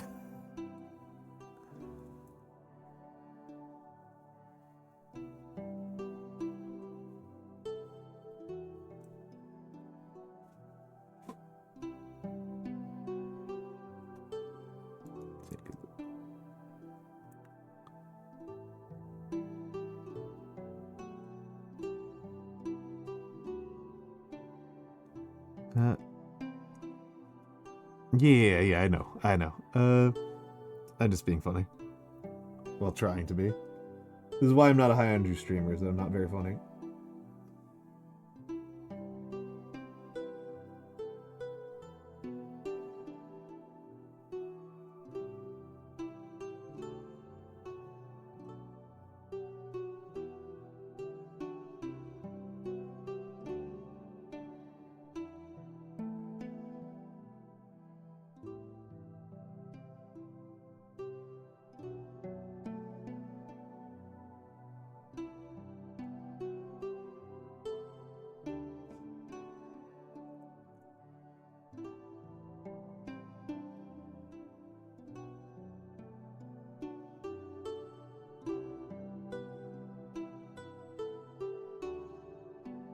Nah, I don't want that color at all.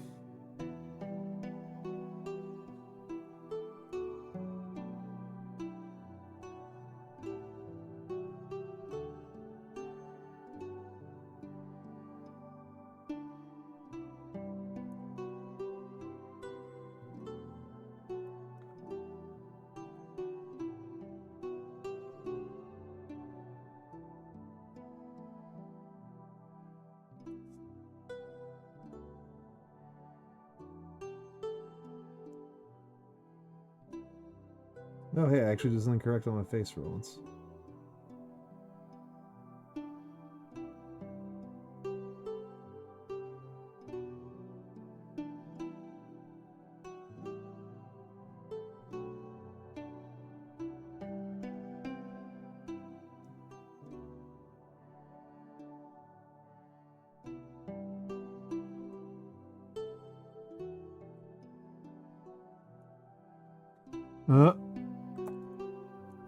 Conquest is,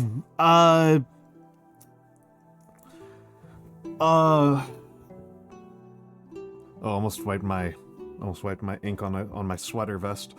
The starter armies, I think they've got some that you can buy like a complete army for. Let me go take a look at it.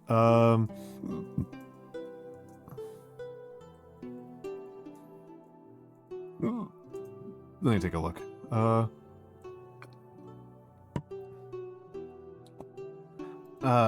Because like if you buy things individually, they're more expensive, obviously. Individual centerpiece models go up to 150.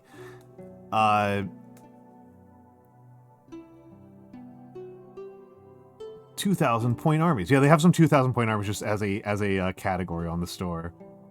The 2,000 point armies that you can buy right off of the store are about $500. But I'm assuming that that's something of a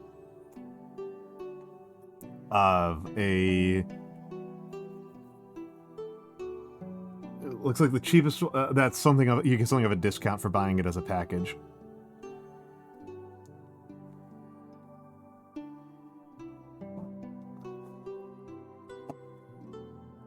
And I don't know enough about how to make most of these armies, so I can't tell you if like the Spires one sucks or not.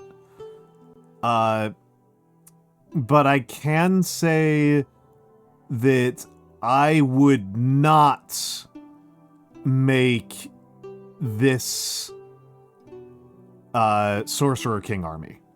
This would not be how I would make an army.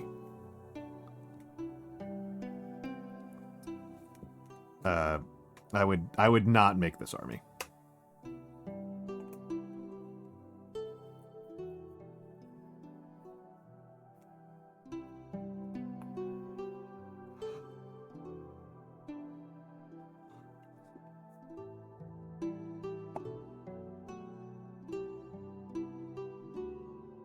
It doesn't look like it's particularly discounted.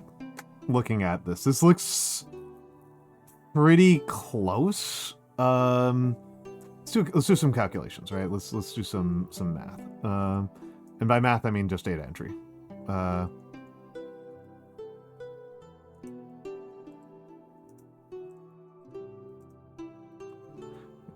plus 26.999 plus 64 plus 99 plus 26.99. Well, I don't know why I'm bothering to enter the 99s.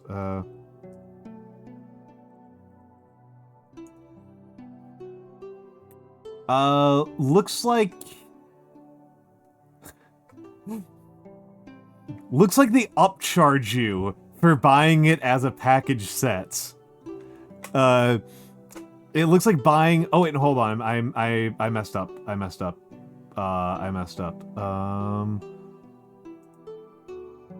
Plus 64.99 plus 54.99 plus.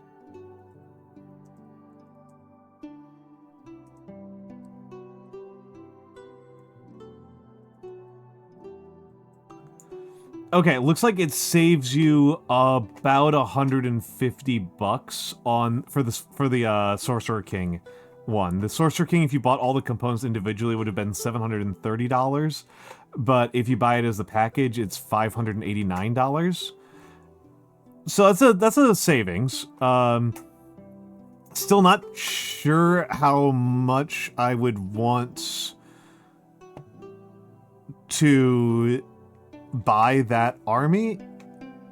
So I think it gives us a ballpark, right? Like under $1,000 for a 2,000 point army, even if you're buying it relatively fancy. Oh, and I am kind of wondering. Yeah, it's not great, not terrible. Everything feels expensive compared to, everything feels expensive compared to, historicals, right? Or Trench Crusades. Alright, have a good night, Lumineroses.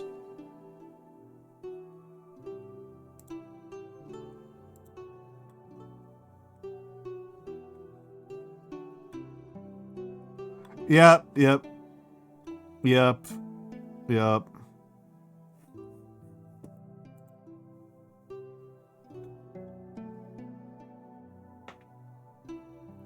It is entirely possible, Nagi, that you would actually end up paying considerably less than me, because the prices that I am getting include the Trump tax. So...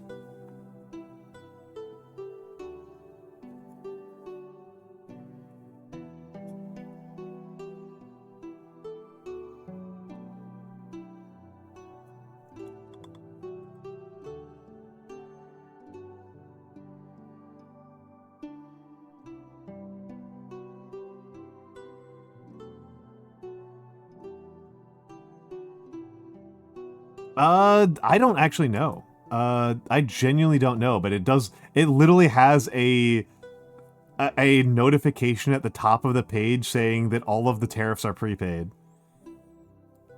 They do not that the prices listed on the store include the tariffs. I'm not going to check any further. I'm going to get back to painting. You can look it up. Also, hello Satine. I'm sorry I didn't see you there. Hello Satine Fiore.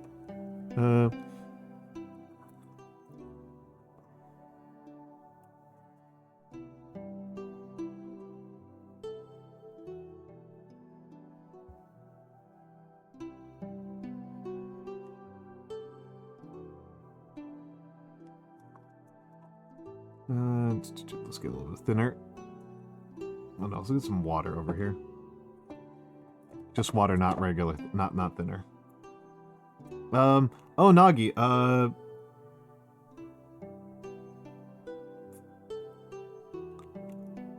I'm gonna DM you for a quick check when I get off stream, but I want to get some flow improver, and I want to make sure that I'm buying the right stuff.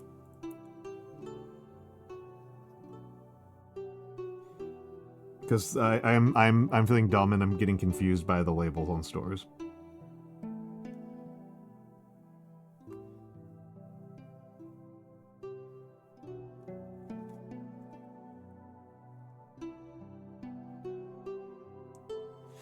I don't know. Vinny recommended it, that it's a better way to make sure that like things come off of your brushes more smoothly.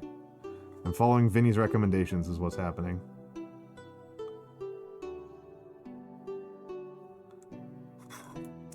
That sucks. That sucks. That's way too sharp of a buildup. That's way too sharp of a buildup. Get off of here. Merda.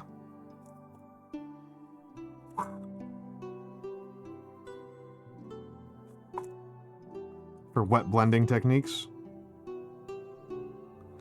Well,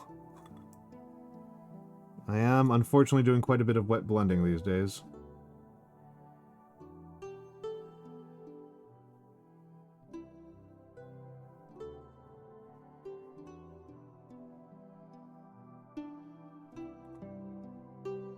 A ton of this in the formula already? Fair enough, fair enough.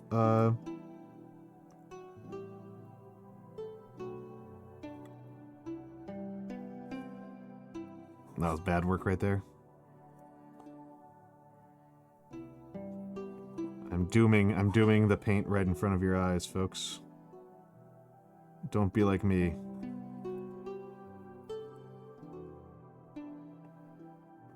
Gonna have to cover that up. That's gonna need a cover job.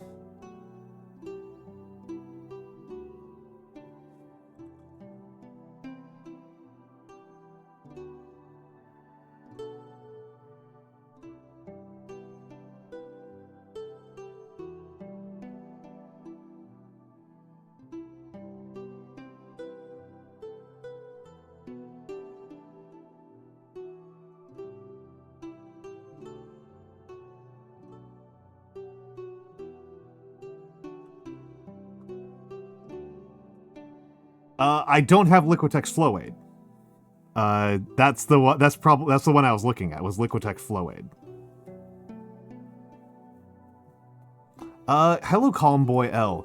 We are painting a Old Dominion Praetorian Guard / Legionnaire. Dead Romans. Conquest.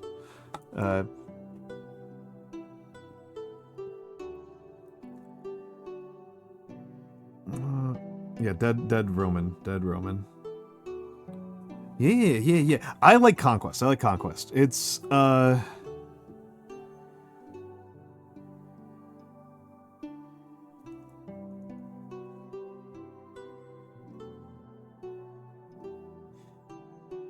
like Conquest. It's kind of funny, like, I got a lot of what intrigued me about the game was the old Dominion as a faction. But I think I actually like the Sorcerer Kings more.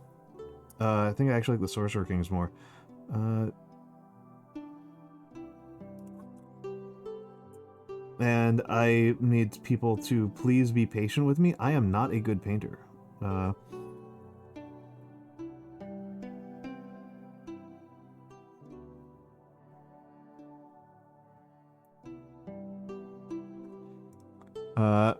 That's fair. Yeah. I mean, the thing is, like, the tabletop wargaming the tabletop wargaming might be is like similar to non-video games, I should say. Outside of video games, like, the most popular game in a given category dominates the category so severely and extremely that you basically, like, never hear of any of its competition. Like, video games, you actually do hear about the competition with some regularity, but, like, in wargaming, it's like people don't even hear of, like, Age of Sigmar. It's because Rackham let us down. Yeah. That's fair. Don't worry about it, Comboyel. Don't worry about it. People do tend to know about Warhammer 40k as a rule, and then they don't know, like, any of the other ones. And I am a nerd. I am a nerd who likes to explore things. And so, I'm actually gonna try this out and let it... I'm gonna be patient this time. Hold on, let's thin it a little bit more. Yeah, it's hard not to have heard of 40k at this point in human history. But it's, 40k is like 90+% of what it is to do wargaming. D&D is like the only TTRPG.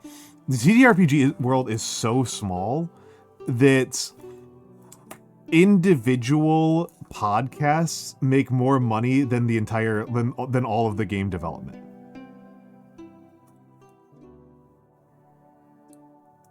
Right? Yeah, no, that's the punchline. That's the punchline. That's the punchline, is that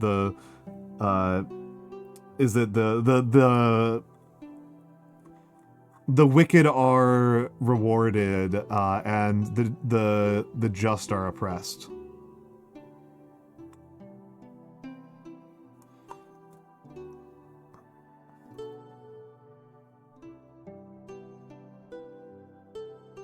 I don't know if I go that far, but that's maybe because I started with Warhammer Fantasy, and I have, like, anti-nostalgia.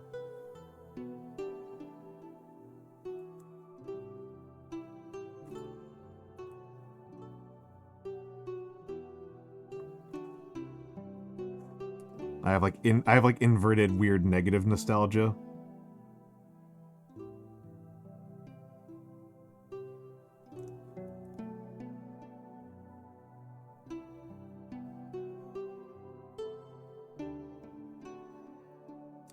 Where, with only a few exceptions, the stuff that I played and loved when I was younger, I'm like, this sucks.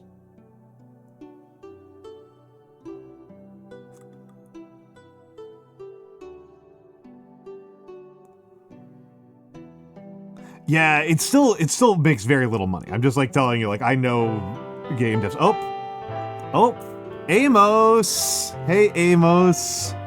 Welcome in, Amos. Welcome in, Raiders. Hold on, let me give the shout out to Amos. What were you up to, Amos? Western Style Guy, for people who do not know Western Style Guy, Western style guy, does some very cool retro gaming. He plays the weirdest games you've ever seen in your life. It actually rocks. Oh, you're playing MechWarrior 2. Oh, that's not a weird one, but that rocks. That rocks. I'm glad you had I know you've been having a good time with MechWarrior 2. So enjoy your raid and run. Amos doesn't need the introduction to me, but thank you, Western Style Guy, for entrusting your community to me. Hello, Meadow at last, and hello to the rest of Amos's folks. My name is Almantas. I am a former professor of sociology. I am a current VTuber. I am an old man who loves old things. I mostly do calligraphy. This... Hold on, I'm not even looking at my preview. This is how I write. I think I'm alright. At it. I am currently working on other traditional art that I am much less comfortable with, which is miniature painting. Mini painting is requiring me to expand my vocabulary by quite a bit.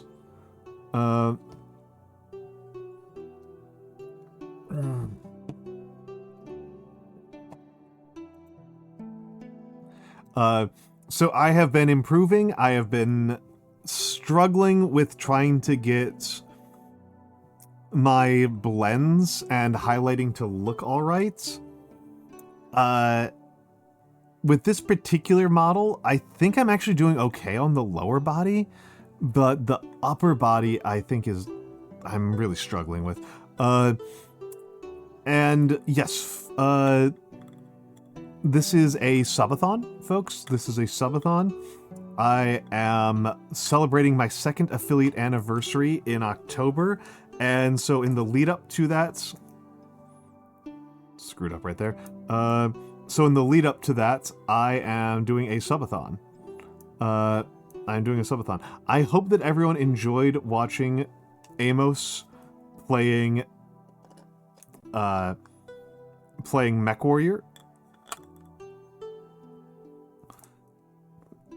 My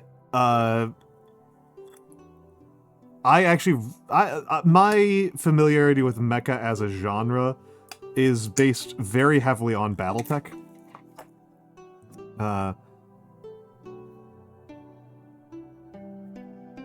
Is very, very BattleTech centric.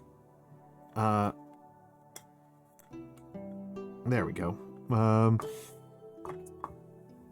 To me, when I think of like what is the canonical mech, it is the Mad Cat, which might not even be like my favorite MechWarrior mech. I think it might be the Flashman. I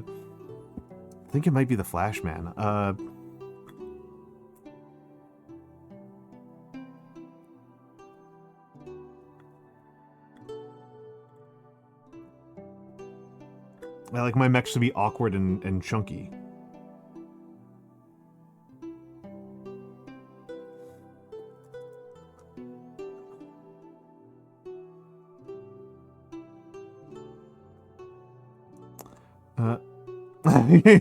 Don't worry about it, Convoy. I am actually MechWarrior is, MechWarrior and BattleTech are an American mech series. There's a lot of legal brouhaha around them because there's been a bunch of MechWarrior things that were just like flat out stolen designs from other companies. It's a goofy, strange setting since the 80s.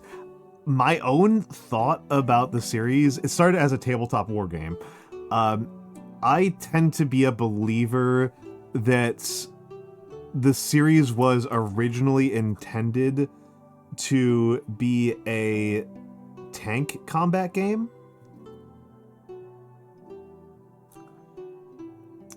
And then they just kind of awkwardly made it into a mech game after the fact.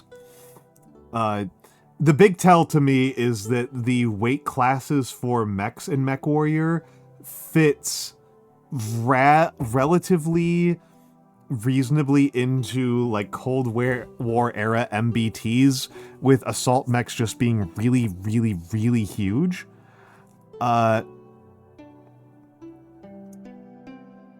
for a modern MBT, but like heavy's just being like that's a heavyweight MBT. That's an American MBT.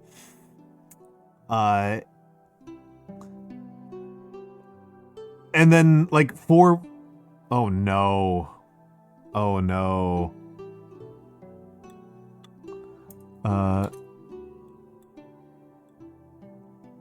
Yep. Audio should be fine. Nope. My AMD crashed. Hold on. Well, we're going into ads in a minute anyway, so I'll fix it while we're in the ads. But yeah, my video card crashed. And Nagi, that's really, really funny. Yeah, no, the whole thing crashed. I need to kill it. I'm just going to run the ads because I need to use the bathroom. I'll be back in a minute. But yeah, my video card crashed. Lol. So enjoy the fan art. I'll be right back.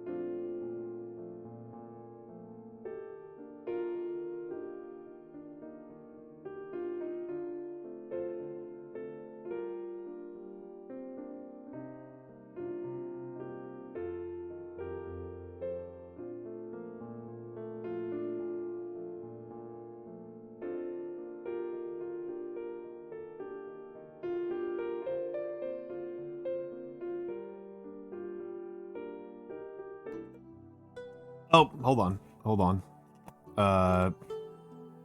This is, hold on. I am back, but please don't look. Ah, there we go. There we go. You can look now. You can look now. Yes, yes. Yeah, the video card crashed. Boo.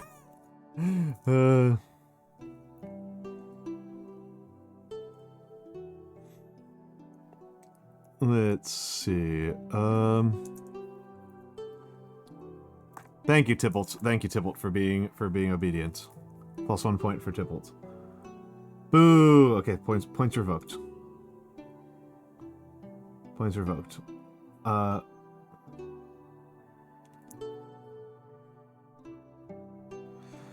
right, let's see.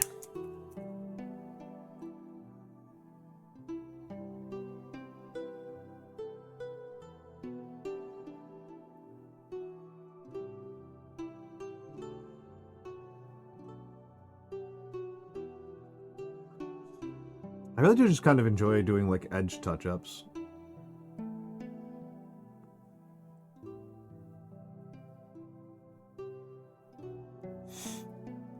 The pattern on this now like annoys me, having done a bunch of historical minis in a row, where now I'm like, let me draw on this.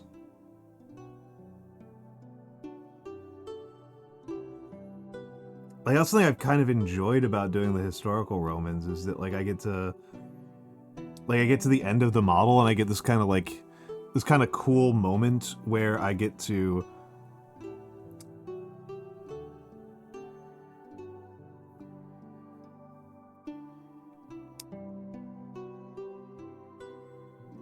hold on, let's get in here.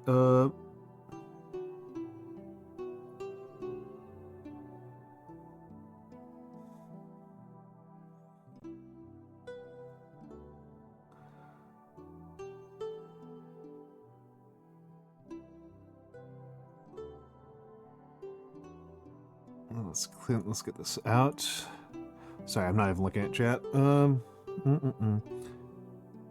gotta say something I've forgotten? That happens, man. Don't worry about it, don't worry about it. Do not stress. Do not stress.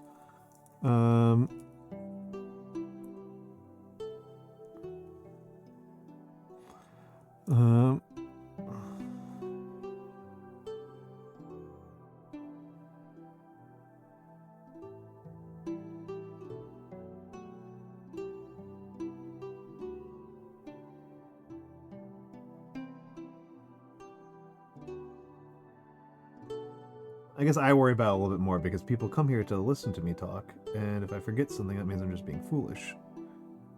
It's not letting people down. The fate worse than death for me.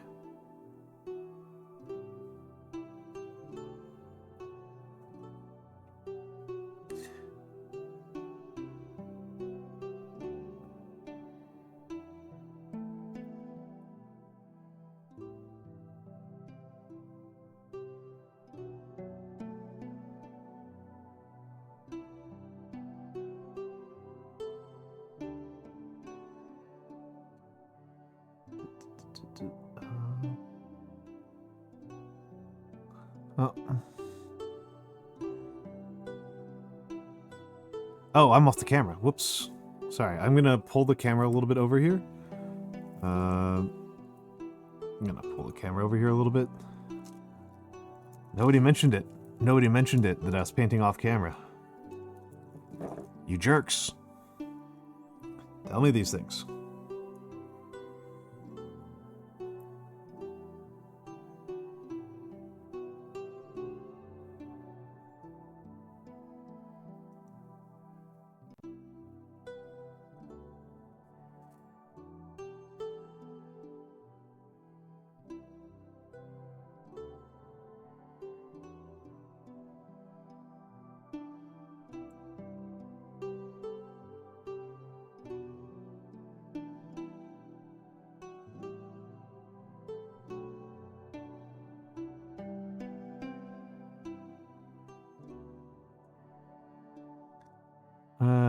Yeah. Oh. Psst.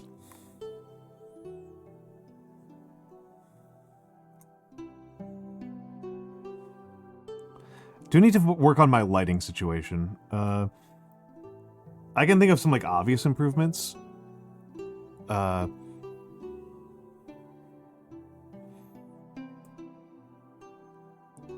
see, that should do for the moment. Ha ha ha.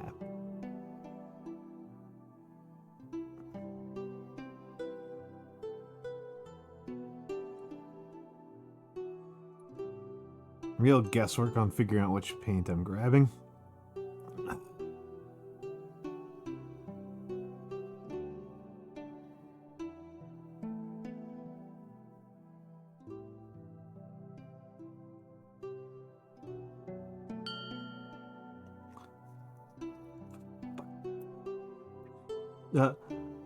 Calm Boy L, thank you for the follow.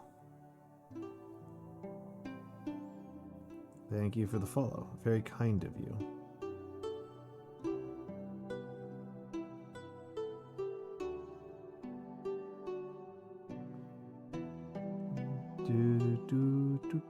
Okay, let's get in here.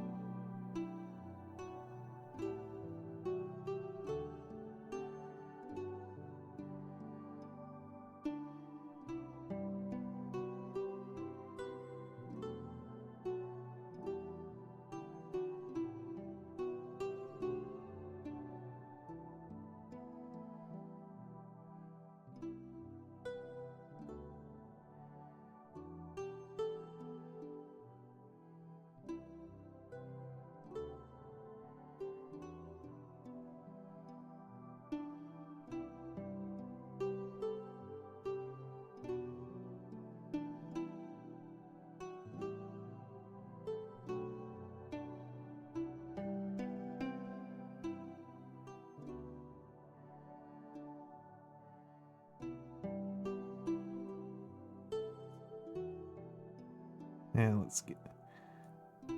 I honestly think the lighting situation looks pretty good at the moment, as long as I don't get too close to the light. So there it's pretty bad, but down here it's pretty good. Down here it's pretty good. Okay, let's get back on the red train.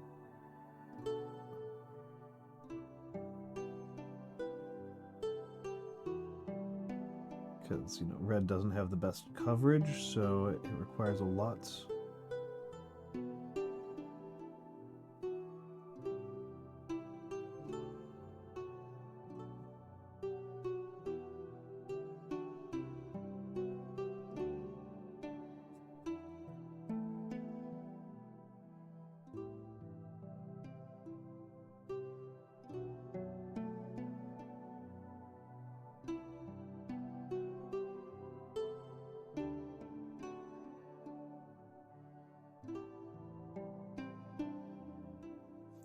Might need to do this without the smaller brush.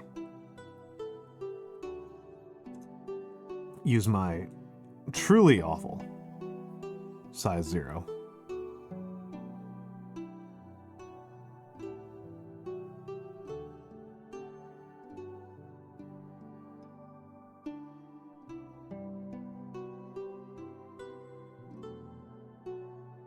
Okay, let's see, let's load it up. I haven't actually used the size 0 for like weeks.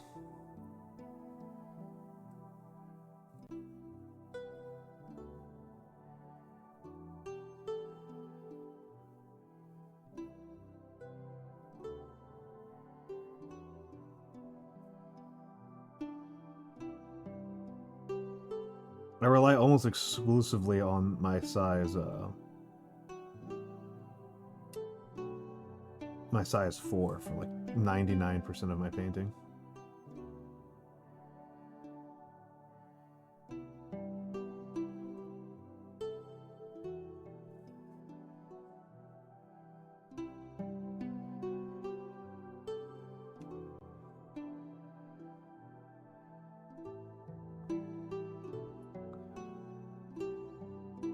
Which is like the biggest one I have, but I don't know.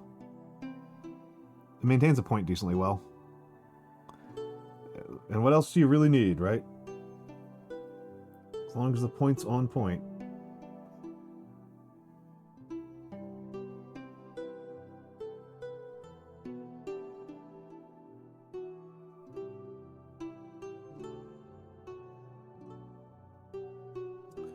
Let's get in here a little bit more.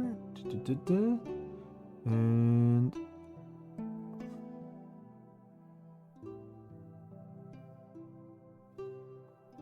okay, I don't really know why I'm fussing so much about some of this stuff that I'm doing right now because I'm about to cover it up with green. I'm being very silly here.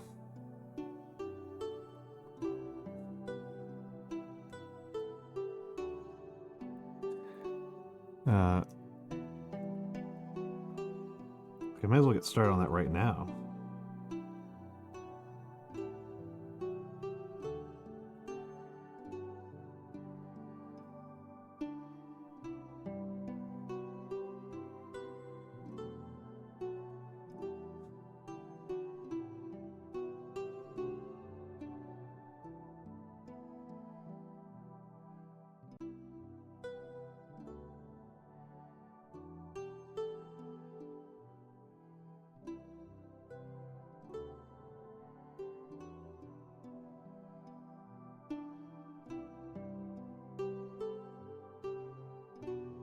This is actually harder to work with. The 0 is actually harder than the 4 for getting in these fine areas.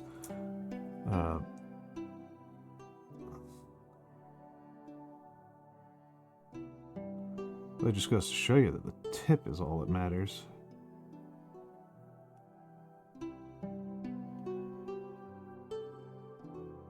Even though it's not like that good of a tip, right? Because I am pretty insistent on using synthetics.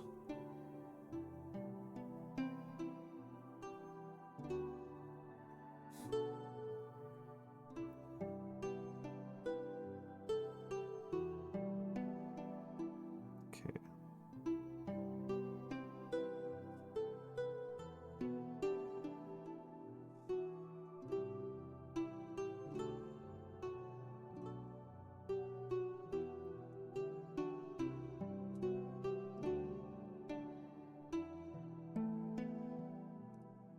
Humbug. Let's get this. Rinse it off. I want dry.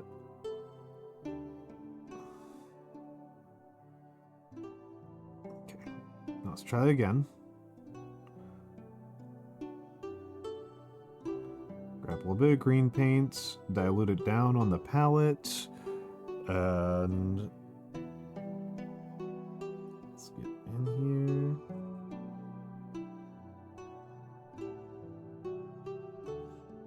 definitely a little bit of a brush control fail right there.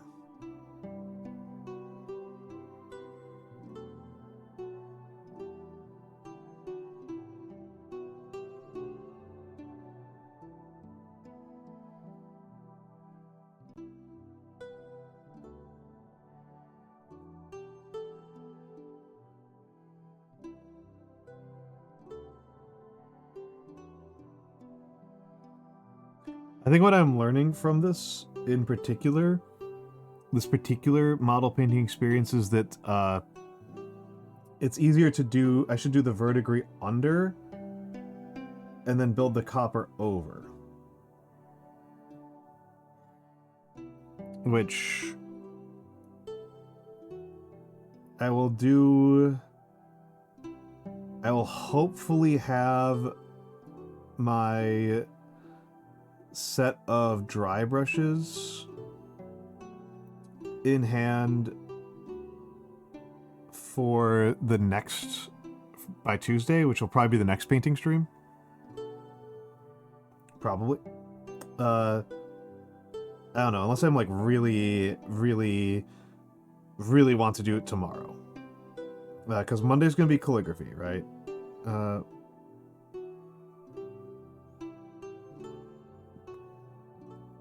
Yeah, Monday's gonna be calligraphy. That's not really like a contest.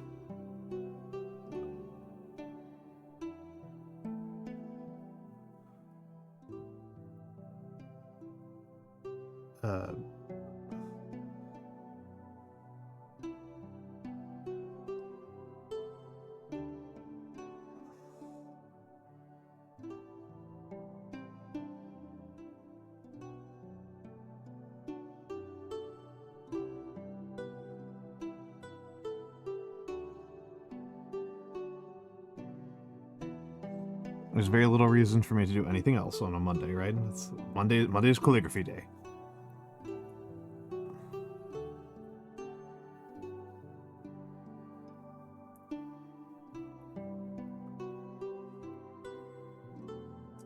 And then, not sure what else I'm doing with next week, right? Not entirely sure what I'm doing with next week.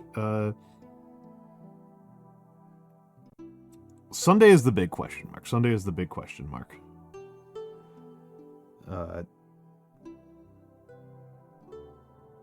Thinking about resting my vocal cords so that I can do Tuesday.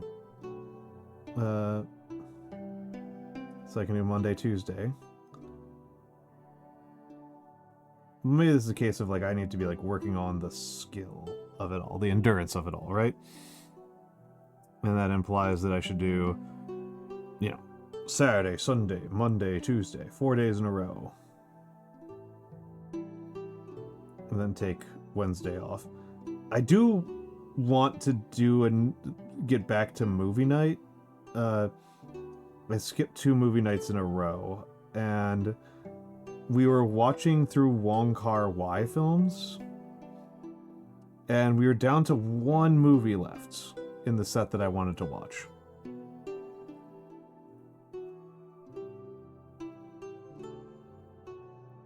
And I canceled movie night for offline reasons. I actually forgot what they were, but I canceled for offline reasons. And then canceled it this last week. I didn't even cancel, I just literally didn't schedule it last week because Subathon ate so much of my brain. But now Subathon is flowing pretty smoothly.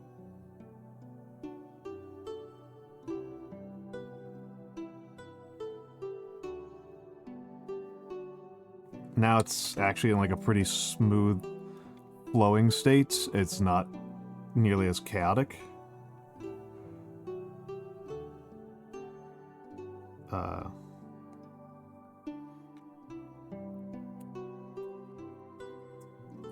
So I'm gonna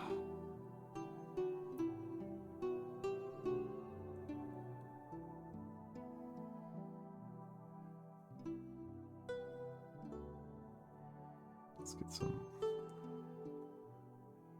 Okay, I want this to be kind of like a wash consistency.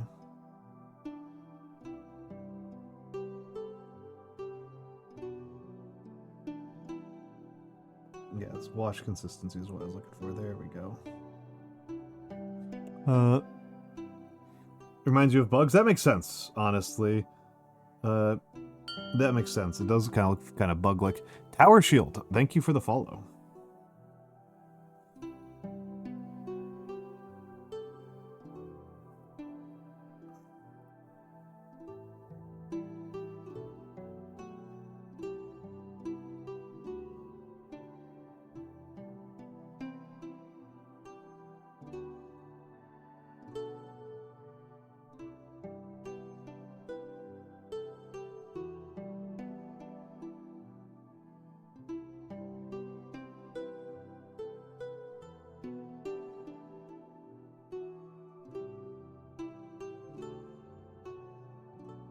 Okay. And I think after this,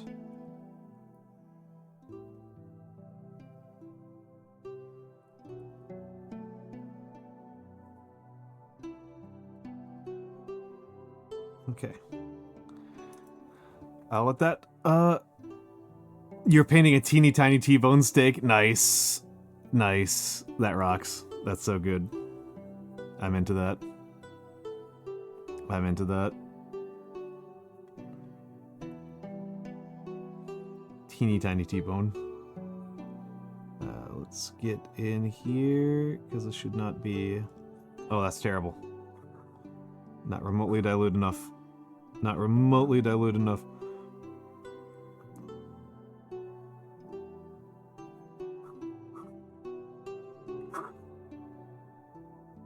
There we go. There we go. That's better. Okay. Lifted up some of that. All right. Also, how you doing, Farron, and how you doing, Tower Shield?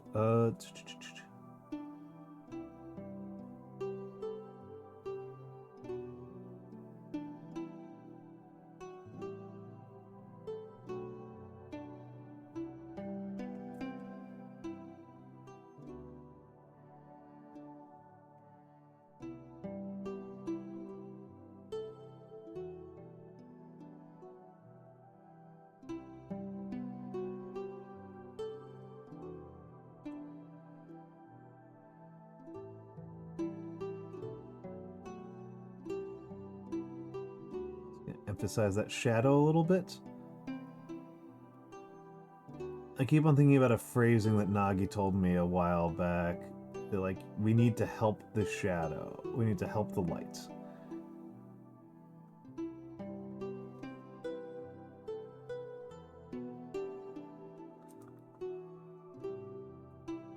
Yeah, the model is so small, so we have to help it.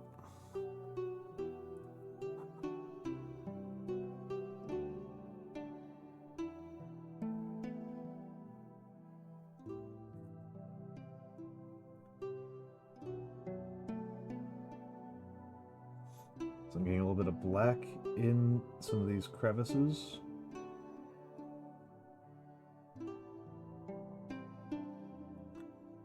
Just trying to use a very thinned black.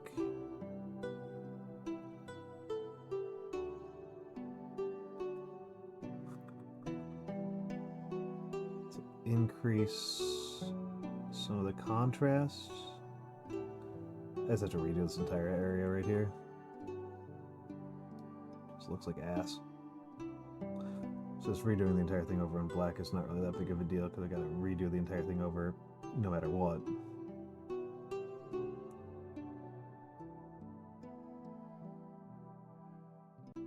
It does kind of bother me. I cannot figure out even what they're trying to do with the materials. Yeah, poor light, it needs help. Yeah, poor photons. They're so lightweight.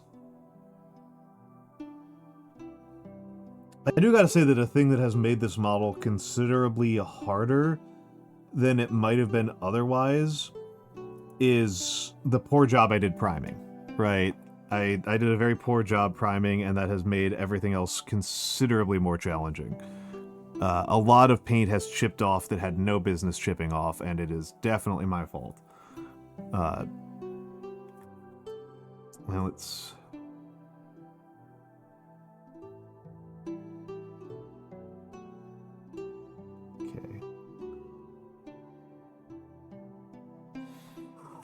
Let's see, we got some pink.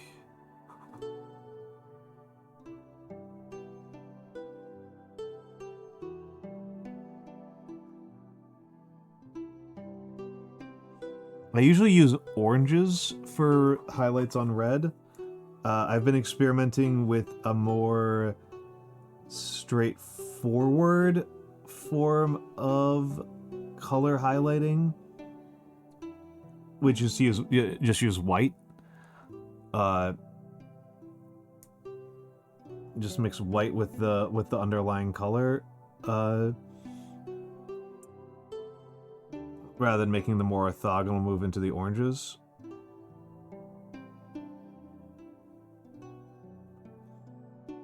And I'm functionally just like not blending at all right up here. This is just like functionally no blending.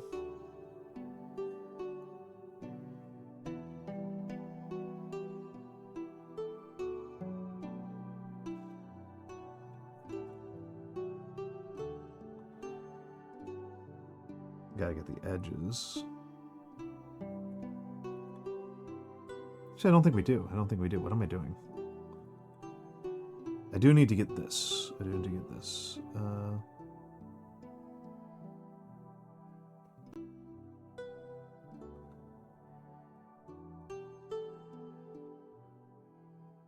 Let's not get the entire thing.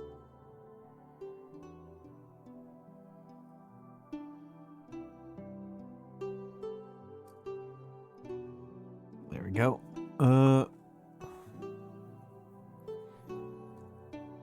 Let's...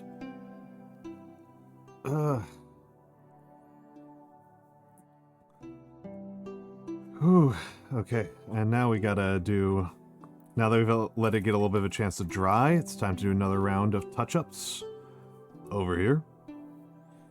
We got a bunch of issues on this one that are definitely just my fault. Oh,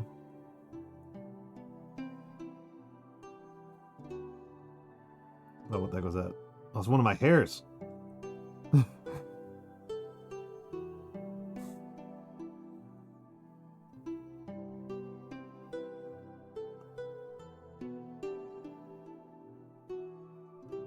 My eyelashes got on my paint palette.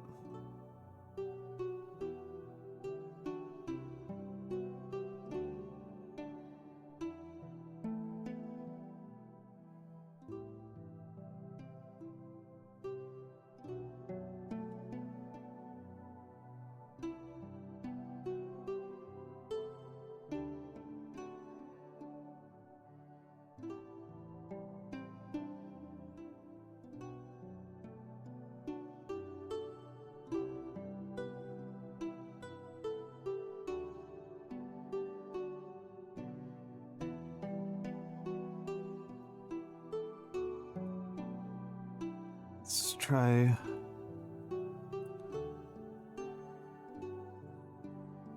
Let's get a little bit of Screaming Skull, I think is what this is. So Screaming Skull or Wraithbone up here.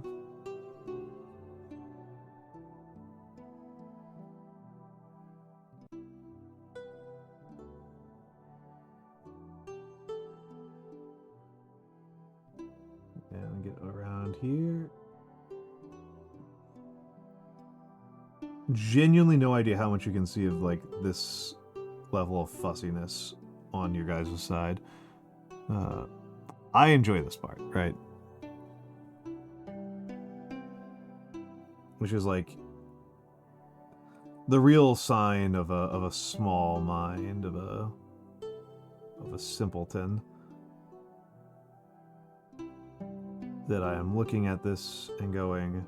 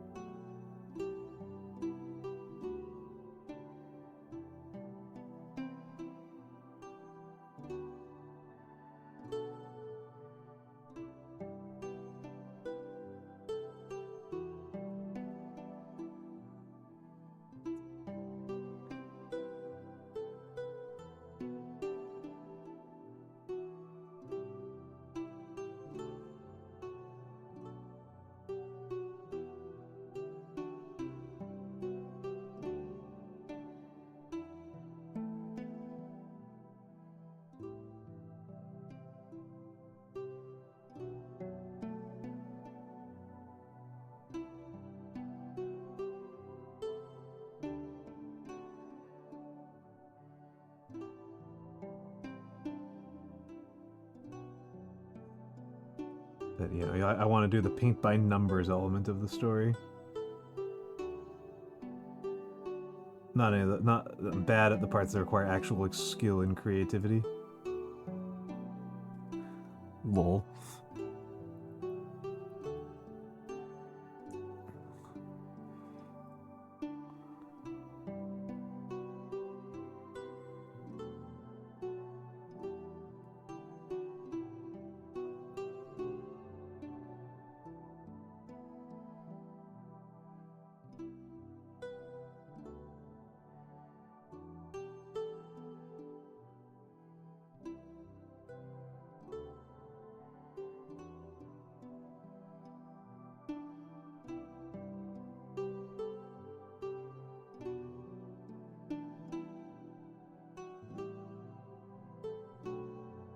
Let's get in here.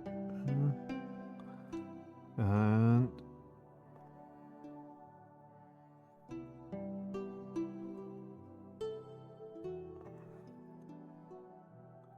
touch up a little bit of the copper, touch up some of the copper in here.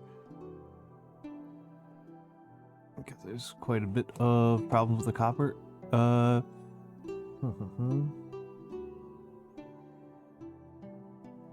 Especially that one's bothering me right immediately. That one bothers the crap out of me. I'm not gonna bother touching up the rim very much until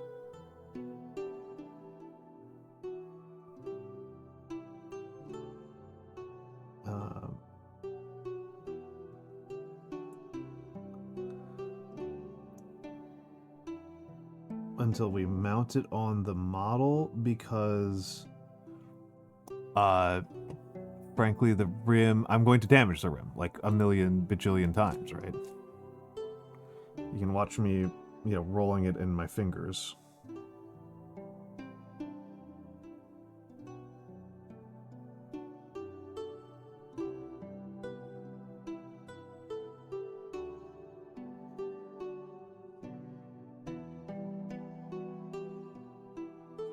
Let's get that deloaded.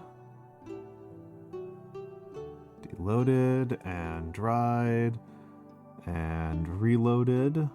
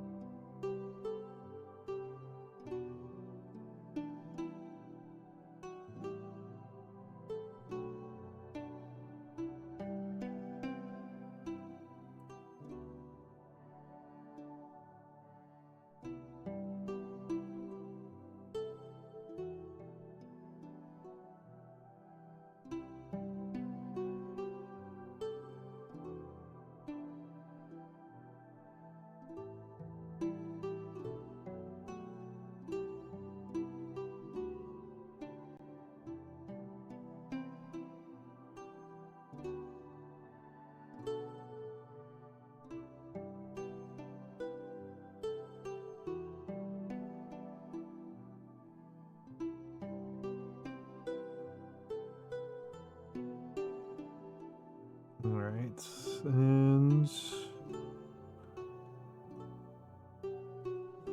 okay, now the part that I have no idea what to do about, which is trying to go up on the... getting... I'm supposed to do high... Nagi, help me out here. Actually asking for advice. How do I add some highlight and effect to something that's already white? Should I have started with a darker color for this bone and then highlighted above that? Because this is driving me a little bit nuts.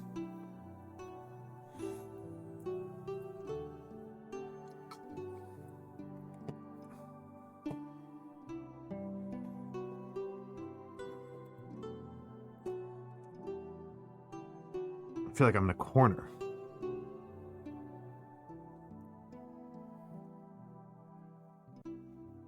You can't? Okay, so I should have started with a darker color and worked up from there. I mean, that's fair. It's just, Let's see, what would I want to do for a darker color? We use a washing technique to tone down the white.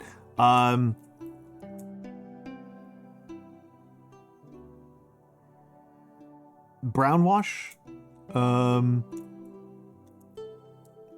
think brown wash is the way to go.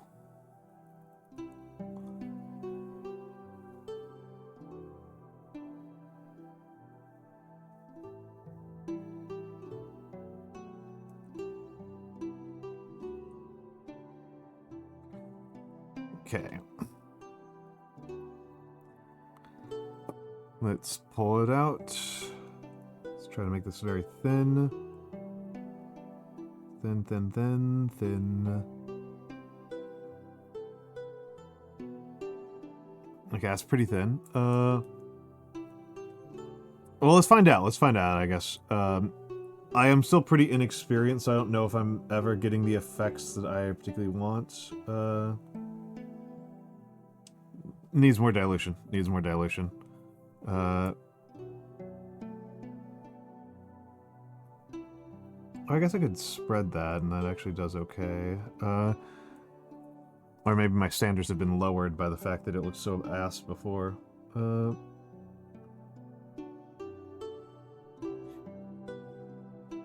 Okay.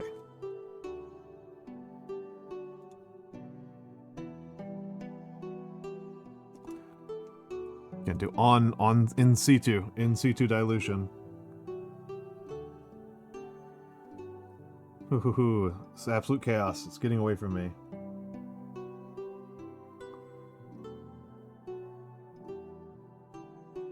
Okay. We're getting somewhere here. Okay. Let's try a little bit more dilution. Let's try a little bit more dilution.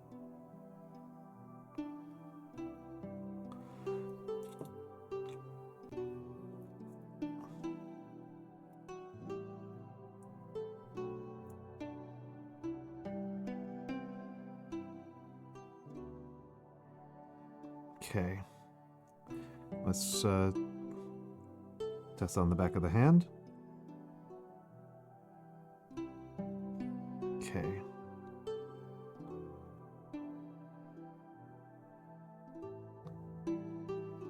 I actually diluted that too far.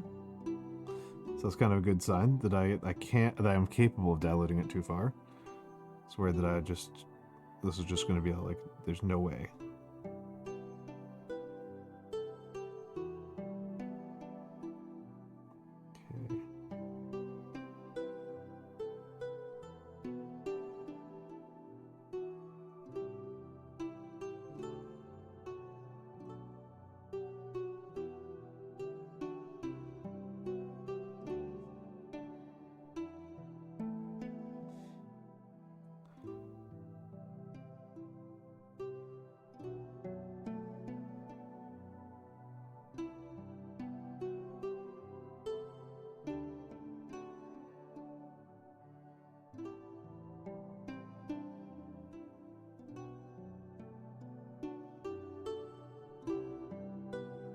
This is turning out pretty well as far as I am concerned. I think it's probably a little bit dark, but it is helping me get some of the shadow around the parts that I want to be shadowed. As well, doing a little bit of double duty here, which is not normally how I like to do things, right? I normally like to have things pretty clean and clear. All right. I like to do one thing at a time. And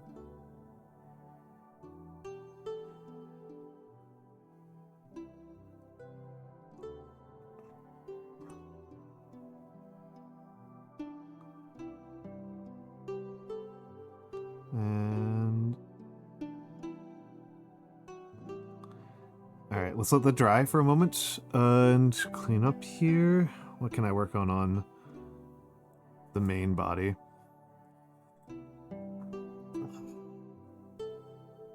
I do still feel like this face is just an absolute catastrophe.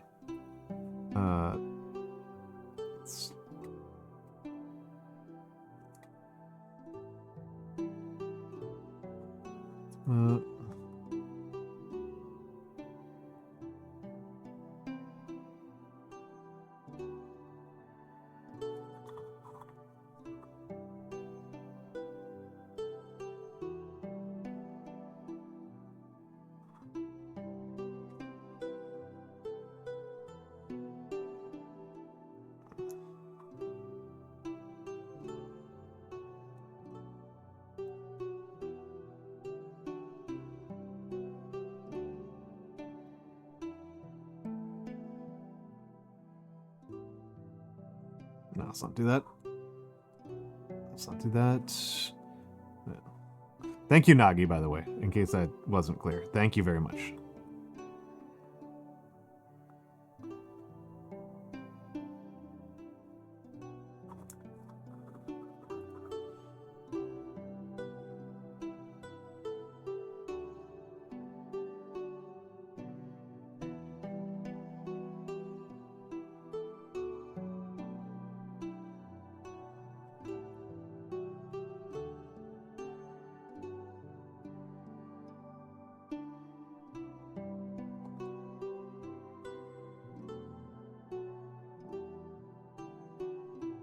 still, one, I appreciate it. 2, you're being very generous with me. 3, it's important to express gratitude.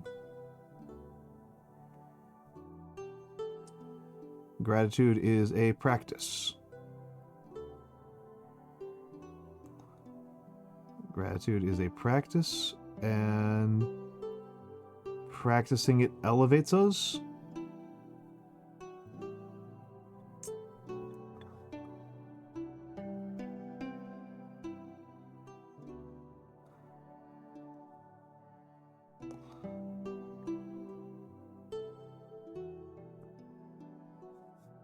And hello, Ricasi. Hello, hello, hello.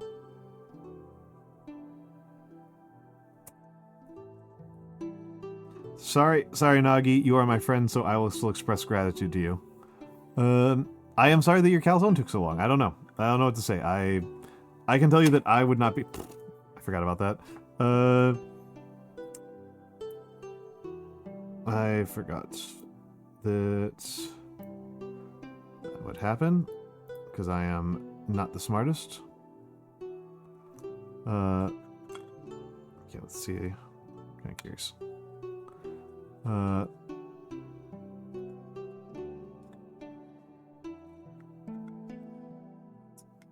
I mean, you're hardly the first ESL speaker in the chat. There we go. That makes me feel a little more comfortable. Hardly the first ESL speaker here.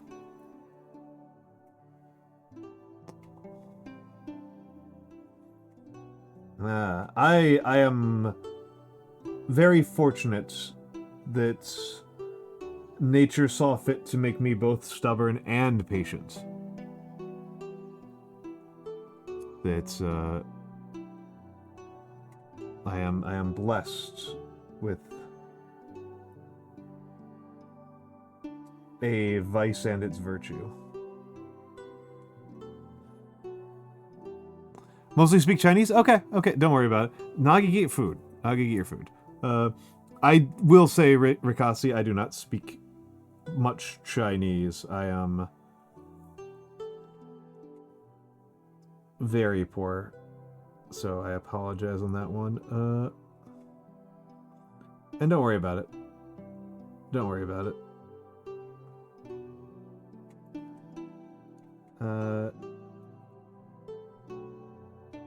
How somebody speaks Chinese? Somebody, what's the Chinese for "it's all good"? Let's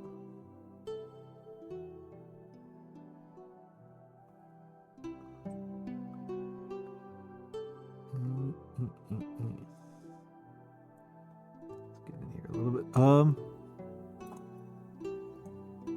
For 4 months, yeah. And I mean, American English is kind of brutal.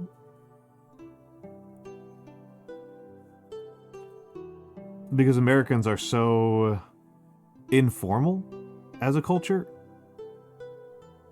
Like, people talk about me as being like a pretty formal speaker. And I think that's largely generational. Like, I remember being in school and my teachers being like, no, you're not allowed to use slang. Ever. Which has definitely been a change.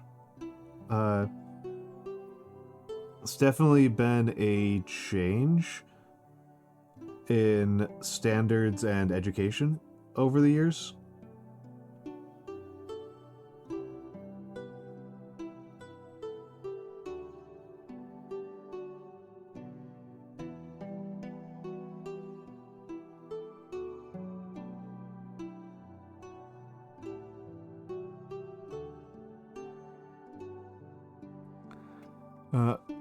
Yeah, English is, well, not just for you. English is famously a challenging language.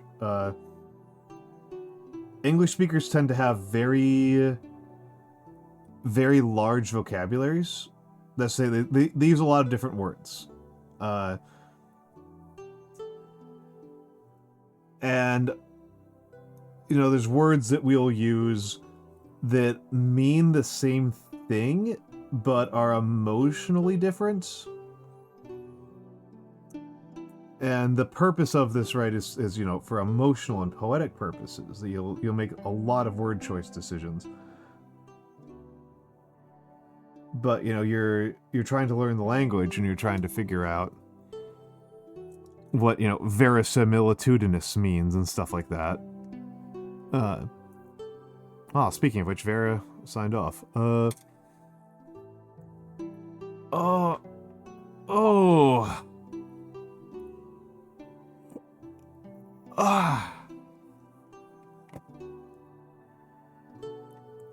Let's see.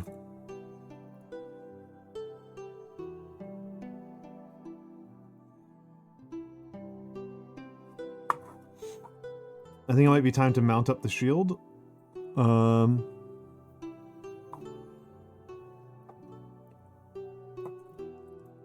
yeah.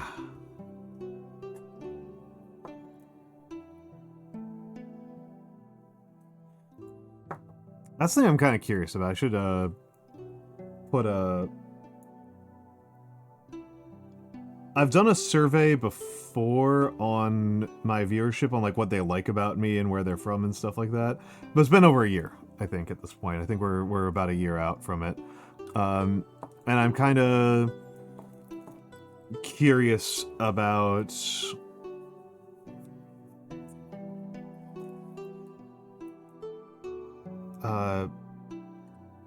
languages, for example.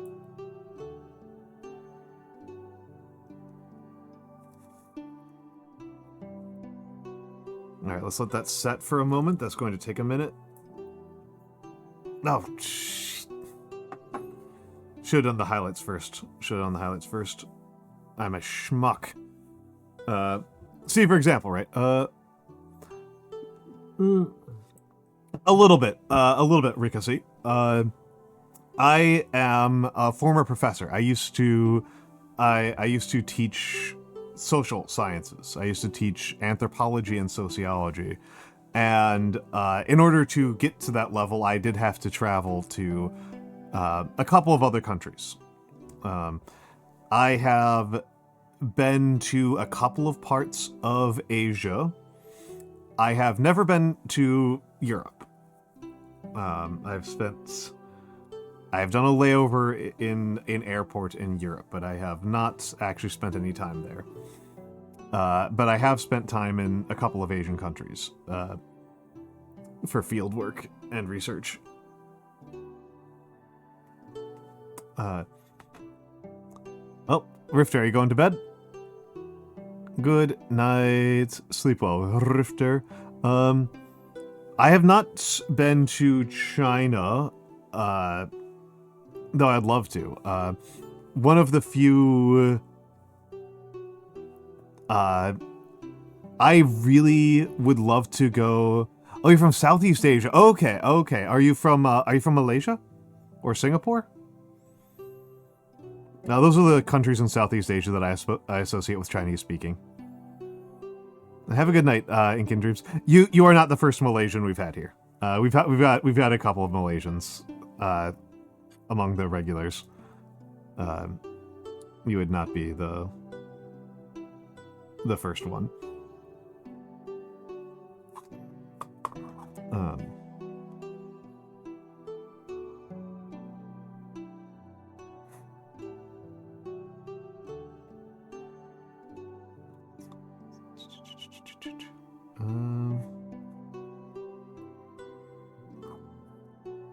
I don't think that's sticking.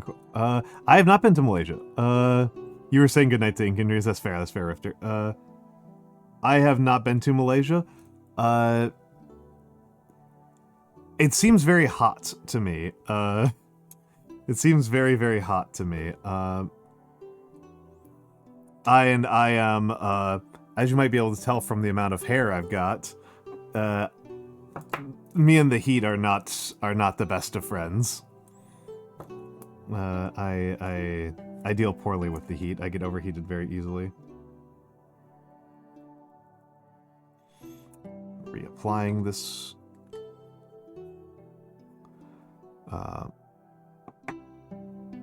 And just let that get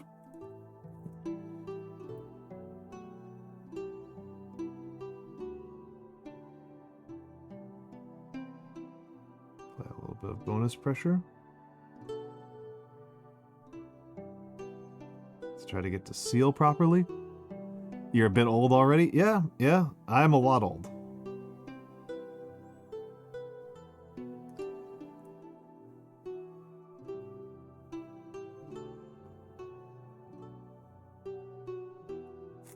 I'm a lot old.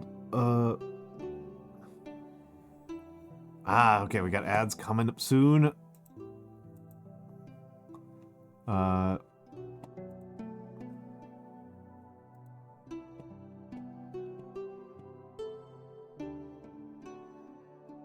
Born in the early 90s. Ah, youngin.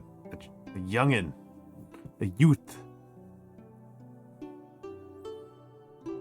A youth.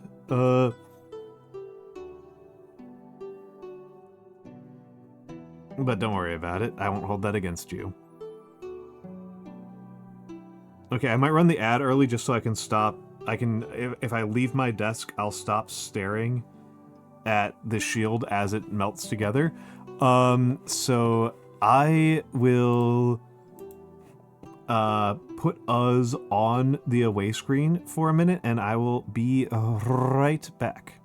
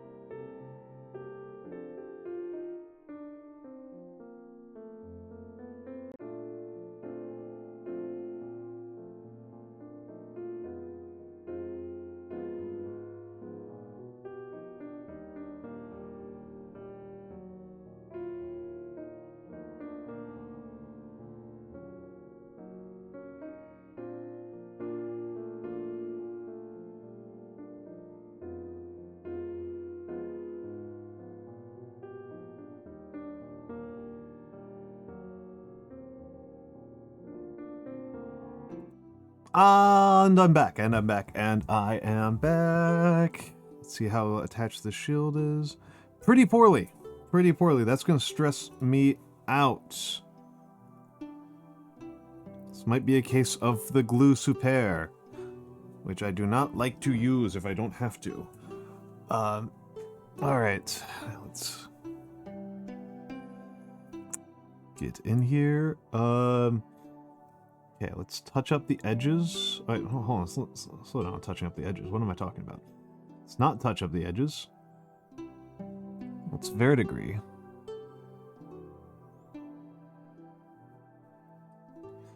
Let's add some verdigris in the creases.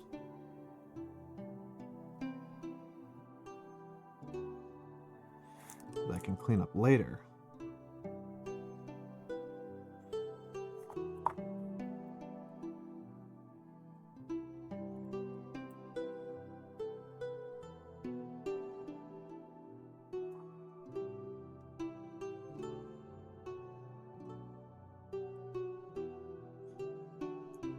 And then along here.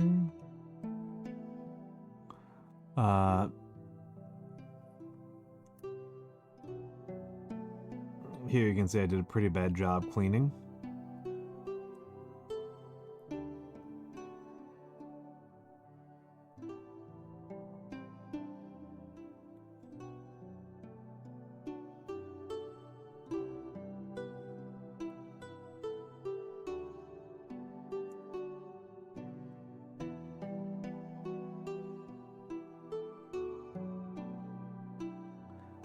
And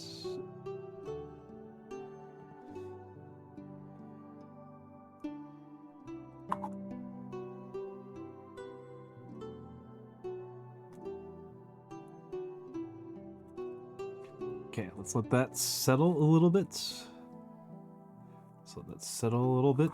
Let's take a look around. Is there something else I should be touching up at the moment? Let that all kind of dry together.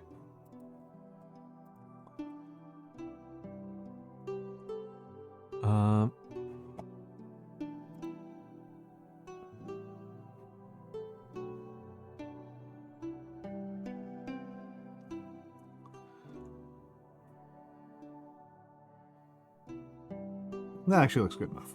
I'll take that. I'll take that.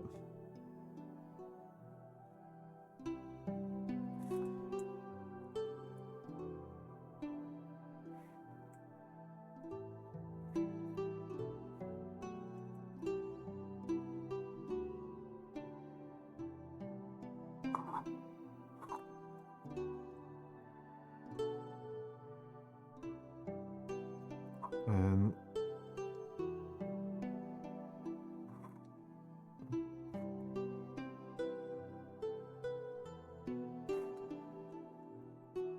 let's get in here.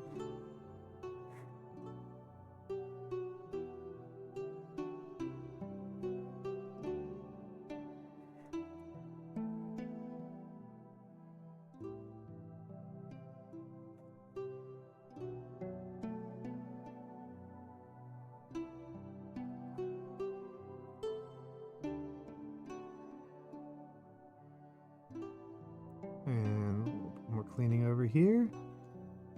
These corners. Good gravy, these corners.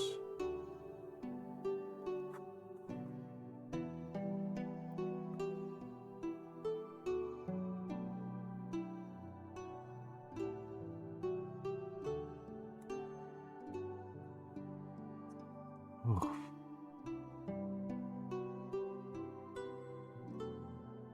And of course, I don't know why I'm fussing so much about them, because I'm going to silver them later. By later, I mean in just like a minute.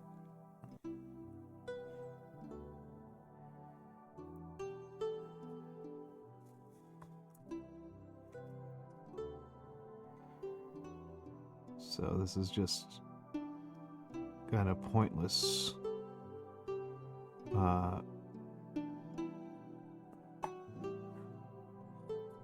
but I just kind of enjoy fussing, right? That's kind of the nature of this, is that I just am kind of a fussy guy. And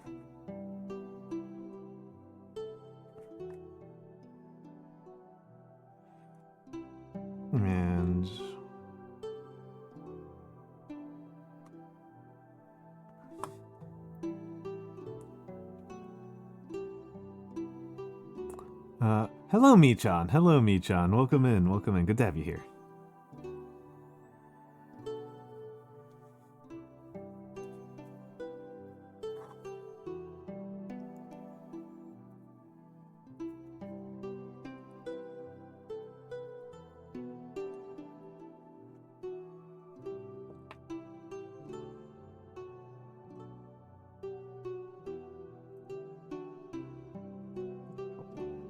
Let's get this loaded up with a little bit of silver and then tamp it down.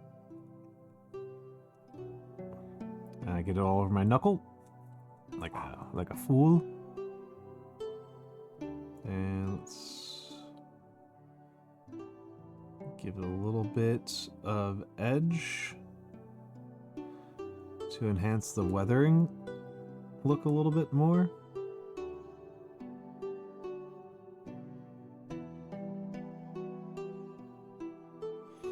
Probably should use the Glucipair.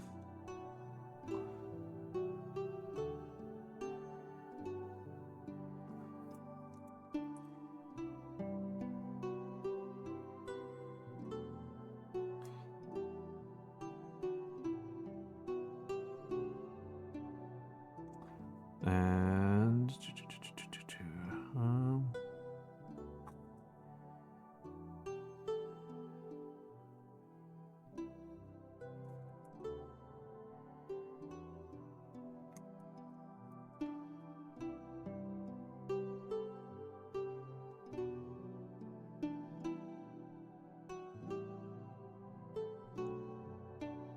do enjoy this part quite a bit.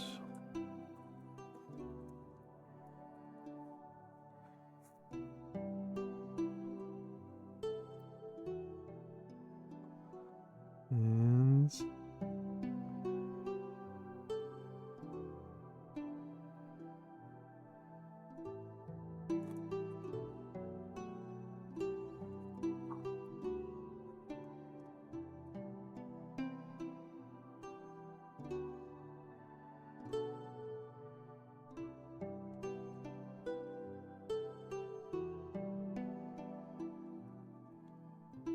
let's see.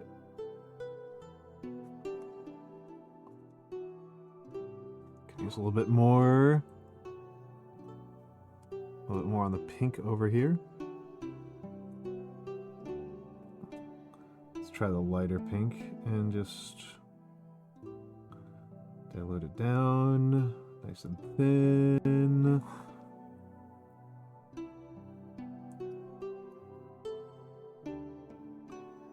Try to be patient. I'll just wait. I'll let that dry before I fuss anymore. Okay. The toes down here need some touch up.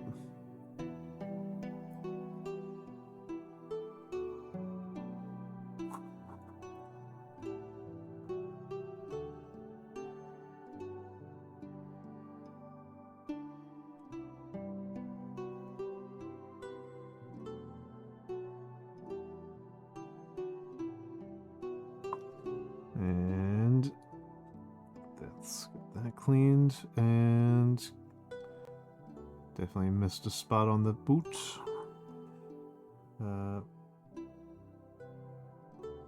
These lower parts need some, are going to need an additional wash to tie it all. I don't actually know. I was going to say this lower layer needs like a wash to tie it all together, but I think it doesn't.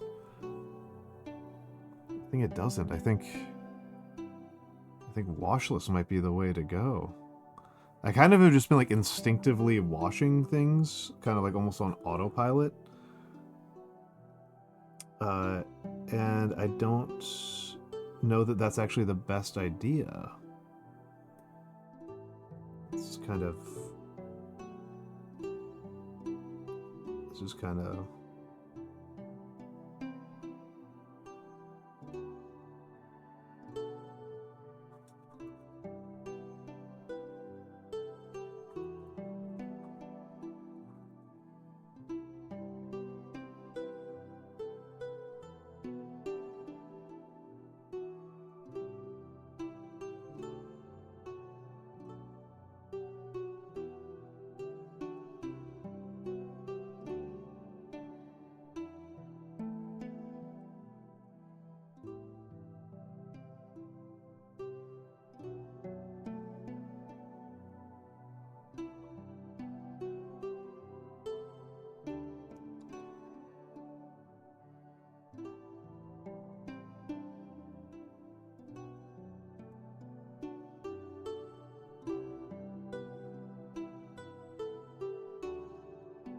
I think this is the best job I've done on shoes so far. I've been doing a lot of these Roman-esque sandals. I think this is the best I've actually done, which isn't saying a ton, but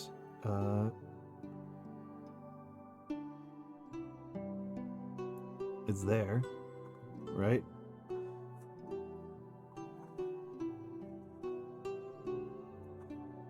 All right, let's see. There's something I wanted to do over here. I wanted to do white highlights on the horn. Is there anything else I really want to... I do need to get this. That's annoying.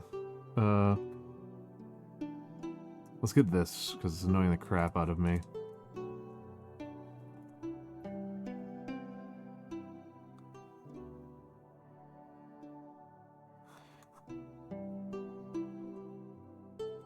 Let's try that out.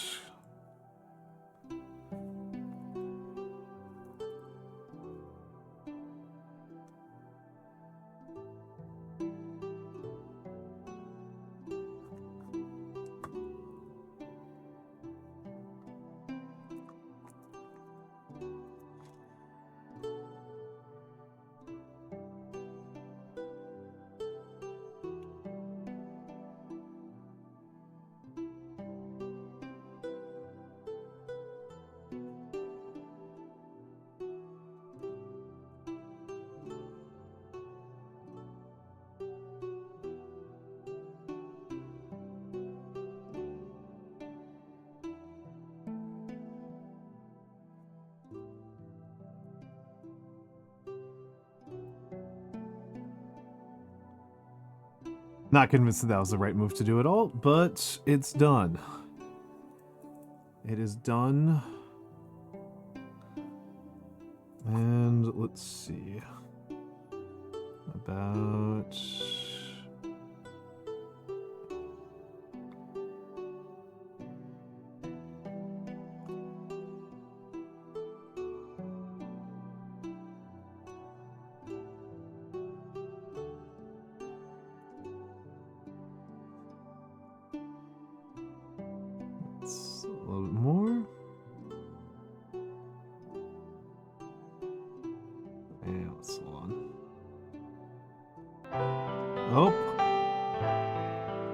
Oscuris VT, thank you for the raid. Thank you for the raid. Thank you for the raid. Hello, hello to the raiders. Hold on, let me get the shout out in. Spicy snack time. What were you doing? What was the spicy snack? What was the spicy snack? What was the spicy snack? Oscuris. Red Dead 2. How was the rooter? How was the rooter? How is the rooter?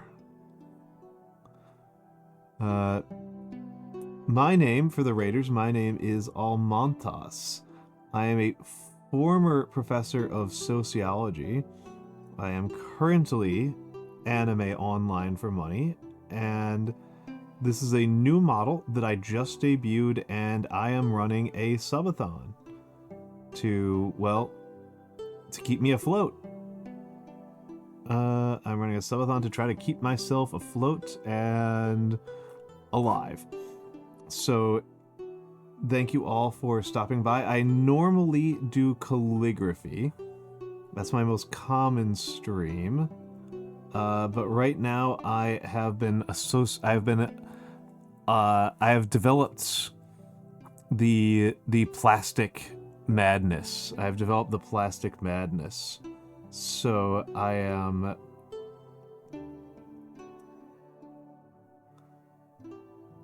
painting because I have plastic madness.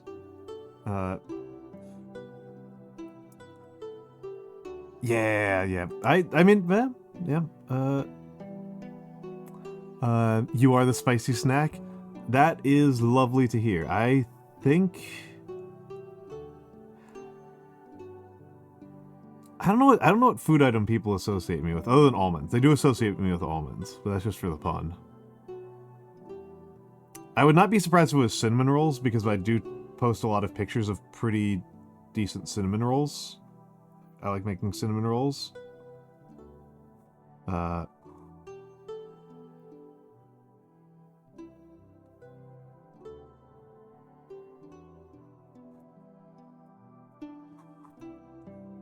But yes, for the raiders...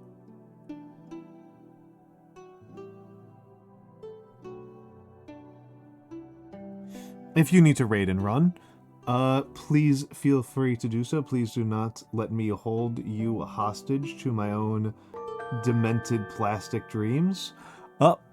Asariana! Welcome in, Asariana. How are you doing, my dear? How are you doing? Guten Morgen. Asariana, I hope that you are having a lovely day. Yes, it is good to have you. It's good to have you here. It's good to have you here. It's always a pleasure when you manage to come in. You're doing well? Good.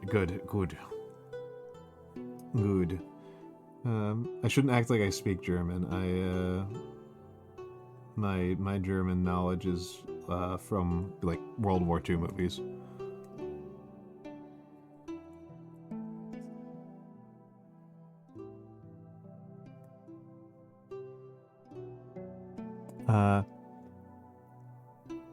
Welcome back, Nyazov. Started school again. Excellent. I mean, right, like that's I don't know, I kind of miss school.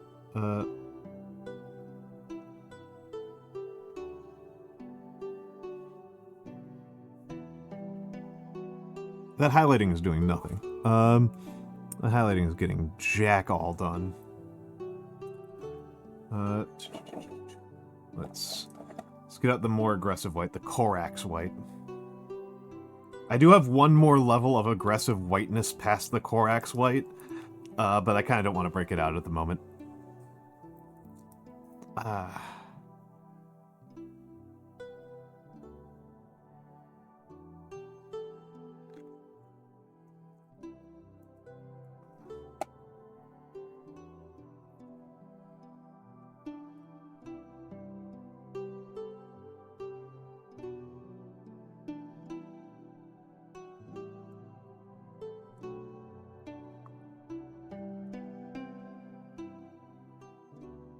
I kind of, I don't know. I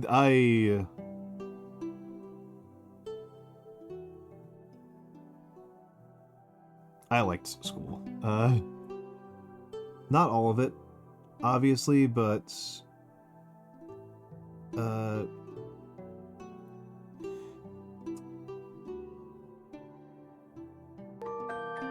having structured study plans. Oh my goodness, Asariana! Anna gifted 10 subscriptions to the community. Oh my goodness! And it looks like the Twitch tracker broke again, so it looks like we're off by 10. We're off by 10. Valorant gifted 2 subscriptions to the community. It's definitely a Streamerbot issue. Hold on, let me fix that. And I'll probably have to do... of course. I will have to do a manual audit after stream. 178. We're up to 178. Thank you so so much, Asariana, and thank you so much, everyone. As I have mentioned before, and will mention again, this is a public access stream. It is supported by viewers like you. This stream is made possible and is only possible because of your support.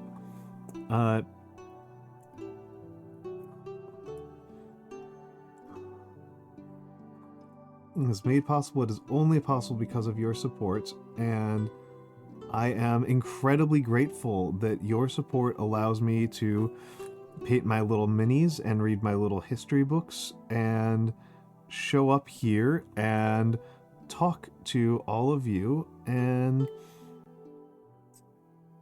that's just, I don't know, it's just really cool that I get to do this. Thank you so much. And thank you so much, Asariana.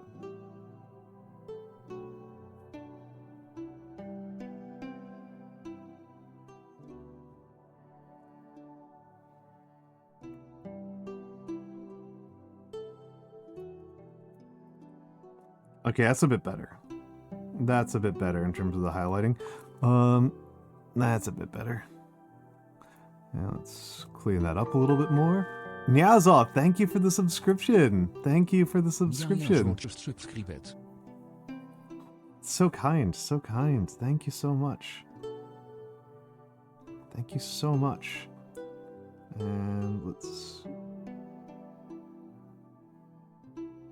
get that in there. And there's another crease across here. And the Chad Ratmost. The Chatmost. The Chadmost. It's the kind of endeavor that you enjoy. That's very kind of you. That's very kind of you. I try to be. As I say, I am trying to be on this here twitch.tv. I am trying to be a place. I'm trying to give people a place where they can relax and feel at ease, but also have an interesting time where they learn some interesting things. You know, I like having the opportunity to talk about the history I study and the sociology that I study, and even sometimes grotesquely the economics. And I feel like people should get that chance to learn in a easier environment than school often is. A lot of people have kind of harsh experiences with schools. Thank you, Asariana. Thank you.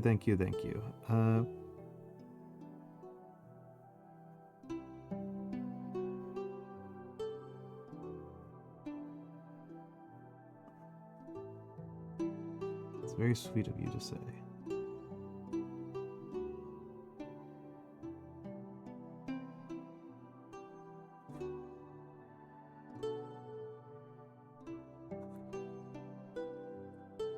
Okay, whew.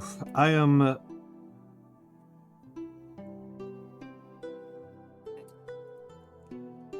Okay, there are some ideas I have for how I can worry this model a little bit more.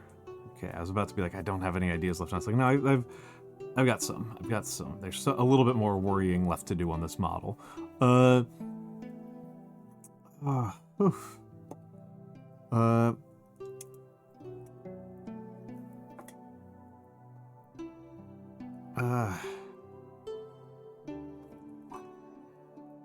Tut?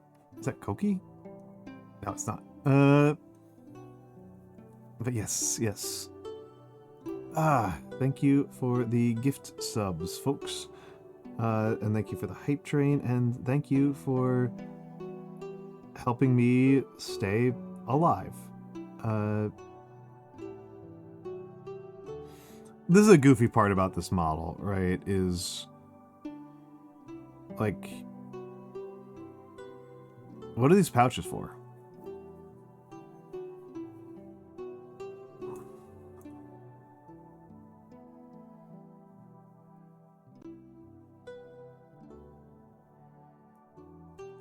Pre-modern people don't like use pouches like this. It's just goofy. Like these kind of pouches have this like tactical valence. They have a kind of tactical valence to us in the 21st century. And that's because of guns, right? That's an output of guns. If you don't have guns, they're just kind of weird. Snacks. I mean, I guess. I'm not gonna get too fussed about the fact that, like, oh yeah, he's undead. What is he doing with snacks? Like, I don't know. Maybe they were snacks at one point. But like, were they bullets at some point? Strange behavior.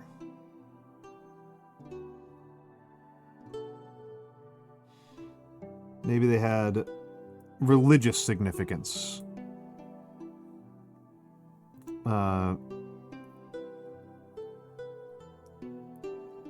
You can never discount the possibility that there was a ritual importance. Some could be pebbles for a sling. Well, the point that I'm really just trying to raise is that when it's not that. Oh, I'm taking a big stretch. Reuben Sandwich, thank you for the follow. Thank you for the reminder. Also, I haven't had a Reuben in literal years. Champ's Diner in Bushwick used to have really good Reubens, and then they shut down. Like, they shut down pre-COVID. Like, they just, like, completely collapsed as a business. Well, and it's, before the modern era, it's not that people didn't carry things. Like, we know how a Roman soldier carried things. They carried things in a sack. They had a sack on a stick like an old-timey hobo, is how they carried their things around, because the need to have pre-measured things, this is what the use of having pockets like this is for having pre-measured quantities that are discrete and need to be separated from each other, which is gunpowder charges, right? Gunpowder charges or magazines in the case of more modern militaries. But he doesn't have anything to do with that. Because like if he needs it pebbles for a sling or sling stones, they'd just be like one pocket, right? That's one pocket. You don't need separate pockets for them. It's a lot of added effort for very little gain. However, for a 21st century audience, it's evocative of military seriousness and professional militaries in particular, because the U.S. is the military that's kind of the most associated with that for Americans. Anyway, I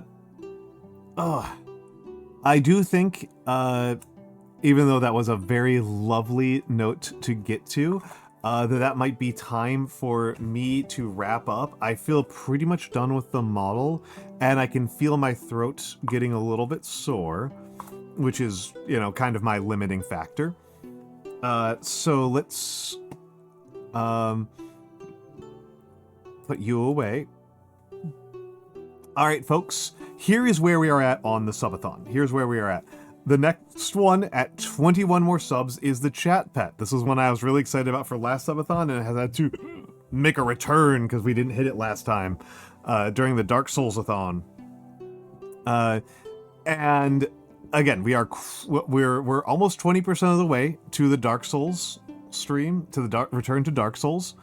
So, which is I did place that pretty high. 1,000's pretty high, but I kind of want to do it now.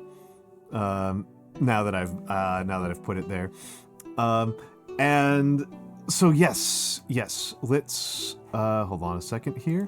So I have not made the schedule for next week. I know 100% possibility that a 100% possibility that I'll be streaming Monday. When does the subathon go to? I have not fully decided, but I'm leaning towards the 25th of October. My affiliate anniversary is October 20th, and that is what this is actually for. This is all this is all going into the affiliate's anniversary. I wanted to give myself some amount of September. I did kind of want to get some of September, some of that September benefit. So I started it relatively early. But yeah, we're going to go through my affiliate anniversary, which is Monday, October 20th, and I will probably keep it going through the end of that week because I think in terms of weeks. Just cognitively, I just think in terms of weeks. Sunday to Saturday is just what a unit of time is to me. I haven't made my coming week. There is one or two collabs that I might be able to squeeze in. There's one or two collabs I might be able to squeeze in. And there is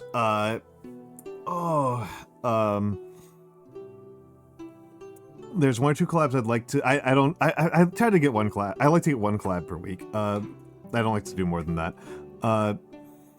But yes, I will be. What's the word I'm looking for here? Monday is going to be calligraphy. Tuesday or Thursday will probably be miniatures. I want to do a stream of looking at surveys. I like doing the survey streams. I've done those I've done 2 of them so far, and I've rather enjoyed them. They're just a little bit hard to feel inspired to do so, so whenever I feel the inspiration, I feel the need to take it. So we will be doing a survey stream, and I will do at least one other stream next week. I don't know. I'm not currently stacked up on any games. There's no games I'm playing on stream with any regularity anymore. I could just paint more minis. I could play Conquest on stream. I have thought about playing Conquest or playing 40k on stream. Conquest, Infinity, Trench Crusade, 40k, playing a tabletop war game on stream because I am really kind of getting wargamer pilled of late. So those are me socials. There be my Discord. I am fairly active on the Discord, but it is a pretty sleepy Discord. It is mostly an art sharing Discord. It's a sweet little place. We've got an obvious raid target. There was never a question. There was never a question about who I was going to raid. I was going to raid Ronin, obviously. I was obviously going to raid Ronin Hostoria. Ronin is on the front page. It is her partner anniversary. I'm going to go with this. I'm going to customize my raid message.